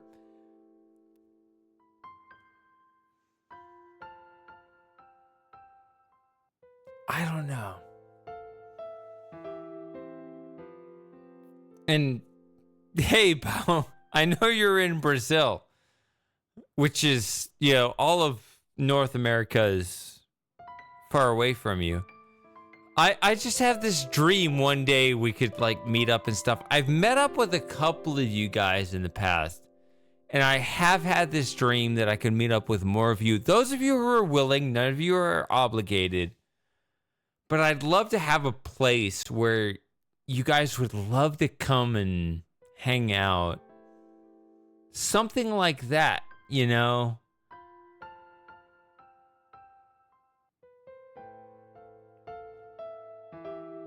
I don't think I want that one, but I'd love to have. I'm actually trying to work this out right now because, admittedly, I have a little. I don't have $35 million for a Lake Tahoe. That was just a fun, like, Zillow's free. That's cool as shit. Nothing like that. But I wish I could have a place, like an actual Shady headquarters, where once a year, once every couple years, we could just hang out in a cool place. I don't know. That's my dream, and it's what makes it a burden is I think it's actually closer to really happening than like if I was dead ass broke, then obviously it'd be out of our grasp and fuck it, nobody cares. It's close enough to be possible. It could be possible if enough of you are willing to come out and see me. That's the issue. It's like it could actually happen. I just don't want to run out the clock. So I'm just grappling with like. But again, just go on Zillow. You can probably find the same property I saw. I don't want that one particular property, but maybe Fantasy Dreamer's like, what are you doing, Shady? Get that property because it's Victorian style. I was like, I don't want that property because it doesn't have any carpet. But you could put carpet in. I mean, this house, Schloss Ritter, has carpet. How much would Schloss Ritter cost? How many millions? Is it? It's probably not 35 million. It's probably like 12 million or something. I won't buy Schloss Ritter.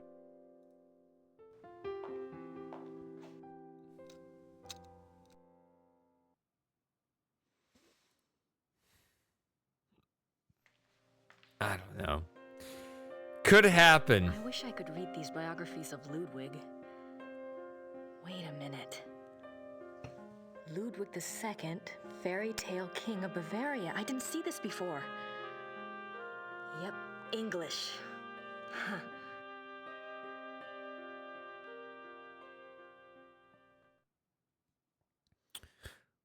Without doxing yourself in any meaningful way, where are you generally from, Fantasy Dreamers? Like, even if it's just a time zone? There's nothing else on werewolves in the occult section.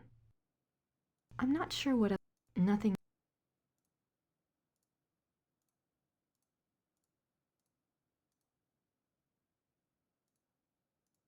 Ludwig remained throughout his life both very bright and very naive. He was an introvert who seemed to be constantly out of sync with traditional views of rulership, money, and human relationships. The world ever failed to match his ideals. Perhaps this was a fault of his sheltered upbringing as future king. He never was introduced to the real world, and the real world failed to interest him as an adult. In his youth, Ludwig was in fine physical condition. Oh, that's and right. loved to hunt You're the one along in the Alps and Tennessee. ride horses. He had a hunting lodge, Shahen, specifically for this purpose. Unfortunately, in 1872, a rather traumatic hunting accident befell the king at Shahen, and his leg was cruelly damaged. He never fully recovered from this incident, and his hiking and riding ceased. His physical health deteriorated from that time on, and explains why he looked so unhealthy in later years. A Okay. hunting accident? Okay. Yeah, because I drove up to Nashville like just a couple months ago for the Bitcoin conference. That was like a 12-hour drive, which is in a way brutal because it's such a long drive, but in a way it wasn't because it was all interstates. So I'm just saying the drive from Nashville to Texas is actually really easy because of interstates.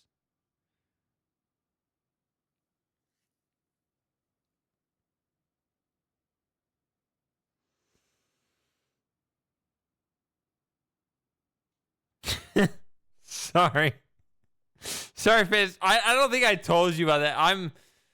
I'm so ideologically far down the rabbit hole. I don't care how eccentric this makes me, but you know, I always make it public. I'm a Bitcoiner. I love Bitcoin.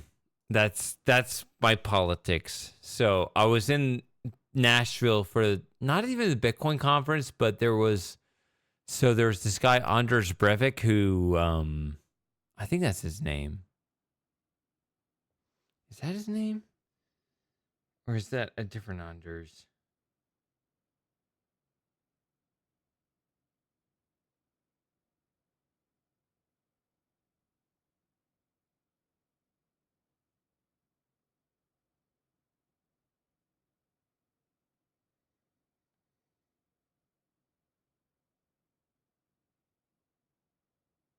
No, that's a different Anders. That's a different one. Anders, somebody else. What's his name on Twitter? God damn, I am drunk. Who is this guy? I follow him on Twitter.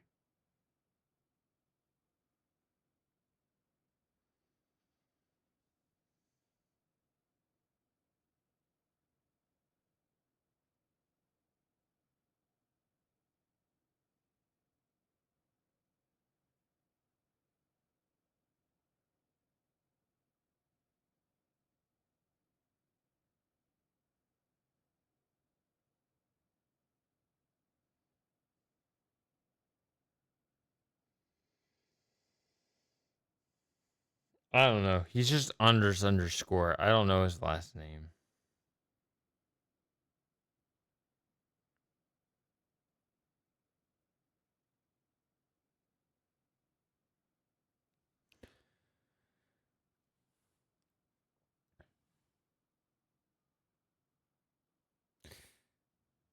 Oh yeah, so I've heard that like Twitter X has a very strange relationship with Brazil. Sorry to hear that, Bau. I was trying to look up Anders, who organized the pleb hangout in Tennessee. X-Twitter. Oh, by the way, let's get a score in mind before I go any further.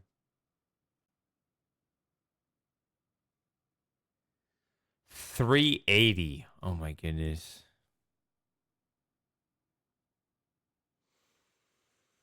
I know you don't drink, and I never want to obligate anyone to drink. I fully respect anyone's decision to not drink. I love drinking because I think it helps me kind of it helps my hyperactive brain like stop being so hyperactive.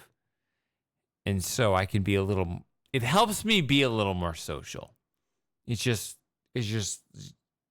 makes me stop. But sometimes it's a bit of a turn off because it makes me look just completely degenerate. And I understand that right now. I know my viewership is going down and whatever. Fine. Okay, I get it. But it helps me because, I think about a bunch of things that don't matter over and over. It just helps me kind of focus on whatever's in the moment. And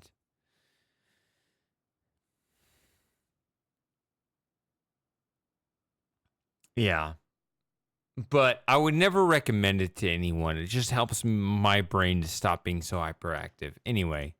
Other than his long-standing Did I friendship play with this the already? Empress Elizabeth of Austria and with his mother, the relationships Ludwig attempted with others were nearly always a disappointment for him and a bewilderment for his partners. He would become obsessed with someone, a singer, an artist, a nobleman or a peasant, and would bombard them with gifts, praise, and favors. Okay, I'm not going to do To that. return the depths of rapturous passion he required, the singular adoration and humble obedience he expected, he would grow disappointed and cut himself off from them. The objects of his interest were occasionally women, usually ones he fell in love with after seeing them in idealized roles on the stage, but they were more often young men who fit his fantasies of the heroic sagas like Lohengrin and Parsifal that he so loved. Right. Okay, so Bao, that is actually my rule with drinking, which is never drink when you're sad. I have a hard rule with this. You shouldn't. You should never drink to try to get from sad to normal. For me, drinking is to get from normal to happy. But if you're sad, you need to deal with that in fully cognizant, objective terms that you can focus on. And that's when Hopefully you have a social support network with people, and we're here if you need us. Hopefully you've already worked with that and you don't need us already. But either way, yes, you should never drink to try to get from sad to normal. That does not work. Never do that. I say that to anyone under any circumstances. Drinking is the only purpose of drinking is to get from normal to happy. You want to have friends that you connect with, that you have joy, that you have common interests with, whatever. If you are sad, if you have things that are... Alcohol is not the cure for that. Never do that. That's even worse. That's even worse. Yeah. If you have problems, you need to be that Von Glover attitude where you want that predator attitude where you want your full mental faculties to be able to tackle the problem with your full mental aptitude behind it. Never, if you're struggling with things, alcohol will never help you. And as far as Diet Coke goes, I'm constantly mixing the whiskey and with it is a diet, not Diet Pepsi, the Pepsi Zero or whatever. But yeah, it's the same stuff. It's a caffeine kick to keep me streaming. But yes.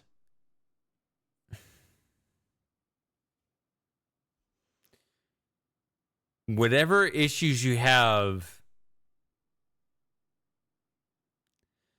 if there's anything like, there's like a neutral line. And if you're below the neutral line, if you're struggling with things socially, financially, anything that's getting you down, whether it's in your career or just anything at all, if there's like anything below zero, anything that's like, I mean, it's a very kind of esoteric line, like whatever neutral is. But if it's like negative, if it's, whether it's financial or emotional or anything, you should never rely on alcohol to get you back to neutral. Alcohol, for me, is there for when you have something to celebrate, when there's something that's better for you. And I know I'm losing viewers. I was at 11, now I'm down to 6. And I'm sorry for, like, dragging the stream down.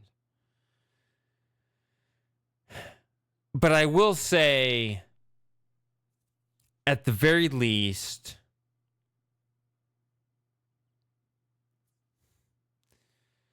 it is important to never, and I say this because of the alcoholism history in my family, which I don't have. Which is kind of weird for me. I don't have a history with alcoholism in the sense that I have the vicious cycle that drains me down into the negative. I don't have that in like a bad way where things are depressing and so I'm going to drink more to try to feel better. Never do that. I don't do that. I only do that because honestly, I'm doing kind of well.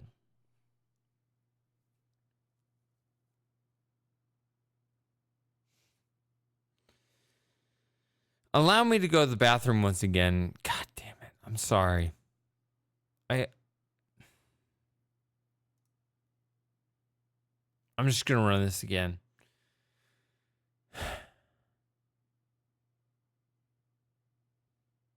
But yeah, alcohol is to go from neutral to positive.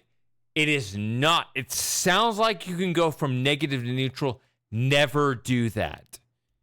I will sacrifice whatever sort of viewership in order to relay the message. don't do that. You don't go from negative to neutral through alcohol. Do not do that. And I mean that seriously. I will be back. Sorry.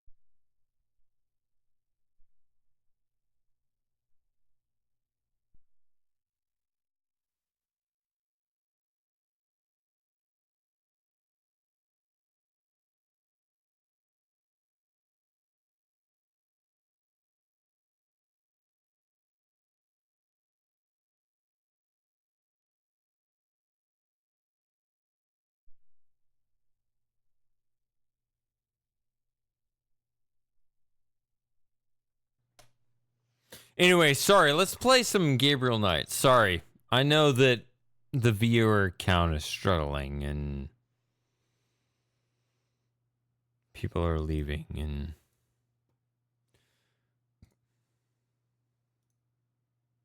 Other than his long-standing friendship with the Empress Elizabeth of Austria and with his mother, the relationships Ludwig attempted with others were nearly always a disappointment for him and a bewilderment for his partners.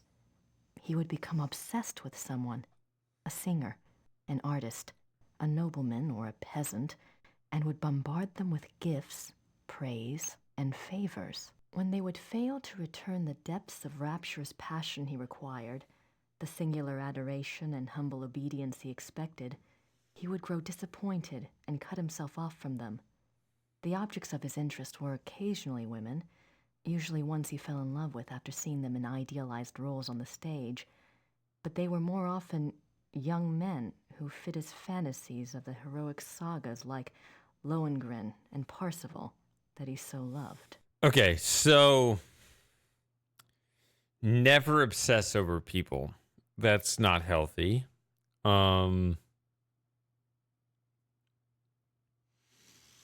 But yeah, which is really tempting. Yeah, if it's been so long since you've had friends, it's really tempting to do that. But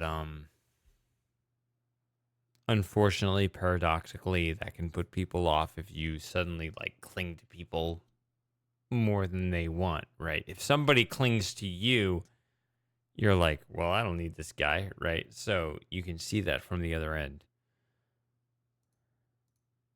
The king, especially later in life, felt a great deal of guilt about his sensual nature.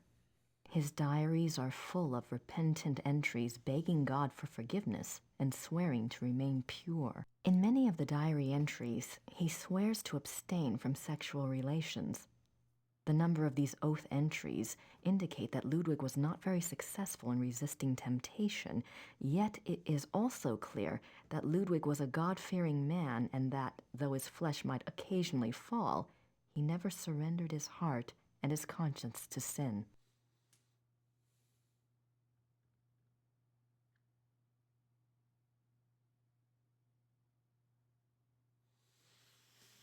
Okay, that's that's dense.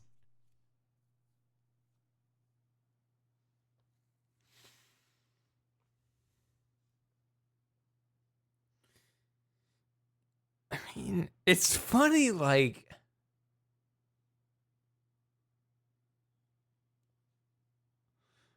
it I know it's a weird sort of impact to think about, but like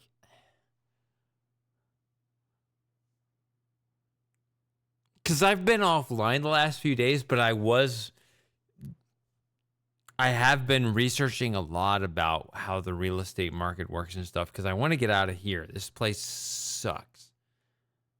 And I was like, damn, you kind of can. Like, imagine if you can live like a king for $750,000, which is, okay, maybe that's a lot of money for a lot of people, but like, in the grand scheme of things, that's not that much. And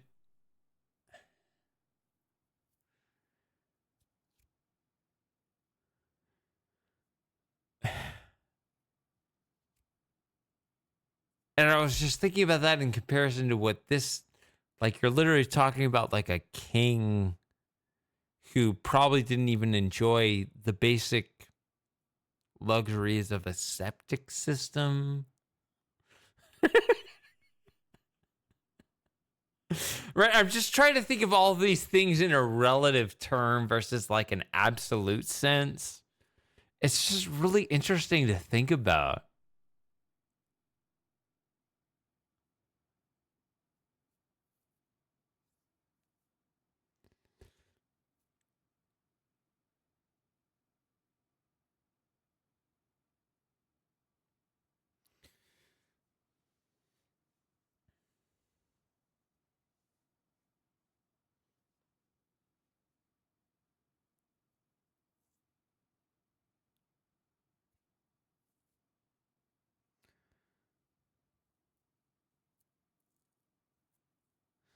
Yeah, so I mean, it's kind of a funny story, Fantasy Dream, because you said in the last stream, like, you know, I mean, I know I was pushing back a little bit on like your IQ test, and I know obviously you're really smart because you're a programmer and all that.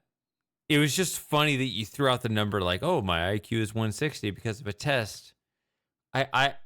I can admit to you, the reason why I wasn't like immediately, oh, that's amazing, was because I got the same thing. But I'm like, yeah, I got the same thing when I was like 12. And I'm pretty sure that was because the test didn't actually go that high. And I'm thinking about like, imagine how an IQ test works. Okay.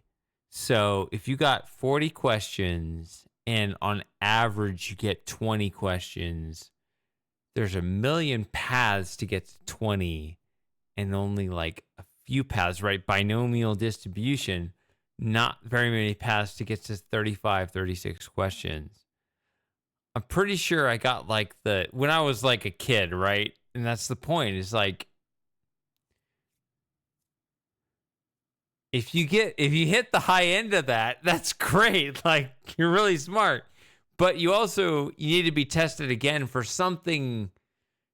That's the thing I never got retested about. Because, like, once you hit that high end, it's like less precise because there are fewer paths to get that score. I can't talk about distributions or whatever, but you literally threw out the same number I did, and I don't mean to call you out, but it was literally the same number I got, and it was like, I'm not sure that's accurate because if you think about the binomial distribution, I'm not sure. There's nothing. I don't know.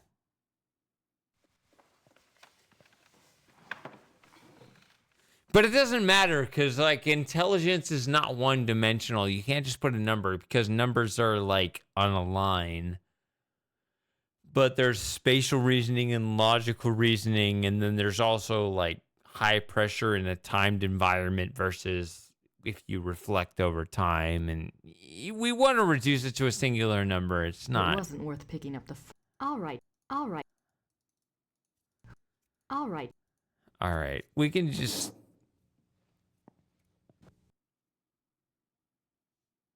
It doesn't, it's test taking. Like, I was a test taker as a kid. And if you know the nature of the test, you can game it. Don't worry about it. Like, relax. There are so many factors to intelligence. There's even whether you had a shit that day or not can affect your score. Don't worry about it. It's not like, while there's obviously a correlation in intelligence, smarter people will score higher in general.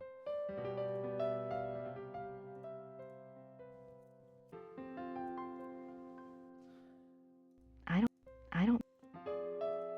That.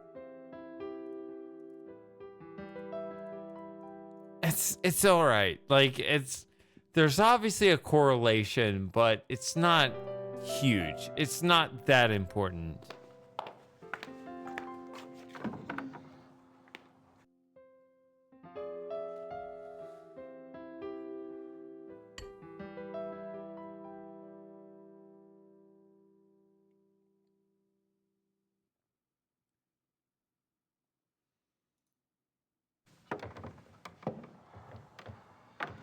It was just funny. You said, like, oh, I scored 160 on the IQ test. And I remember when I was like 10 or 12 years old, I scored like the same. And I was like, at the time, I was like, oh, I'm the best. And then I realized later, oh, it's because the test is actually meant for 100 IQ individuals. So there's so many factors that go into that where you should take it with a huge grain of salt. It's okay. It's not comparative. Like, don't think of it that way. I used to be, as someone who really specialized in being highly competitive with test scores, I've learned life is better when you stop thinking of it that way.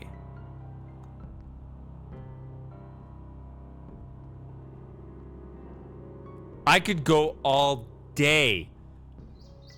Do you know, are you aware of Math Counts?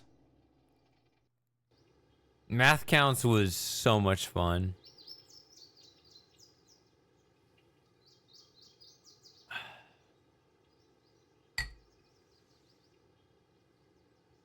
Anyway, chat seems highly active, and yet my viewer count is 6. I don't know.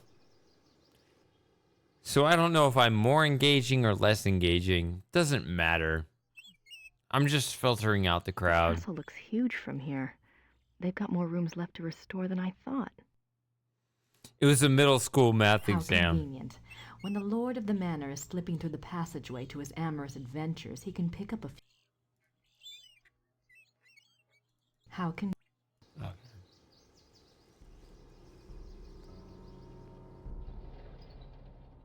I used to be so competitive with that stuff, and I'm just saying as an older guy now, I'm happy to be more conciliatory.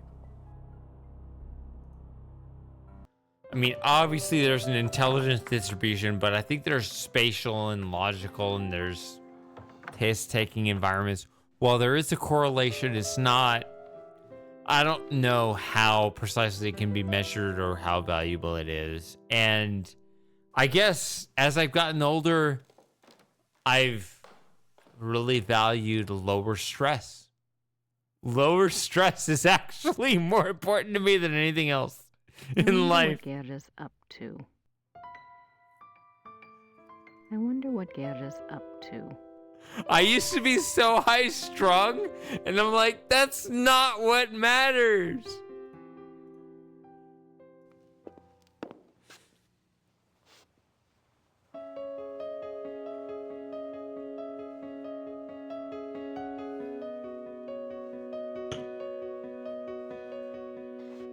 We're all gonna die anyway, and nobody cares. Like, if you score high, like, everyone's gonna be like, you're an asshole because you're smart. All right, then I guess I'm not smart. I don't know.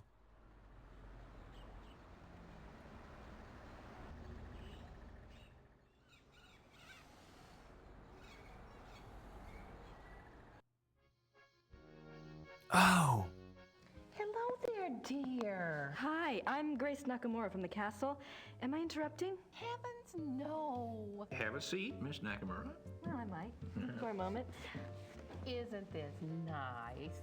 We just finished our breakfast. Do you want something? No, thanks. Good for you. I'm too good for breakfast. Now you just tell us all about it, Sugar Pie.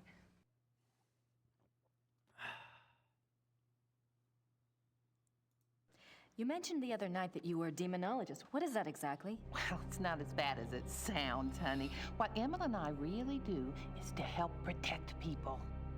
Protect them from what? Well, do you believe in the devil, Miss Nakamura? I believe in good and evil, if that helps. Oh, but Satan and his demons are real, and they will attack the living. And most folks don't know what to do once they've been attacked. We try to help protect people. How can you protect people from demons? The best protection is faith in God, of course. But sometimes faith isn't enough. Sometimes we have to delve into the supernatural in order to protect others. Your Schottenjoggers are just the same. We are? I mean, he is? Of course. The warriors of light are rare these days, but they do exist all around the globe. That's interesting. I just read about a group called Manos del Sol in Brazil. So the Ritters aren't the only Schottenjägers. Well, they're probably the only ones to use that title, but others have been chosen for the battle. It's so weird. I'm sorry. I'm like thumbing up. Yeah, I believe in God, even though I don't know if that's real or not. I don't know. I like people making up their own minds. I don't want to get in your way. If whatever your journey is.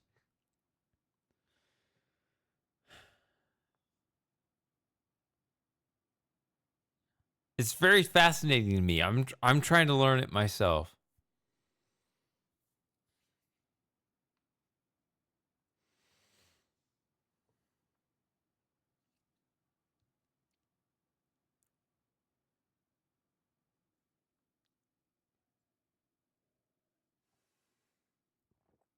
Okay.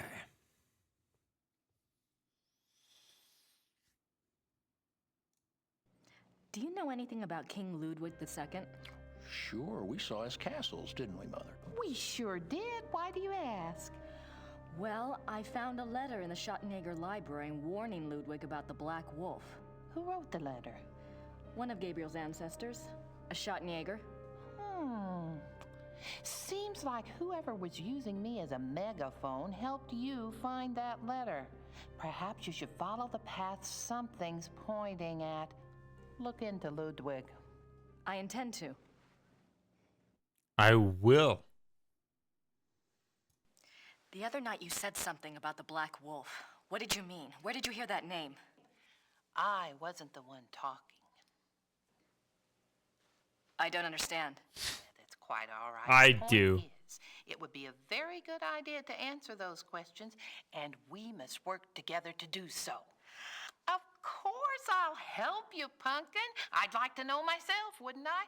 It isn't every day one's taken over by a disembodied spirit, and I don't much care for it, thank you. You're not talking about a seance, are you? Oh, heavens no. Thank God. Emma's right. I'm much better at tarot cards. I can read for you or for someone else if you prefer.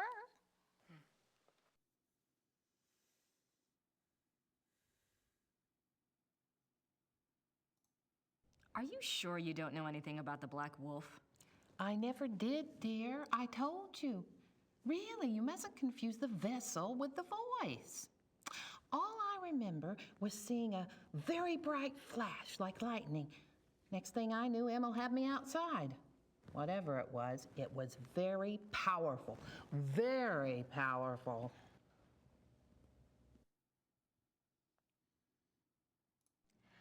Well, I guess it wouldn't hurt to do my tarot reading.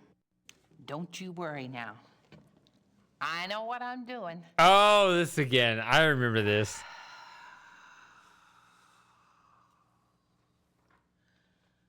Push your vital energies into the cards. It's a society that doesn't understand us, Moss. Fuck them. Fuck them. Is your soul card. That which applies to all of your lifetimes. It's the Empress. Oh, that's a good one. What's it mean? It means that your soul's journey is one of leadership. There's great strength here and intelligence. There's a beehive on her head, by the way. Represents what you're like in this lifetime. It's the Chariot. Self-discipline, control. You need to feel you have a plan, that you're testing your abilities. The Chariot's very masculine. In combination with the Empress, it tells me that you're currently exploring your male side. You will seek out great achievement, but it does have its price. Doesn't sound anything like me. Yes, dear. Yes, dear. Do you have one of those electrified rackets? You're in the South. You have to have one of those. You can get one at Tractor Supply. Excuse me? Not The sponsored. Magician. Oh, this is a very powerful card. Major Arcana. My other? Everyone has an other. Let's see. I bet it's the Schottenjäger. What's his name? The Schottenjäger? Gabriel Knight. A name of power. He is powerful, this one. The magician is dexterous and cunning, mischievous and manipulate. That's Gabriel, all right. And very strong with magical and occult powers. Now this is interesting because your card, the Chariot, is all logic and reasoning, while his, the Magician, is spiritual and intuitive. You two are quite a pair. The fourth card shows what you're trying to achieve at this moment, your immediate destiny. It's the Strength or Lust card. Lust. Not that kind of lust, dear. It's a trial card. Finding the strength to continue some difficult journey. It also represents the integration of conflicting energies. That must be your Chariot and his Magician energies. Strength also means bonding those energies, loving without judgment, learning to love the beast.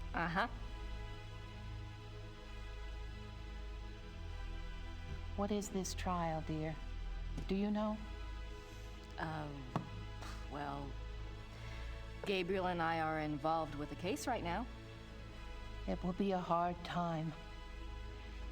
You must let your love give you power. Use the positive energy of your union or you may not succeed. I think you have the wrong idea. Gabriel and I just work together.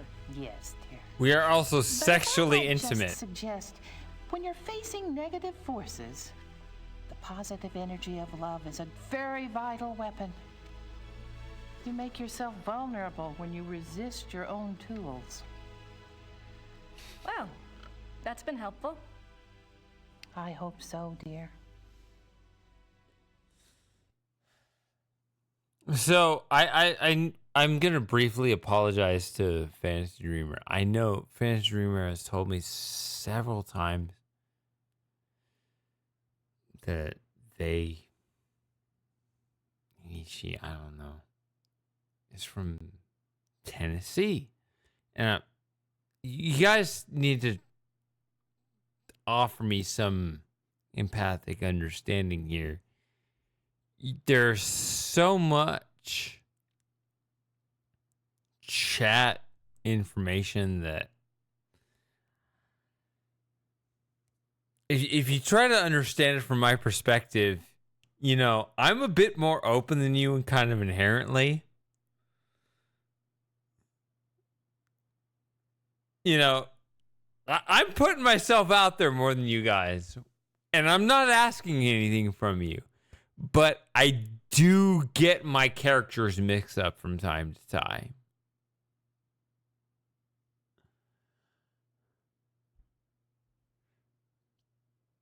You owe me nothing. I just, hope you understand me that little grace where I can get you mixed up, and that's okay. But just understand that.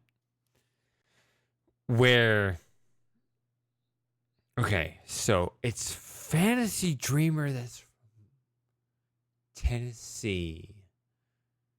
Super Gamer and Sawyer. I'm really trying to keep you straight. If my only information from you is all from chat, you owe me nothing. You owe me nothing. I'm not asking anything from you. You owe me nothing. I'm just saying, if I mix the characters up, that's all I'm saying. If I mixed you guys up, I apologize, but I hope you understand why I might do that, because as open as I am on the voice and video chat compared to your text, you're offering me less information, which is fine. You owe me nothing. But I might mix you up with someone else. That's all. I might mix you up with someone else. And I know I have done that in the past. That's it. That's it. I might mix you up with other people. So, Fantasy Dreamers from Tennessee, which I drove up there recently for the Nashville Bitcoin Conference because I love Bitcoin. I think I'm just gonna admit I'm a fanatic. I love Bitcoin. I think it'll save humanity. I think it's an escape from the Federal Reserve, whatever. You don't have to disagree. We don't have to debate. You don't have to agree. We don't have to debate, whatever. But I just know that Tennessee I can access through the interstates, which is safer compared to accessing Lake Livingston, which requires one of those really dangerous country roads. I went to Lake Livingston, which is scary because you know those Texas country roads where you can't pass those slow trucks unless you go into the left lane where there's oncoming traffic? That's scary as fuck. I don't want to do that again. I'll just go 64 miles an hour behind the slow truck because I don't want a head-on collision. But that's scary. But if I want to go to Nashville, Tennessee, that's a 12-hour drive. But it's all interstate, which is safer because I don't have head-on traffic, which is safer. I'm just thinking about the relationship of my distance. I'm in Central Texas. It's very interesting for me to just kind of process this. So East Texas is a couple hundred miles from here. It's much closer. It's closer, but it's not safer because I have to take highway. Is it 7 or 107? It doesn't matter. But in order to pass a truck going really slowly, I would have to go into the left lane, which is oncoming traffic, which is really dangerous. Whereas if I wanted to go all the way up to Nashville, Tennessee, I can take strictly interstate, which is you can go up to Nashville, Tennessee without ever having to go into a lane that is occupied with traffic coming the other way. This is important to me. I'm sorry I'm drunk and I can't articulate it, but I'm speaking from my own experience. If I wanted to go to Lake Livingston, which is East Texas, it's more dangerous than going to Nashville, which is way farther away, but it's safer. That's what I'm trying to say. So I'm trying to get a genuine, realistic perspective of where everyone is, because I would love to meet you all one day, but not any sort of dangerous doxing perspective, but because I love you guys and whoever I would love to meet in a cozy lodge like this one day, that I feel like I can afford. And I'm balancing all my options. As someone that is financially doing better than some of you, I really would love to meet some of you one day. I've met Ocean Drainer, I've met Scent, and I've met Winter Mafia, and I'd love to meet more of you. But I understand the danger of the interwebs. And I understand if you want to stay private, you have no obligation.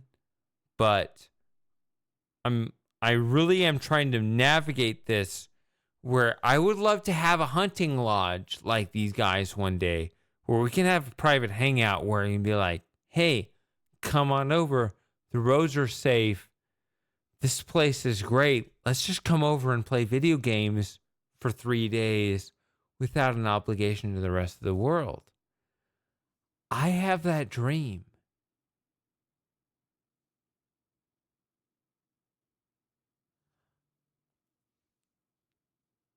And I want to figure out how to make this happen without making like such a stupid decision where I have to revert on this because of credit nonsense.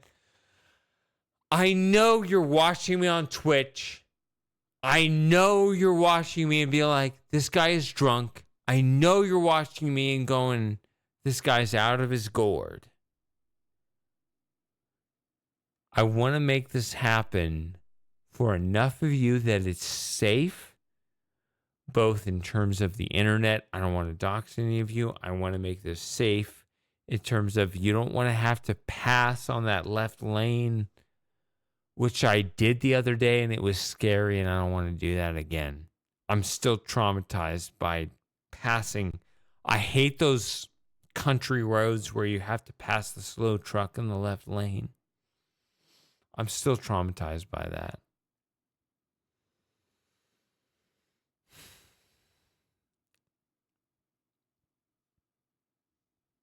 But I want to have a hunting lodge where I can recreate.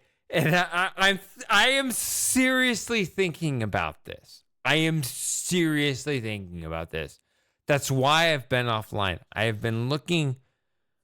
I am talking to real estate agents. I hate admitting this online in public, but I am. I think Texas is the place to do this.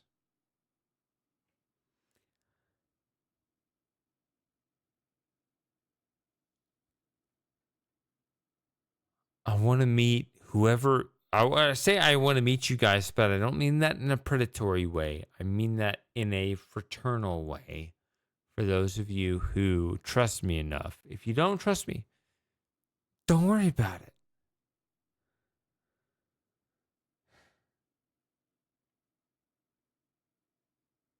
But I want to make the most of this. I want to figure out where the best place is. I feel like Texas is the place to do this. Gabriel's tarot. Sorry, let's just keep this stream going. Maybe we should do a reading for Gabriel. Oh, let's! It's a little like spying on someone unawares, but what the heck?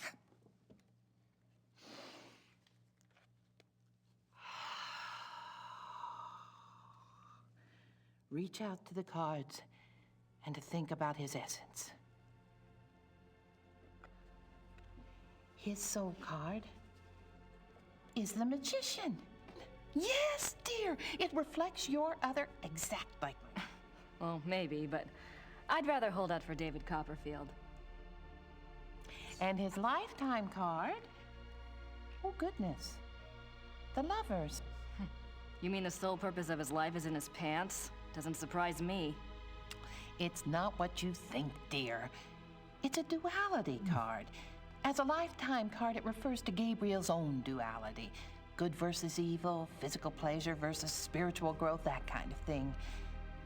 His challenge is to integrate the conflicting parts of himself. Until he does, he'll never find peace. And you will find peace when you acknowledge all of him. Find a way to love the worst as you already love the best. You're really reaching. Mother. His other is the High Priestess. Let me guess. That's me, right? No, dear, it's not. The High Priestess represents psychic mysteries, deep wisdom. This is a very different energy from your earthy one. This must be our connection. To the voice, dear! Someone is trying to communicate with Gabriel. This force is represented by the High Priestess. That's not much help. What about the Black Wolf? But it is a help, dear. The High Priestess is a spiritual guide card if ever there was one. The message must have been a warning. If this force is connected to Gabriel, and if he's so very psychic, then why doesn't it just go to him? Why say it to me? Maybe Gabriel's blocked. Maybe he's purposefully blocking. There is that duality business. Let's go on and see if it becomes clear. The fourth card, remember, represents the current situation. It's death. Oh. It's only the end of everything. Nothing to worry about then. Now you just leave interpretation up to me, Sugar Pie. It's a transformation card, dying to one thing and being born to another. It is painful, but it isn't necessarily bad. Okay, that one's bad. Oh my. What? A 2 is not good here. Wands is Mars in Aries. That's a war card. In conjunction with the death card, there are 2 possible transformations. 2 transformations? Yes, dear. Gabriel is waging a spiritual battle. The transformation might be good or evil. That must be the purpose of the High Priestess. She's trying to guide him. So you think he really might be in danger? Oh, yes, dear. Gabriel's very essence is at stake. If he takes the wrong path with his powers, Imola and I will stay in town. You must let me know if anything else happens that we can read for clues. Let the Force use you.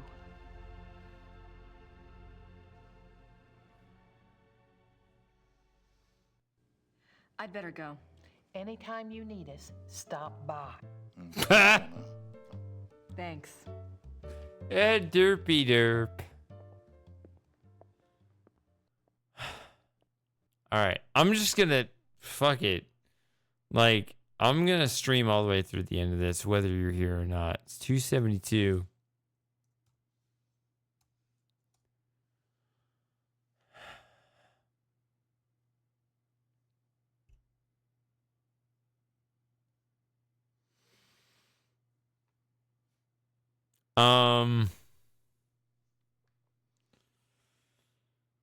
Yeah, that's really weird to hear these 30-year-old video clips kind of speak to me in ways that is like relevant to me in 2020X.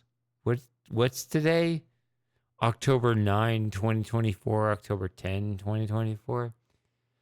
Yeah. Let's do it. Let's take on the mantle.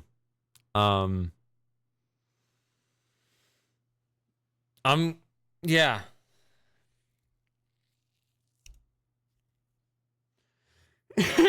I'm going to keep going. I'm going to play an ad. Even though you're all subscribed. I'll be back in a few minutes. I'm just going to power through. You're right. I'm just going to keep going. Whoever's here, whoever's not here. Let's just finish chapter 4, even though we just started it. It's my birthday. You're a big meanie if you're not here all the way through the end. That's right. I said it.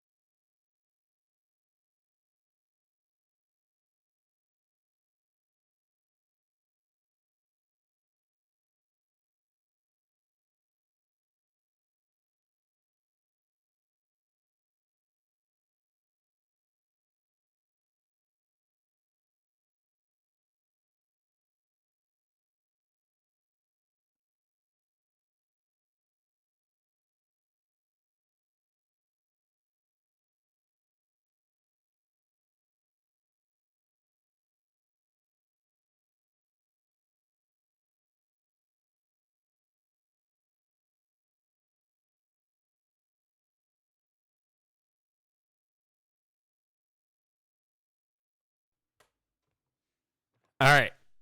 I'm unmuted. Are you? Are you here? I'd love for at least one of you guys to find that same property I did. Let me see if I can find it again. Because it seems like a dream. It doesn't... I think that... I was really thinking about just like markets and how they work. And it's like, if it's remote enough and therefore the demand is low enough, you could get like an absolute paradise for a relatively low amount of money. And I'm looking at them like, but that's so remote. Like, you can't do anything out there. Like,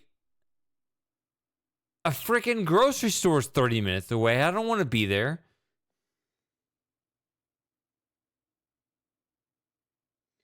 And it's funny to look at that and be like, but that's a fucking luxury house.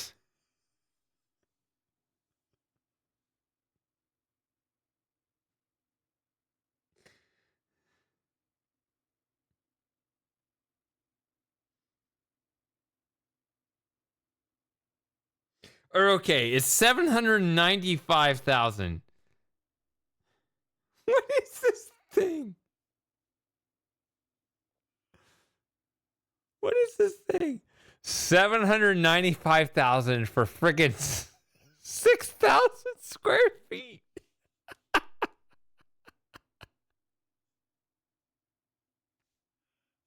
Like, what? You can have it for 800,000. You have 6,000 square feet. Do you need 6,000 square feet?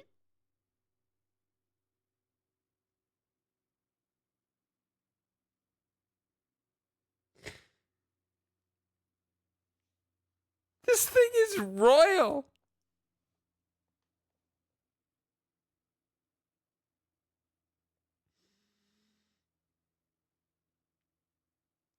I mean, look at this thing. It's got spiral staircases and everything. And it's less than $1 million.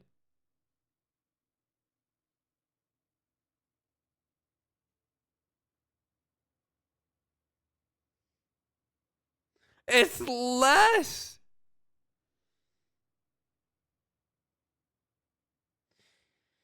The only issue is its location.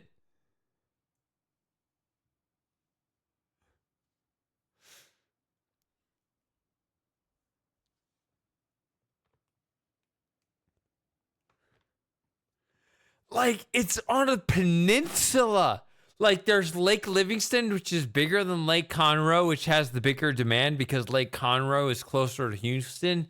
Lake Livingston is farther away from the city in general. And then there's like this little strip of land that juts way out in the lake. So you have lake on all sides from like here to here. Just like 300 degrees out of 360. And it's 6,000 square feet for less than $1 million on a lake house. The only issue is the driving distance. Somebody else find that independently on Zillow.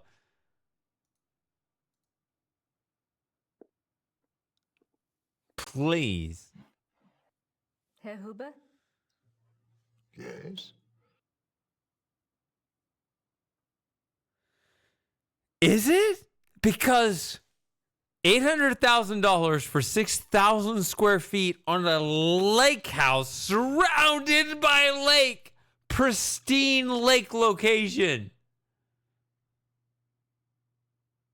I was wondering if you've changed your mind about telling me where Gabriel is. It's really important. No. Sorry.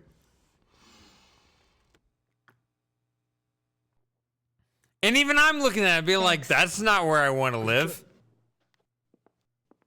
And that's the problem.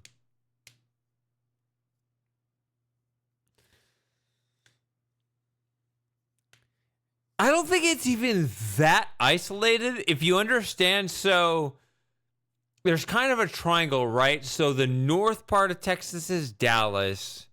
Southwest is Austin. Southeast is Houston. There's like a triangle, right? So the leg between Houston and Dallas, that's I-45, right? A little bit east of that is Lake Livingston, or Lake Conroe. Lake Conroe absorbs most of the demand. If you look up Lake Conroe, that's where you have the $2 million houses right on the lake. That's where the people want to be. If you go just a little bit further out, like 40 miles out, you have Lake Livingston, which is actually a bigger lake and more aesthetically pleasing, but not as convenient. That's the only issue, is convenience. It's convenience. Houston is a giant metropolis with all the conveniences, with all your fast food joints and your shopping malls and whatever in Houston. Lake Conroe is just to the north of that. Lake Livingston is 40 miles out of that. And on that east side of Lake Livingston, there's a little peninsula where you have this, this little inlet where you have this lake house. It's just a few miles out from everything. That's it. That's all it is. If you want to go to HEB, you got to drive 30 miles. But the place itself, surrounded by this serene lake. You can have 6,000 square feet for less than $1 million on the lake. And even I'm looking at that and being like, the price isn't the issue. It's just not close enough to the conveniences. I don't have anything.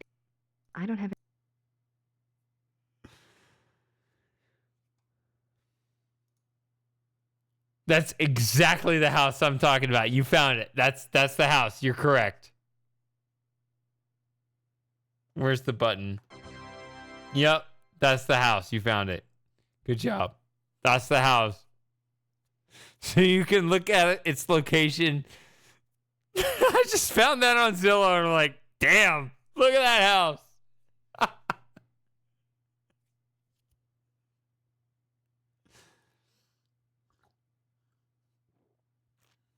That is exactly one. Everybody click that link. And it's like, that's a pretty good deal. It's just a little bit further out.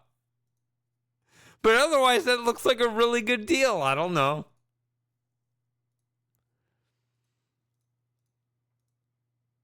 Ludwig remained throughout his life both very bright and very naive. He was an introvert who seemed to be constantly out of sync with traditional views of rulership, money, and human relationships. The world ever failed to match his ideals. Perhaps this was a fault of his sheltered upbringing as future king. He never was introduced to the real world, and the real world failed to interest him as an adult. In his youth, Ludwig was in fine physical condition and loved to hike alone in the Alps and ride horses. He had a hunting lodge, Schahen, specifically for this purpose. Unfortunately, in 1872, a rather traumatic hunting accident befell the king at Schahen, and his leg was cruelly damaged. He never fully recovered from this incident, and his hiking and riding ceased. His physical health deteriorated from that time on, and explains why he looked so unhealthy in later years. Anyway. A hunting accident? Anyway. I'm going to make good on this. We're going to have something. Mark my words. We will have an amazing get-together sooner or later.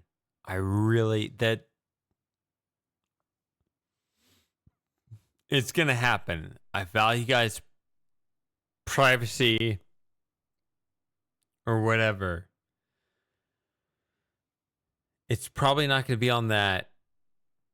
It's probably not going to be on that Zillow location. But I am looking around. I really want to make something of what we have. because I think it'd be really cool. I know I'm drunk, but I've thought about this when I am stone cold sober. I really think it's worth it. Our life in this world is really short. We should do it. Other than his long-standing friendship with the Empress Elizabeth of Austria and with his mother, the relationships Ludwig attempted with others were nearly always a disappointment for him and a bewilderment for his partners. He would become obsessed with someone, a singer, an artist, a nobleman or a peasant, and would bombard them with gifts, praise, and favors. When they would fail to return the depths of rapturous passion he required, the singular adoration and humble obedience he expected, he would grow disappointed and cut himself off from them. The objects of his interest were occasionally women, usually ones he fell in love with after seeing them in idealized roles on the stage, but they were more often young men who fit his fantasies of the heroic sagas like Lohengrin and Parsifal that he so loved. Yeah, so look at that property, Sawyer. Like, doesn't that... Okay, there's another property. You can look at Lake Tahoe, which is worth fucking $35 million. And compare that to the one on Lake Livingston, which is $800,000. And you're like, damn. It's not even that one is better than the other. It's just everyone has this mythical worship of Lake Tahoe, whereas Lake Livingston, people have basically forgotten about. And it's like, if I found something that's just like, because that's what you're supposed to do as a real estate investor. You're supposed to look at like the most bang for your buck. A good example of the king's obsessive behavior in relationships is the following letter from the Königlich Bayerische Archives, which this author was privileged to access. It is dated 1864, and it was written by Ludwig's manservant, Paul, to a friend. The king has been in high mood these days. The reason, of course, is a new interest.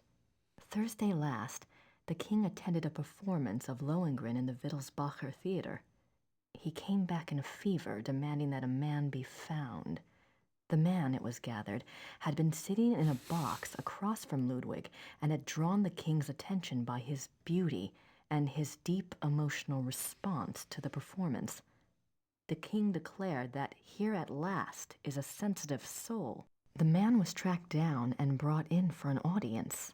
Upon my word, never have I seen any mind so in line with His Majesty's own. They discussed Wagner and France and Byron and all manner of things until long past dawn. The young man, beautiful indeed to look upon, met the king's enthusiasm and knowledge bit for bit. See, this is so weird. Byron's the character from Talos Principle 2, right? I don't know.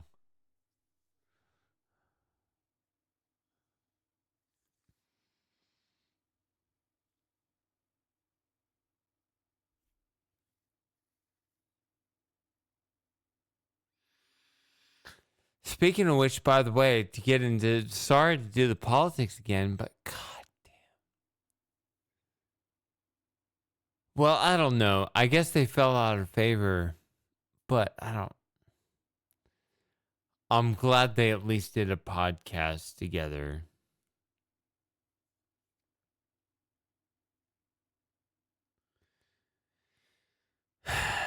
Sargon of Akkad and James Lindsay did have a debate before they... I haven't finished listening to their podcast together. I'm kind of sad because it sounds like Lord Byron, a.k.a. James Lindsay, got upset, which tends to happen with the more idealistic types. And I sympathize with it, you know, the progressive types, the ones that really want the best for humanity, but they tend to kind of overshoot.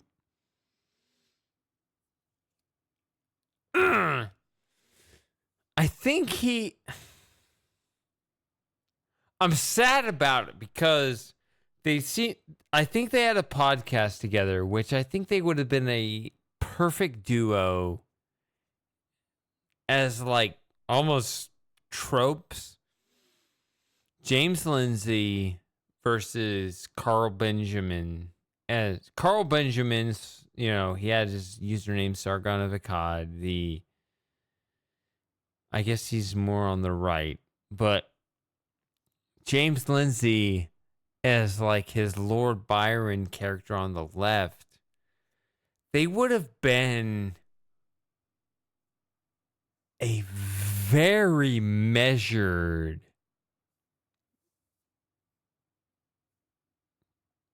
dichotomy had they managed to stay friends. I think James Lindsay went crazy, unfortunately, because I think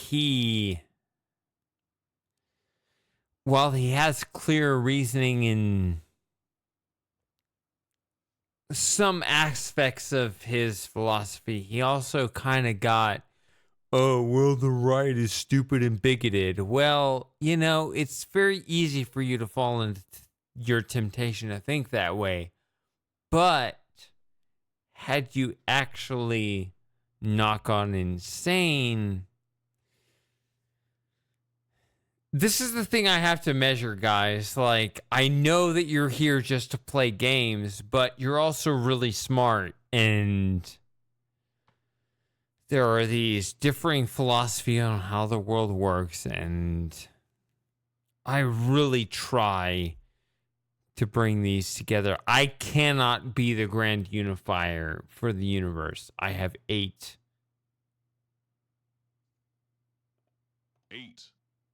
viewers on Twitch. I'm not going to be the solution to everything. But, I mean, I'd love to have 800 viewers on Twitch, but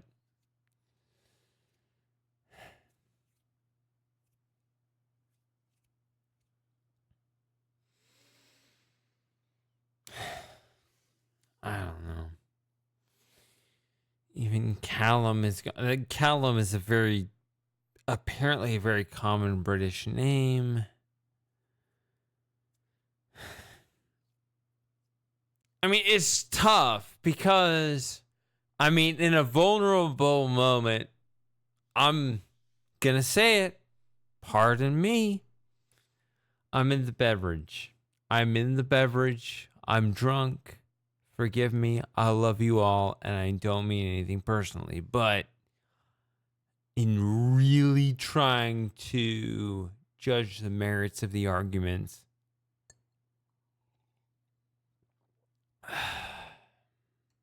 and I really am open to anyone's arguments otherwise, as long as it's not personal, as long as it's objectionable, as long as it's objective. Overall, on the sense compared to where we are, compared to where we should be, I do think the right's arguments are better. But that's only because I want to be open to everyone. If you have a point that you feel I should hear, I want to hear you. In the same way as I came out earlier, I'm an RFK fan. He opened his website to at least U.S. policies going forward. Tell me.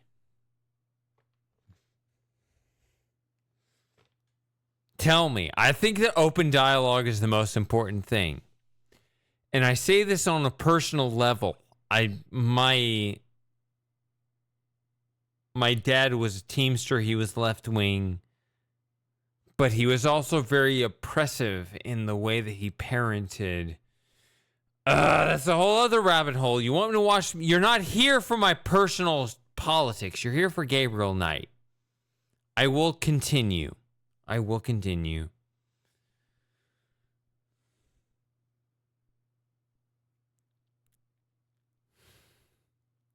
But I do know growing up that if you have something on your mind, can't keep it to yourself, you're a piece of shit for being open about how you actually think, that is not the way to go.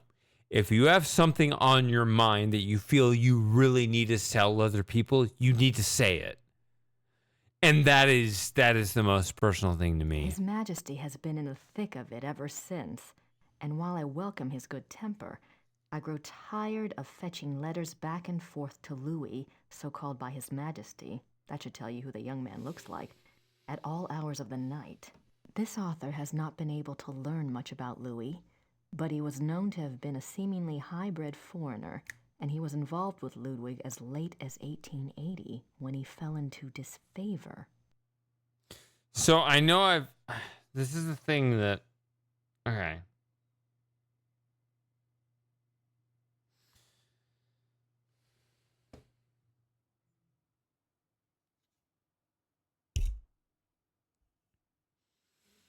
I don't know.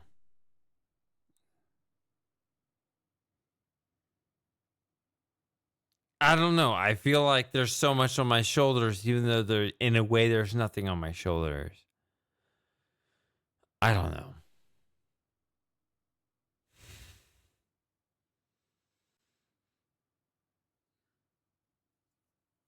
I have so much. I'm glad you're here witnessing me being drunk and playing a game from the 1990s.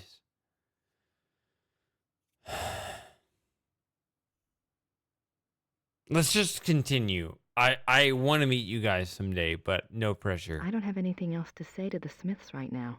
I don't have anything to say. It's weird because I'm playing a game in the 1990s, and yet the politics of the 2020s are very intense, which I've explained to you guys. Think about the math. There's 1776. But if you 1785 to it's 80 years between 1785, 1865, 2045, and 2025. Did I say that right? Fuck, I'm so drunk as fuck. 1785, 1865, 1945, 2025. 80-year cycles because, like, politics has to refresh every 80 years because that's a full lifetime. We have to rethink how we're doing everything. Which sucks because the U.S. federal government is so massively in debt. I don't know. I'm not responsible for all the world's problems, but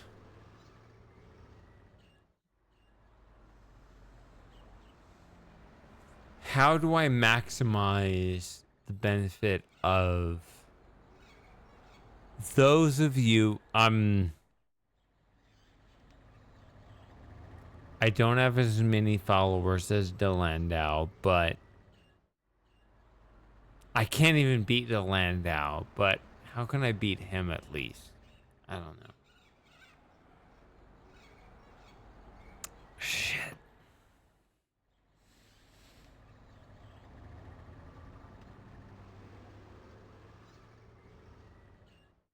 I feel I could do better than I am.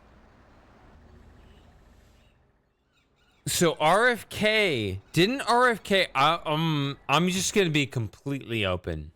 And you can hate me and if you hate me for it, please be open about exactly why. We need open dialogue. My family fell apart because we did not have open dialogue. I love Robert F. Kennedy Jr. Sorry, I do. I love the guy because he loves Bitcoin and I'm a Bitcoiner. But he released a policy. He's endorsed Donald Trump. If he wins, there'll be a political unity or whatever. I don't know. Like, we can go into detail later. I can't. Even whatever. But hopefully, if they win, hopefully they can benefit you personally as an individual, as a citizen of the United States. I wish the best for you if you're a citizen of the United States. And also Bao, because he's a citizen of Brazil, even though he's not part of the United States, but because he's a friend. But anyway, that's a separate thing. That's international politics. But he opened a website where he actually wants people to submit policy proposals. What do you guys want? Which is cool. In principle, regardless of politics. Isn't that cool? Like, RFK opened a website where it's like, submit a policy proposal. Because you're an American. Give me a policy idea. Sure. See what happens.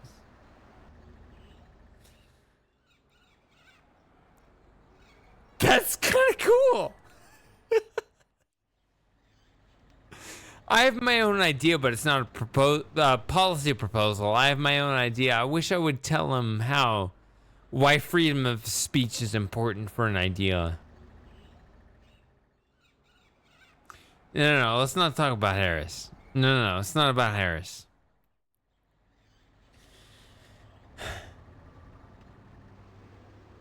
But okay. There's Donald Trump, New York billionaire. I've been to New York a couple Newark, because I can't talk. Again, forgive my inability to speak because I'm drunk, but I care about you guys. New York billionaire Donald Trump, whatever. RFK has supported him. Politics, MSNBC, don't worry about it. Whatever the website is, RFK has opened up a forum where you can submit a policy to him. Which is kind of cool on the surface of it, where you can propose a policy to RFK. If Donald Trump wins, he might listen to it. Whatever you think of Donald Trump, it doesn't matter. You can subvert him and say, no, do this instead. Okay, fine, great. Then make that the Trump policy. Then why do you hate him so much? Let's subvert Donald Trump with our own proposals.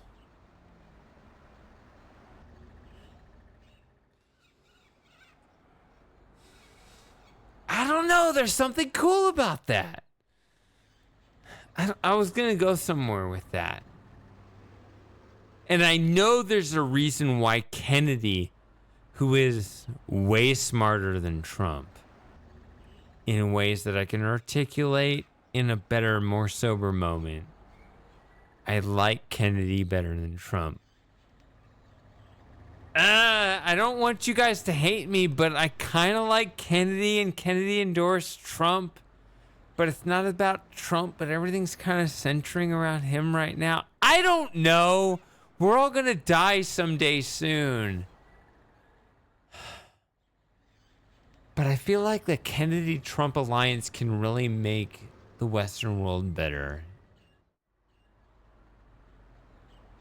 If you guys would give me the time, if you guys would allow me to articulate in a time when I'm not so drunk. But I feel like I have to get drunk because I'm scared. I'm scared that if I'm not drunk enough, then you're going to think I'm mean, and I don't.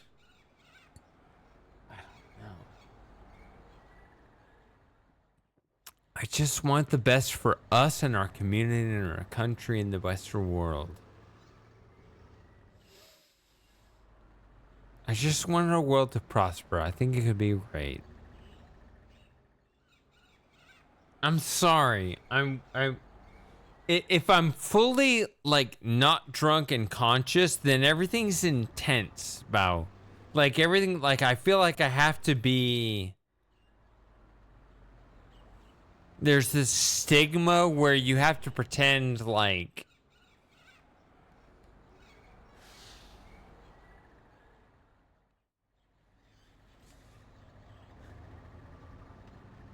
there's this stigma in American politics where you're not supposed to like Donald Trump. Okay. Donald Trump is a complex topic, and while the noise of politics is apparently centralizing around him. Okay.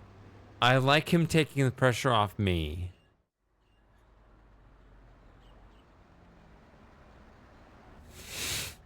It's not about that. It's not. And I think we all kind of get it if we're honest with ourselves.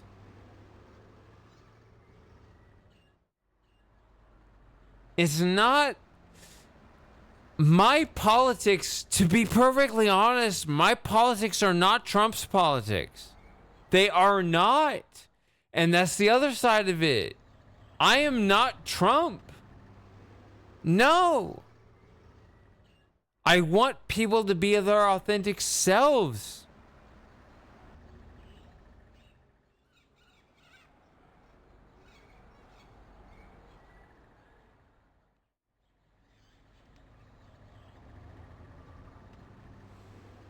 Like, I want to have, I don't, guys, I will tell you at the absolute root level, and this includes people like Sawyer and Ogotu are important to me because I'm pretty sure they're both, I don't even want to put them in a box. You're very, I guess, gender non-conforming. You're actually more important to me than the general politics. And I feel like I have to drink enough and debase myself enough because I really don't. It's actually more important to me that I keep your friendships more than politics. Okay, I'm glad to see you here, Sawyer. My friendship with you and Ogotu is actually, to be perfectly vulnerable and authentic, my friendship with you and Ogotu is more important than anything politics, which is kind of my coming out of the closet compared to my Republican Texas thing. I care about you guys more. Is that okay? Is that enough? I do. I hate the polarization of politics so much. I feel like I've studied this stuff so much. I've got, what's it, over here. Give me a second. It's right here under the coffee table. 1 second.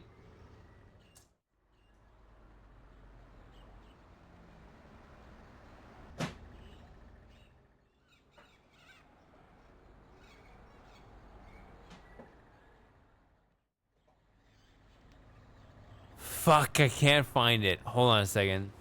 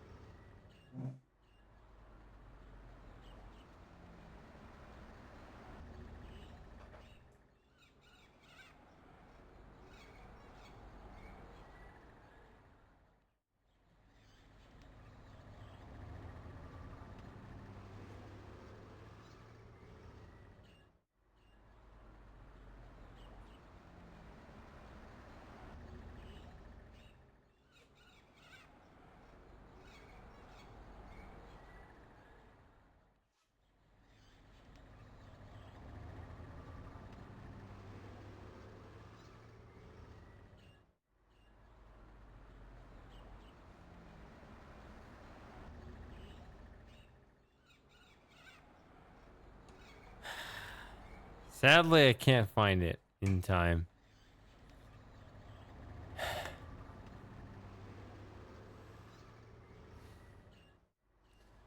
I've been really researching it and studying it. I can't find the book on hand.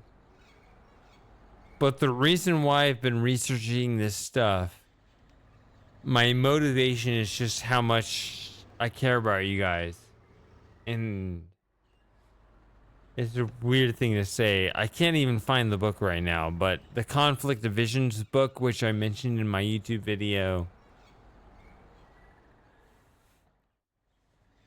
Thomas Sowell. I don't know.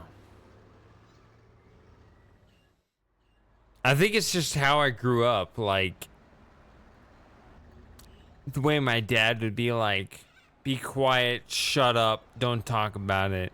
Everyone's quiet and you don't work out your differences. And I really, really, really do not believe in that.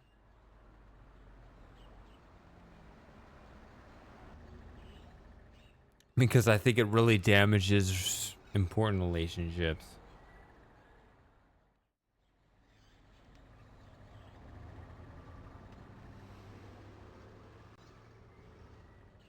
Man.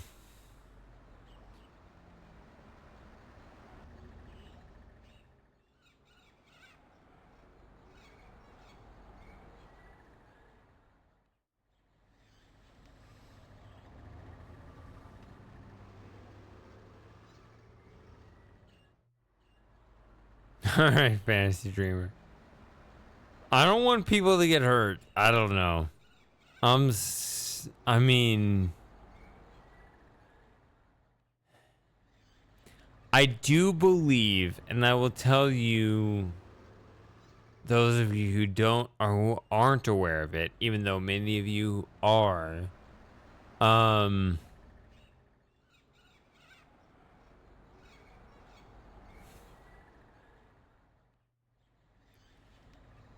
oddly, and perhaps as a surprise,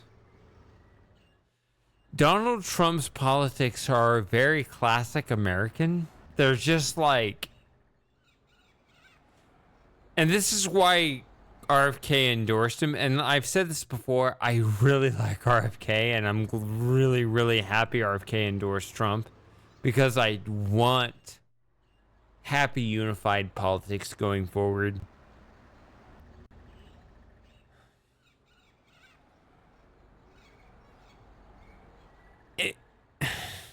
How do I even say this?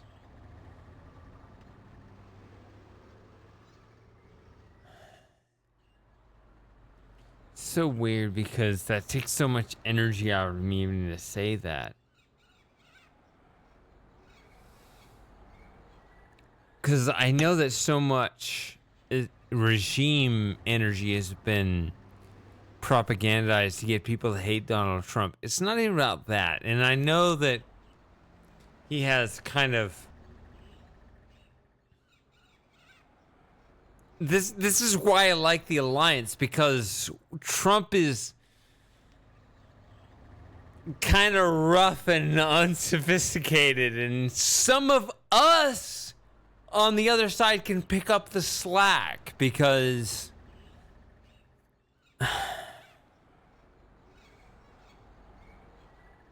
he's not as sophisticated with the ideas, but some of us are and will listen.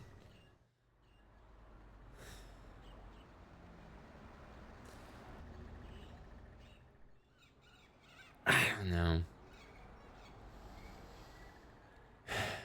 I don't remember what I was gonna say. Maybe I should just keep playing.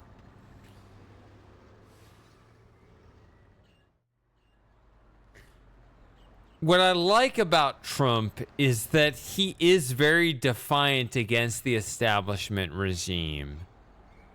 And what's funny is about that guy, if you actually understand him on a personal level, is, believe it or not, you actually can get in his ear if he will listen.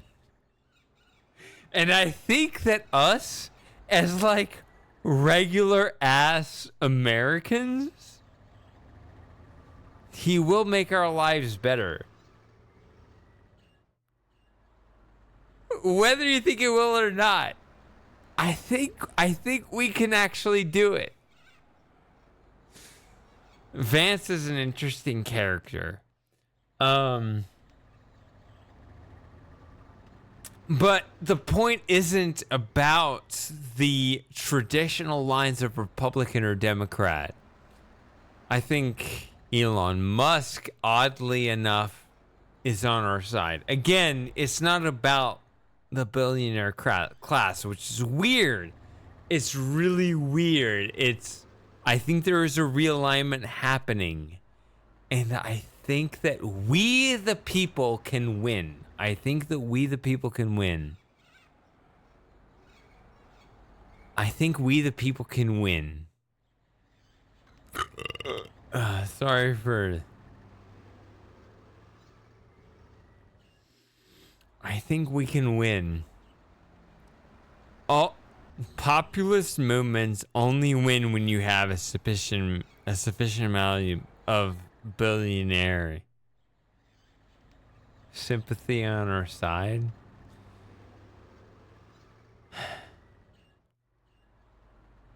I don't know. I get the impression that some of you would disagree, but like I with my own family history, I am vastly in favor of open dialogue. If you have a disagreement, bring it up and let's talk it out. Because I really hated the way I grew up as a kid, where, oh no, you have to shuffle that under the rug. We don't talk about that. That's the thing I don't like. Whoever you are, as a regular-ass American citizen, which some of you aren't Americans like Moss, but whatever, a regular-ass person from Bumblefuck world, talk it out. That's what it's about. More importantly than anything, we are smart. We are high IQ of individuals. I am individually trying to kill brain cells for you. I do get the sense that the Trump-Vance ticket is better than the Harris-Walz ticket. Maybe you can convince me otherwise. I doubt it. But either way, it doesn't matter. What matters to me more, open dialogue. Let's talk it out.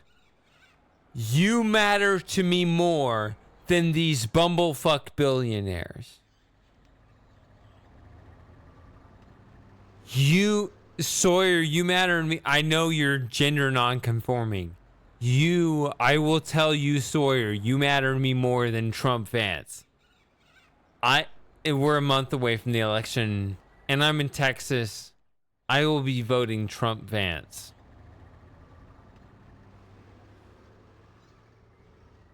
But you matter to me more than they do.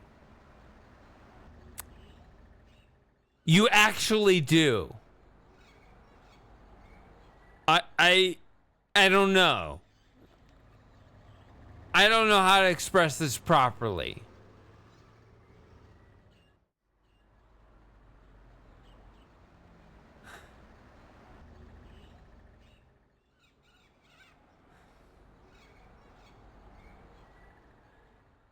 Because I think that they overall, in general, will stay out of our way.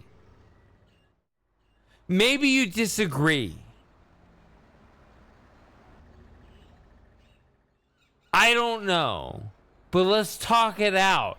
We need more open dialogue.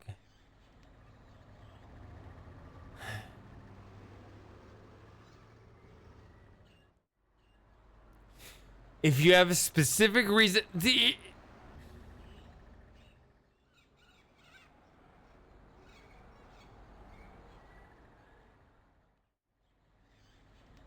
It doesn't matter. I don't think you're in a swing state. I'm not in a swing state.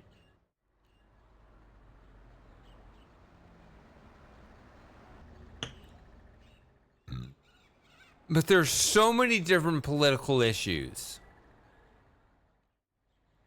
There's so many different political issues.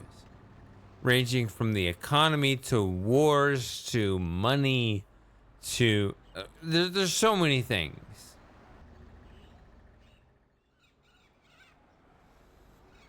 And I'm scared, I'm worried, I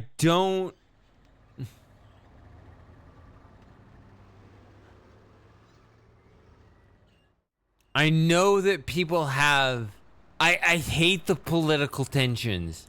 I hate them.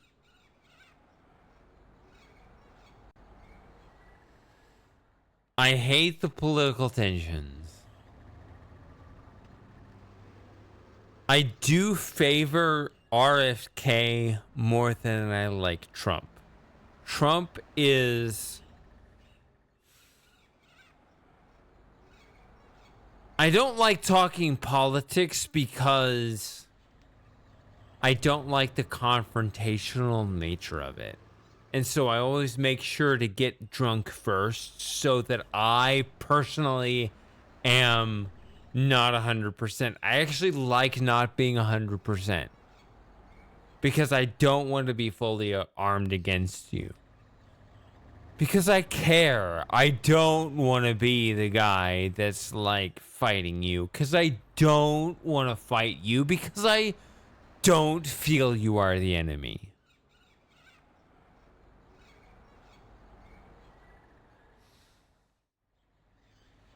But I've watched how politics have devolved over the last 4, 6, 8 years, and I hate it.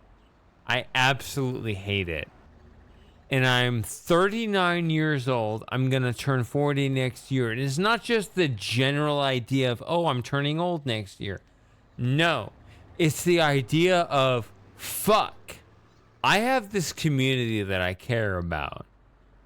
And it's not going to last forever. And I want to make the most of it.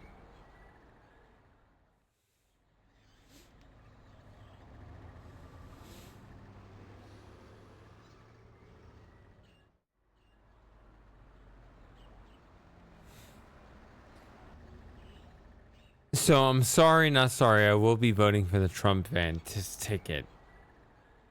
But for oblique reasons that have nothing to do with their core ideology. But I do believe in terms of money, the economy, war. Remember I said in the last stream I didn't think abortion was the most important issue?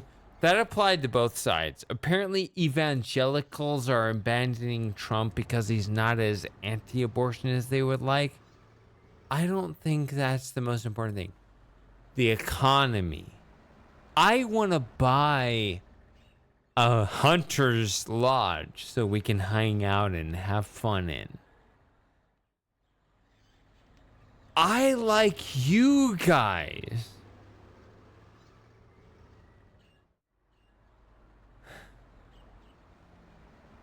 I don't know. Like, I just want classic American prosperity, an example for the world. That's it. It's simple. Maybe I'm a stupid rube. And you can tell me that and tell me why. Just don't shame me, but articulate the reasons.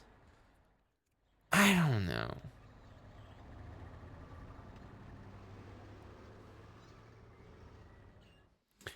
I feel like in the realm between 2024 and 2028, when I became between ages 40 and 44, I want to buy a lake house where you guys can hang out with me for cheap and we can get drunk and discuss these ideas further. And I'm not kidding.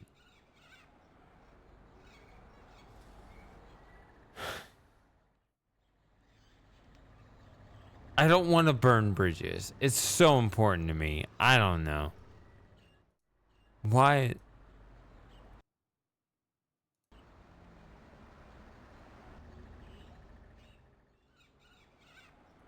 I just want reasonably survivable economic conditions. I don't know.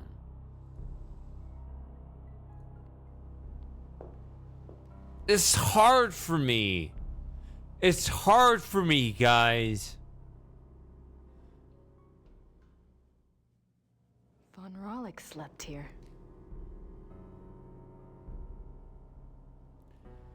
I really have looked into it, and I do believe Trump Vance is better for the economy than Harris Walz.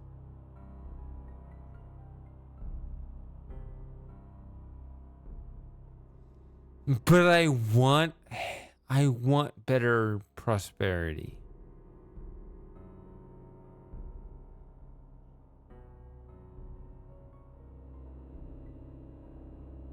Shit, have I said too much? I don't know.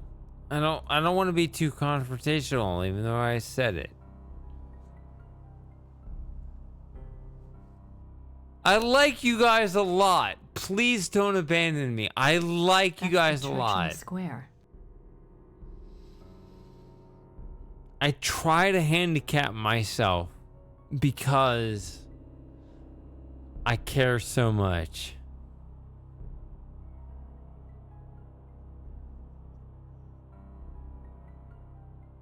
I don't know.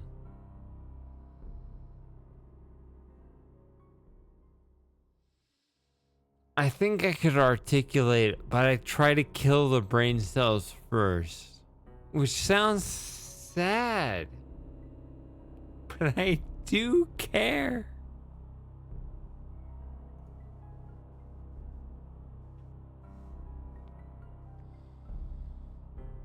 If you have an argument, please tell me.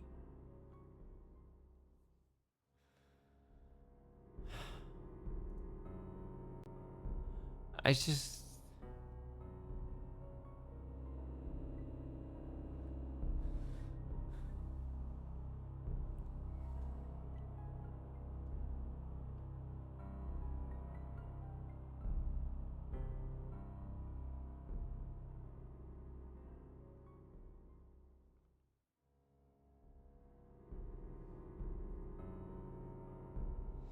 I mean, the executive is supposed to be not that powerful, right? Because federal government, and the federal government is gay and fake, and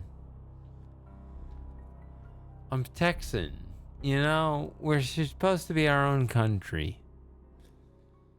Fuck. That's a D. That's an F sharp.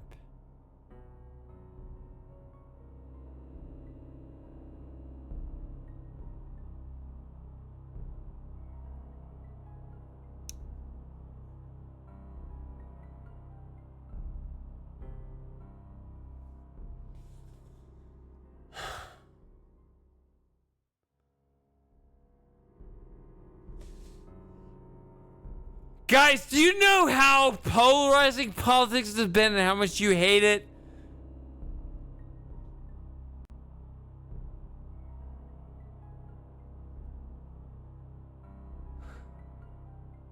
I hate it. I don't know. I'm gonna pour myself some even more alcohol. I don't know. I like you guys, but I also wish... I just want... There's... Fuck, I'll be right back.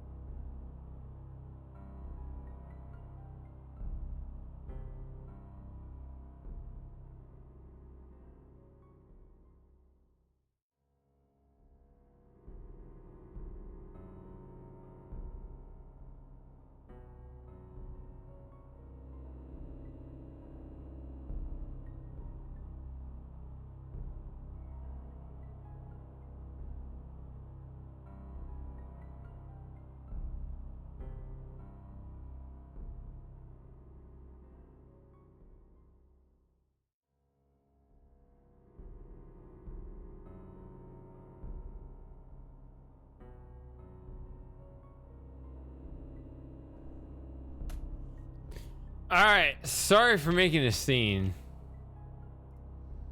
I just want the best for all of us as citizens of whatever country you live in.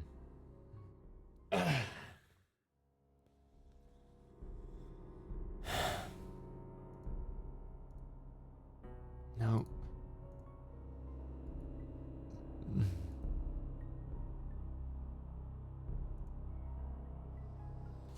I'm just nervous. I know that I don't actually like talking about politics, but like at the same time, this is October 2024, which is scary as fuck because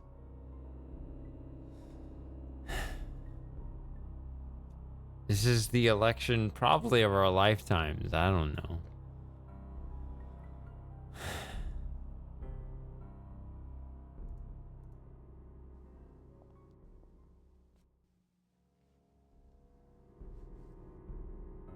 Those bars won't budge.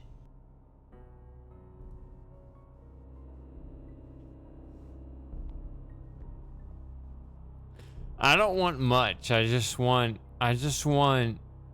prosperity for us as American citizens and sure other people as well, but as long as it doesn't interfere.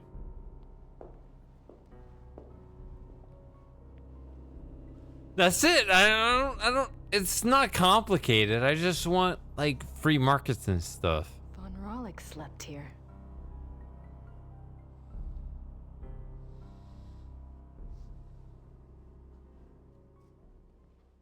I need to find a spot like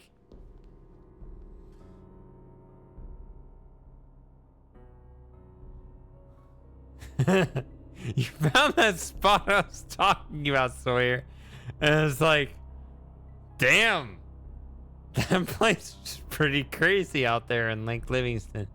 And yet, I don't think that's what I want. But I want something. I want something so that enough of you anonymous trolls can hang out with me in someday where you're not quite as anonymous, but still safely. I want you to be anonymous to the rest of the world, but maybe not as anonymous to me. St. Georg Church.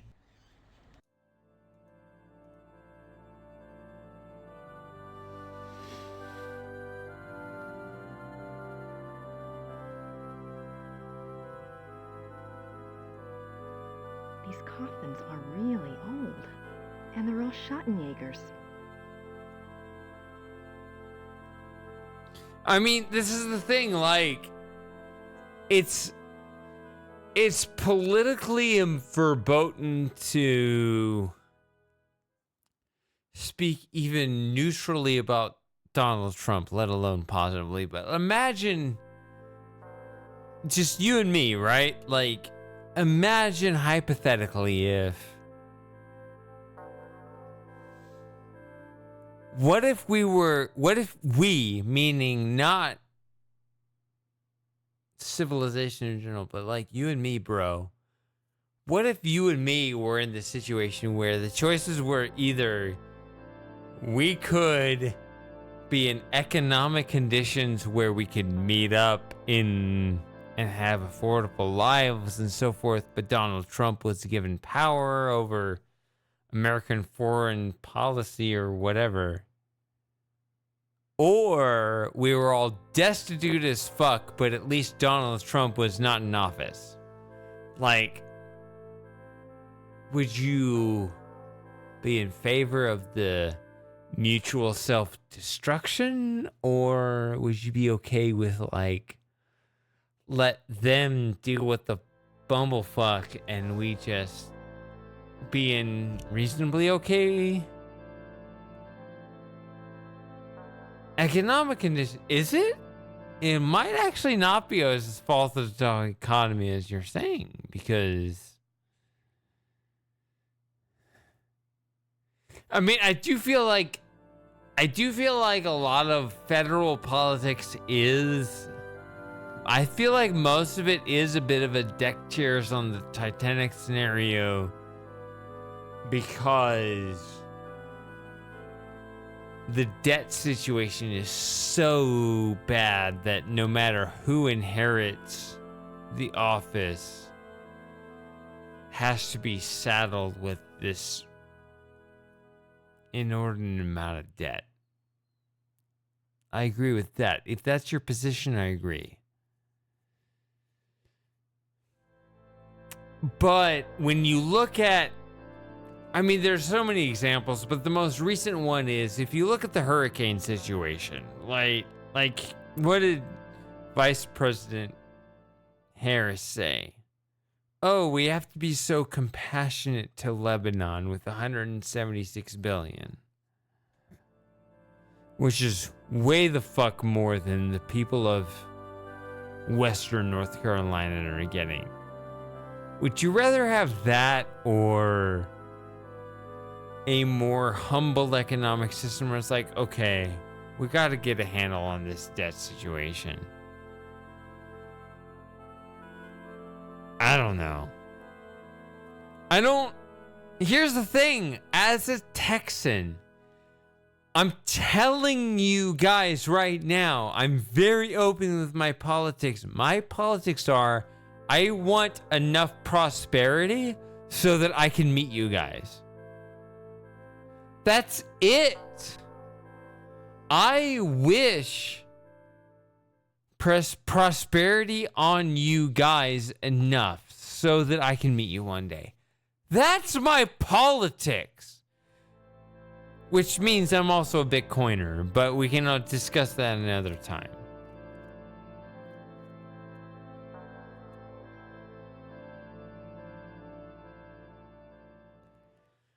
I don't want much, but I feel like a lot of the oligarchs kind of want to siphon off enough power for themselves to the point where we can't have basic nice things. Sawyer, what do you think of that property in Livingston? Isn't that crazy? It's a silver heart. Someone must have left it as a mourning gift.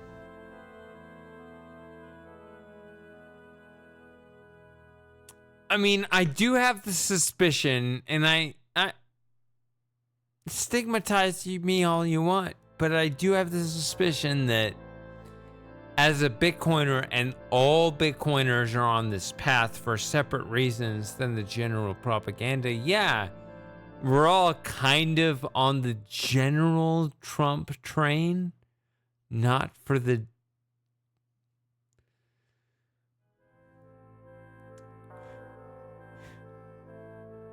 You saw me post in the Discord. You saw it live.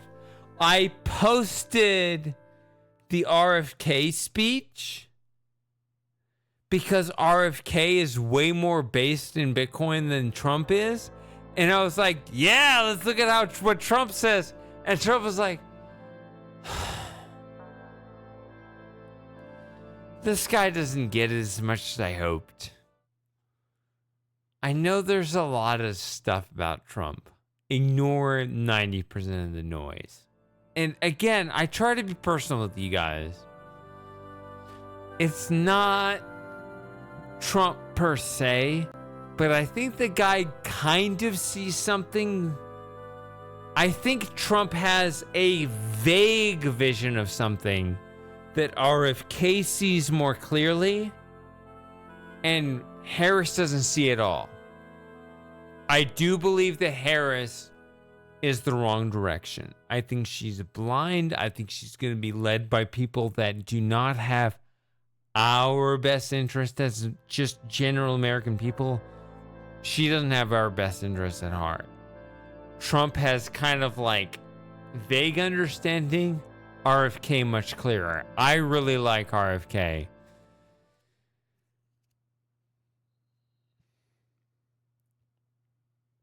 I actually almost hate how much I like RFK. I'm going to get through this chapter of the game, by the way. regardless, even if I'm down to 2 viewers, you and me, let's go.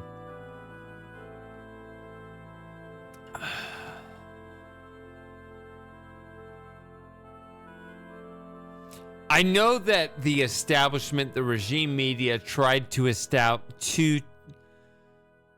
attribute so much stigma to Donald Trump that I think 99% of it is not deserved. This is why it's hard for me to articulate, and I actually drink before I talk to you guys about it because I kill my own brain cells before I try to articulate it, so forgive me for it, but I do think that because I'm kind of on the Donald Trump train, but not 100%. Like on a sort of Donald Trump train. Sort of. What is the RFK site? He released something recently. It's a silver heart. Someone must have left it as a mourning gift. Like, you right now, I hope one of you guys can submit the website, but RFK created a website where you can submit policy proposals directly to RFK, and if it's good enough, well articulated enough, if it's something that you personally can articulate as precisely enough, that's going to go straight to the top, because Donald Trump has RFK's ear, and RFK has your ear. And I think that's the case. I suspect. I could be wrong. Maybe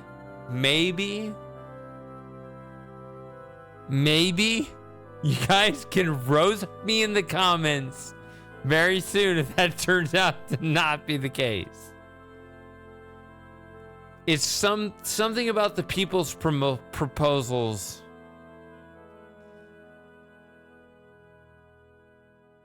but I think we have a chance. You and me.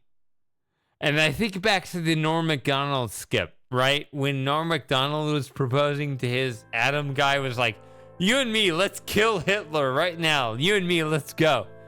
I feel like we have that. You and me, let's go. We could submit something to RFK, and RFK, and you guys don't understand how important it is that he has the ear of Donald Trump. If we could all organize a populist movement or subvert it or whatever, we could get what we want. I don't know, man. You should think seriously about it.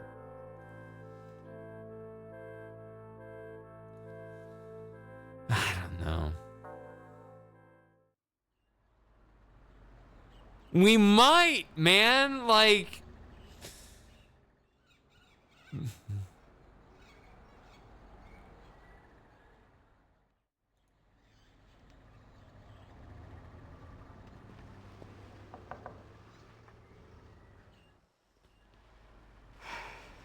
Guess they're closed.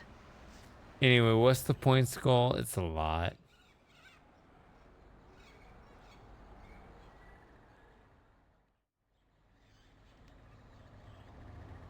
$380. It's fine. We'll do it.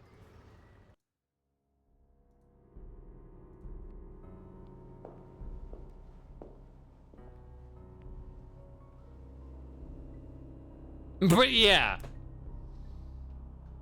I think Von slept here. my politics is libertarian / Bitcoin.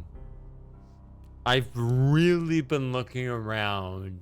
I think obliquely Donald Trump / RFK. RFK is based as fuck. He is the alpha Bitcoiner. He has Donald Trump's ear. Regardless of the propaganda, if they get in, They will help us. You and me, bro. We will have a prosperous next 4 years. I think that if you object, feel free to tell me why. But I do want to make it important to you. I do want to make it important to you that I care about you guys either way. That's the church in the square. That's the church. I don't want to lose friends over politics. I hate that. I've lost family members. I've lost friends.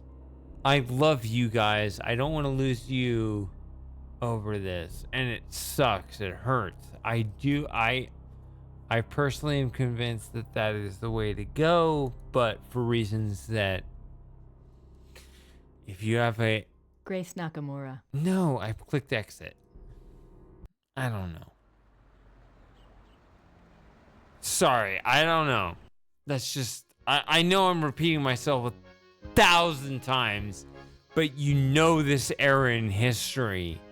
And I just want to make that important. I love you guys. And while I do believe on economic terms, Trump, Vance, Elon, they will create enough of an economic prosperity where we can meet in person someday, where we can meet in a beautiful lake house and things will be great. And that's all I care about. I do believe in that. I do think we can have that someday.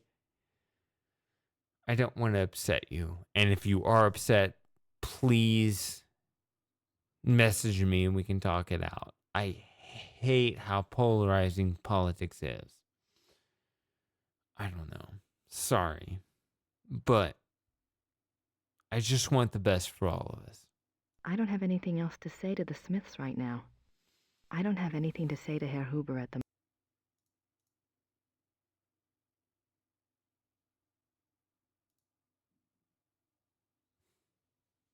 And I'm repeating myself because I'm drunk.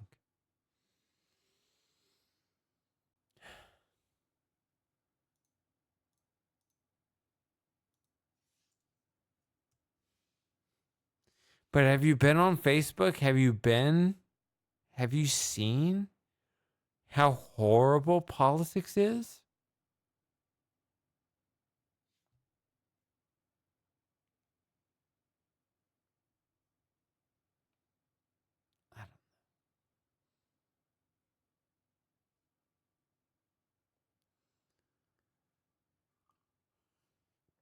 I love you guys. I don't want to lose you.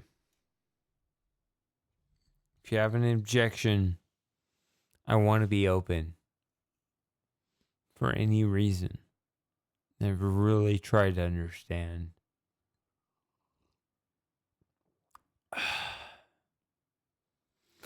Don't have Facebook, Twitter, TikTok. Maybe you could start. I don't know.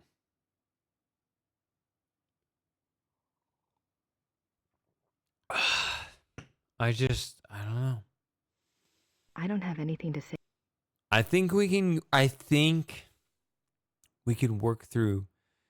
Again, I've told you the math. So again, 80-year history, 1785 plus 80 years is 1865, which is the Civil War, right? Plus 80 years, 1945. That's World War II. Plus 80 years, 2025. It's not a coincidence. It's a lifetime. It's people who forget the lessons of history past. We have to reorganize. We have to figure it out. And I'm stressed by this. And I don't want to lose my friendships over this. But I do know this is a turning point in history. That big, once in a lifetime turning point. That's how big it is.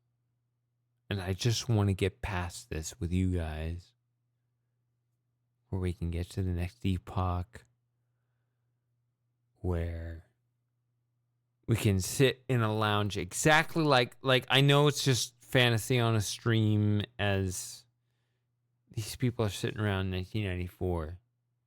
But I'm serious. My dream is with you guys. We can sit in like this and we'll be in peacetime. We can raise a drink and not be stressed. I closed my Facebook account. I don't know. We're going to do it. And I know this sounds stupid. But the reason why I've been offline, I am looking at properties. You showed it, Sawyer, earlier. You found the Livingston property I saw earlier. I'm going to find something. We're going to find something. And I want to raise a glass with you and the rest of you someday. Because you're important to me. And because life is only so long, we're going to find a way.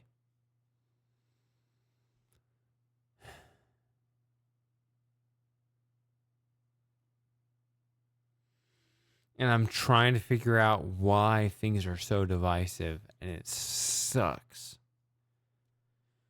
I don't have anything to say to Herr Huber at the moment. I have no idea what that says. So that's King Ludwig II of Bavaria. And I know that I'm sitting here being repetitive on these streams, but when I look across history, when I look across these games, when I look across this fictional Ludwig, and it's like, this stuff can sit across generations.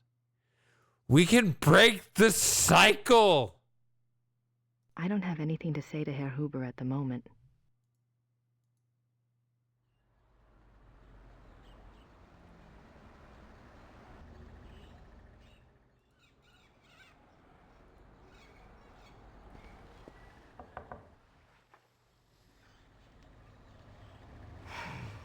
Guess they're closed.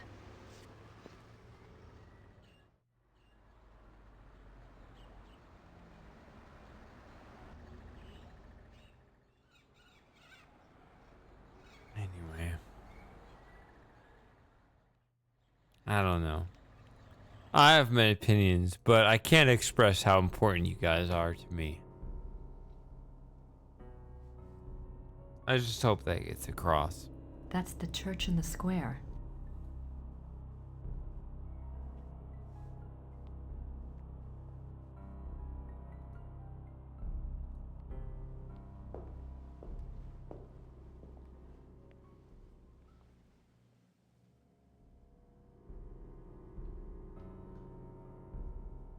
Von Rollick slept here.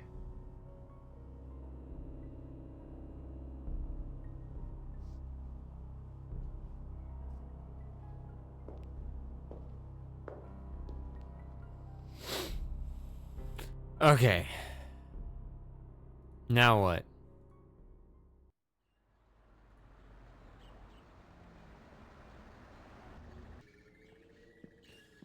Let's keep going with the game. Let's go all night until we finish chapter 4. I wonder what Gerda's up to. I wonder what Gerda's up to.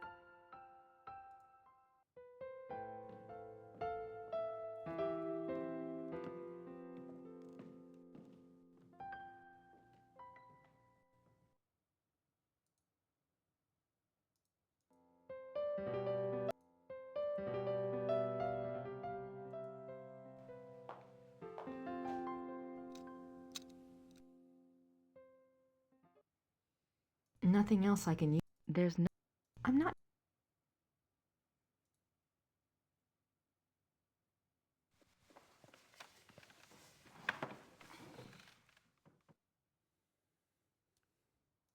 I'll write to Gabriel. Soon as I have enough info to blow his little investigation out of the water. His little investigation. Who should I call? You should call these big second. I'm not sure why I'd want to call the biography's publisher.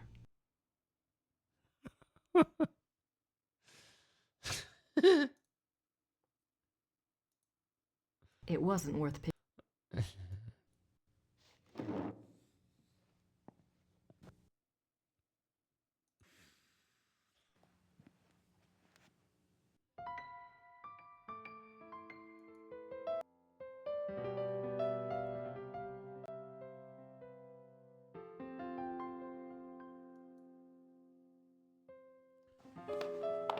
I should go to I should go to Australia and then I'll find out what it's like to be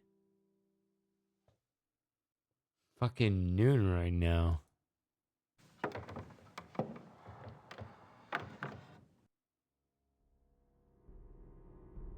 I don't want to go back into Gerda's bedroom. She might catch me in there.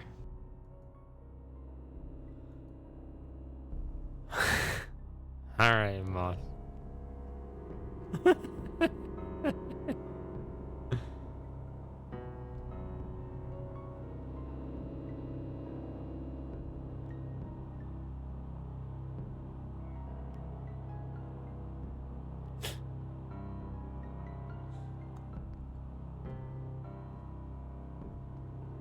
I'm so happy that Sawyer found the property I was looking at. Like, isn't that amazing? Like,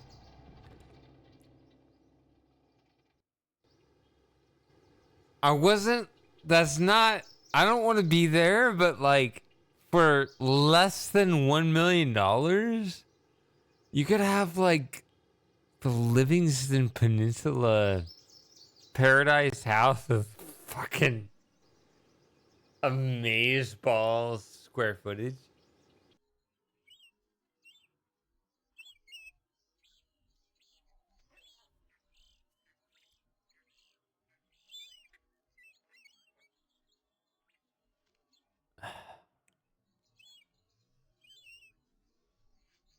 How convenient. When the lord of the manor is slipping through the passageway to his amorous adventures, he can pick up a few flowers. What? The castle looks huge from here. They've got more rooms left to restore than I thought.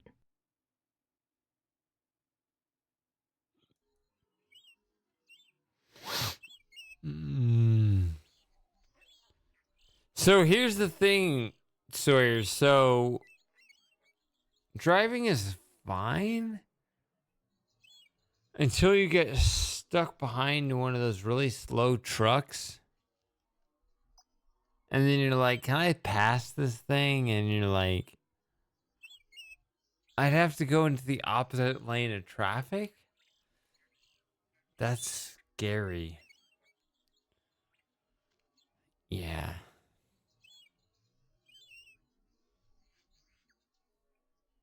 Why do we do that? It's so dangerous. I hate it.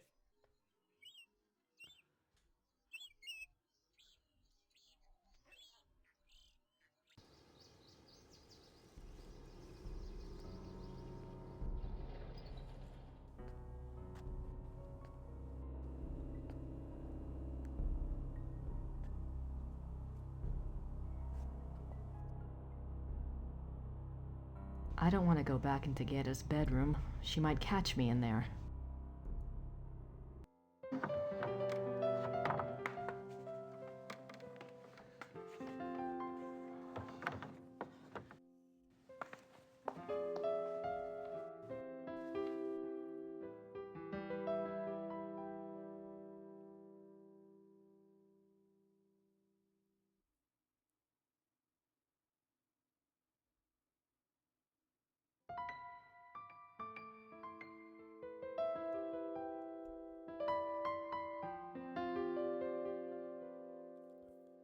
This is in C major, right? Nice view of the Alps.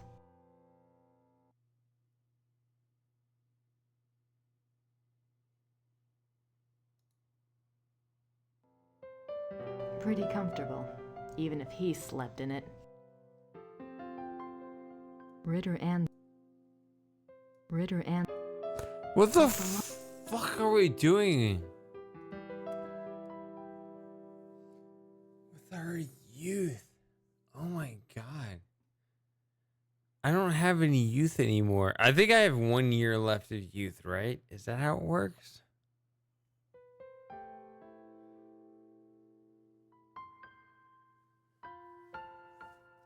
And then my life is fucking wasted.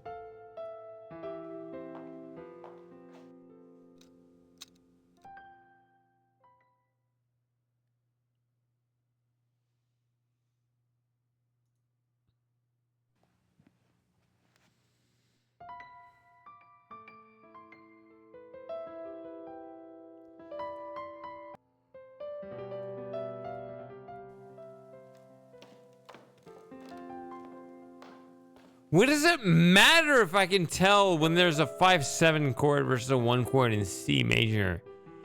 Fuck! What am I doing with my life? How do I make the most of this?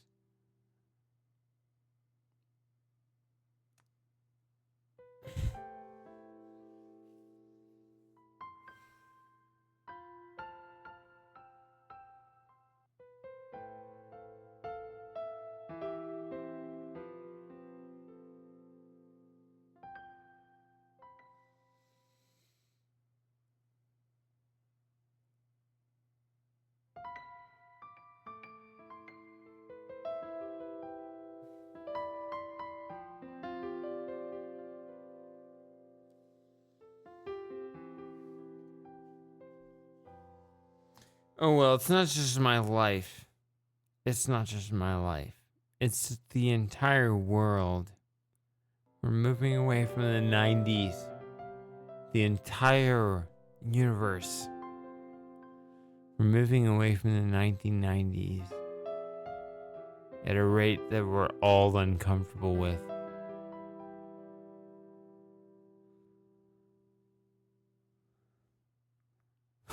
Alright, Bo. I'll see you again soon.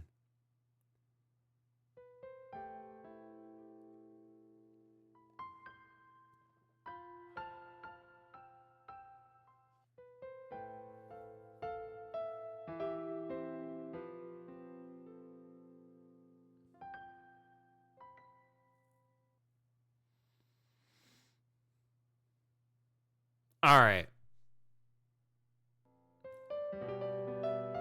How do I figure that out? I'm analysis paralysis. I need to just find a spot.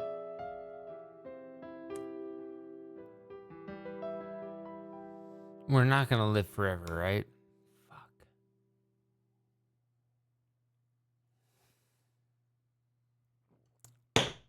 This is serious. I wonder what Guerra's up to. I wonder what Guerra's up to. No. We're not just here to lament forever. We're gonna do it. We're gonna do it. I thought Gabriel said this place was stripped. Guess Gerda's been busy shopping with the new Ritter fortune.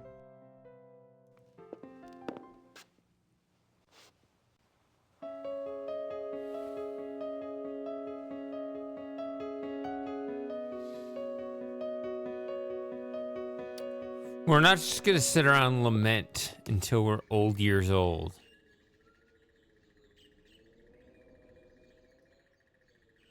I'm serious.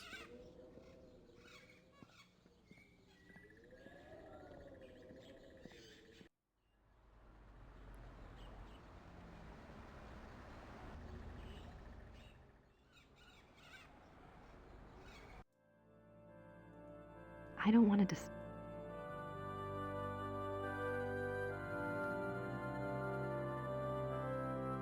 It's a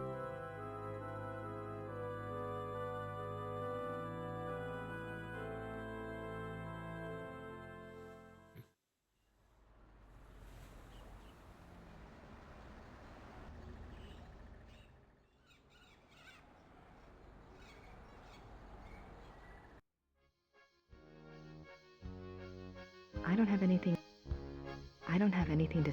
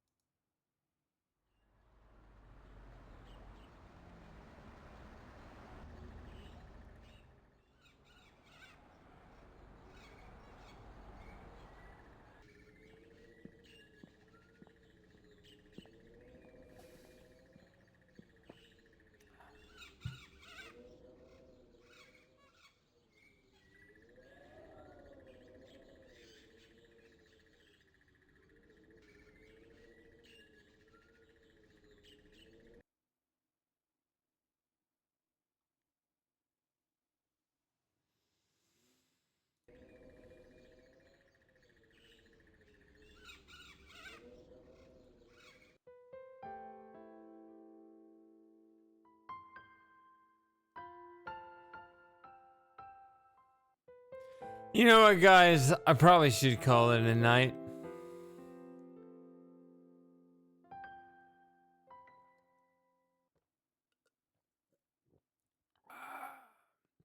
I hate saying it, but I don't think I have the energy to get through all of chapter 4, and it feels like if I do, it'd be rushed.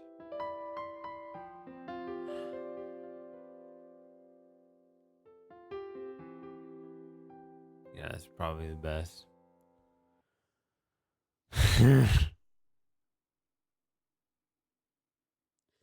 Yeah, I really want to. I'm working on the puzzle, as I've said.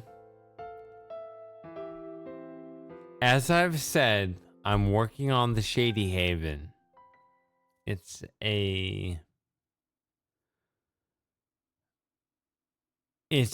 puzzle I want to work on in the long term. I want to have a Shady Haven. It's not going to be here. This stupid place. You guys can't come here, and this place sucks. Joey loved it here, but he's gone. And that's it. Right? Like, there's nothing for me here anymore.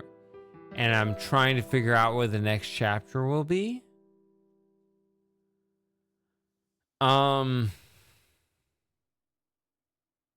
You're right, Fantasy Dreamer. We're not really playing the game too much.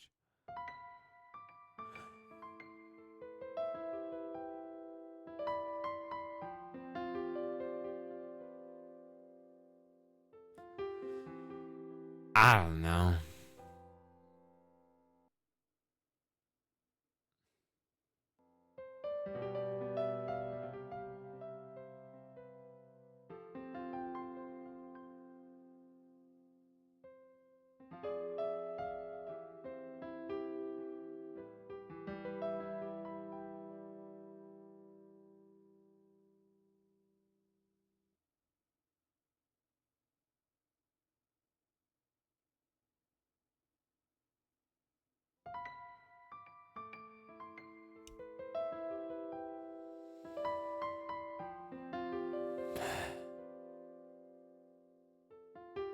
I don't know if I'll stream tomorrow. I might stream on the weekend.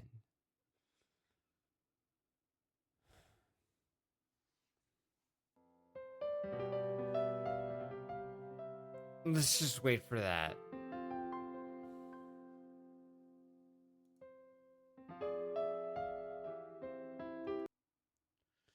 I expected to get through chapters 3 and 4, but we're pretty early on in chapter 4, so let's just do chapter 4. Maybe this weekend to do something else.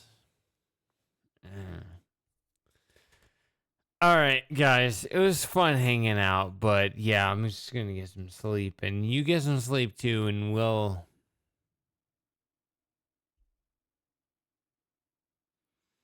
meet up and hang out eventually. Yeah. Good night, guys.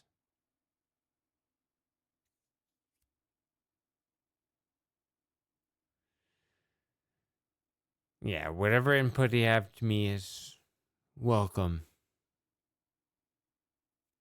Yeah, see you guys next time. And I'll see you then. Have a good one. And I'll probably start over chapter 4. Until then, yeah, have a good one. Then we'll do, yeah, we still got to replay 4, 5, and 6.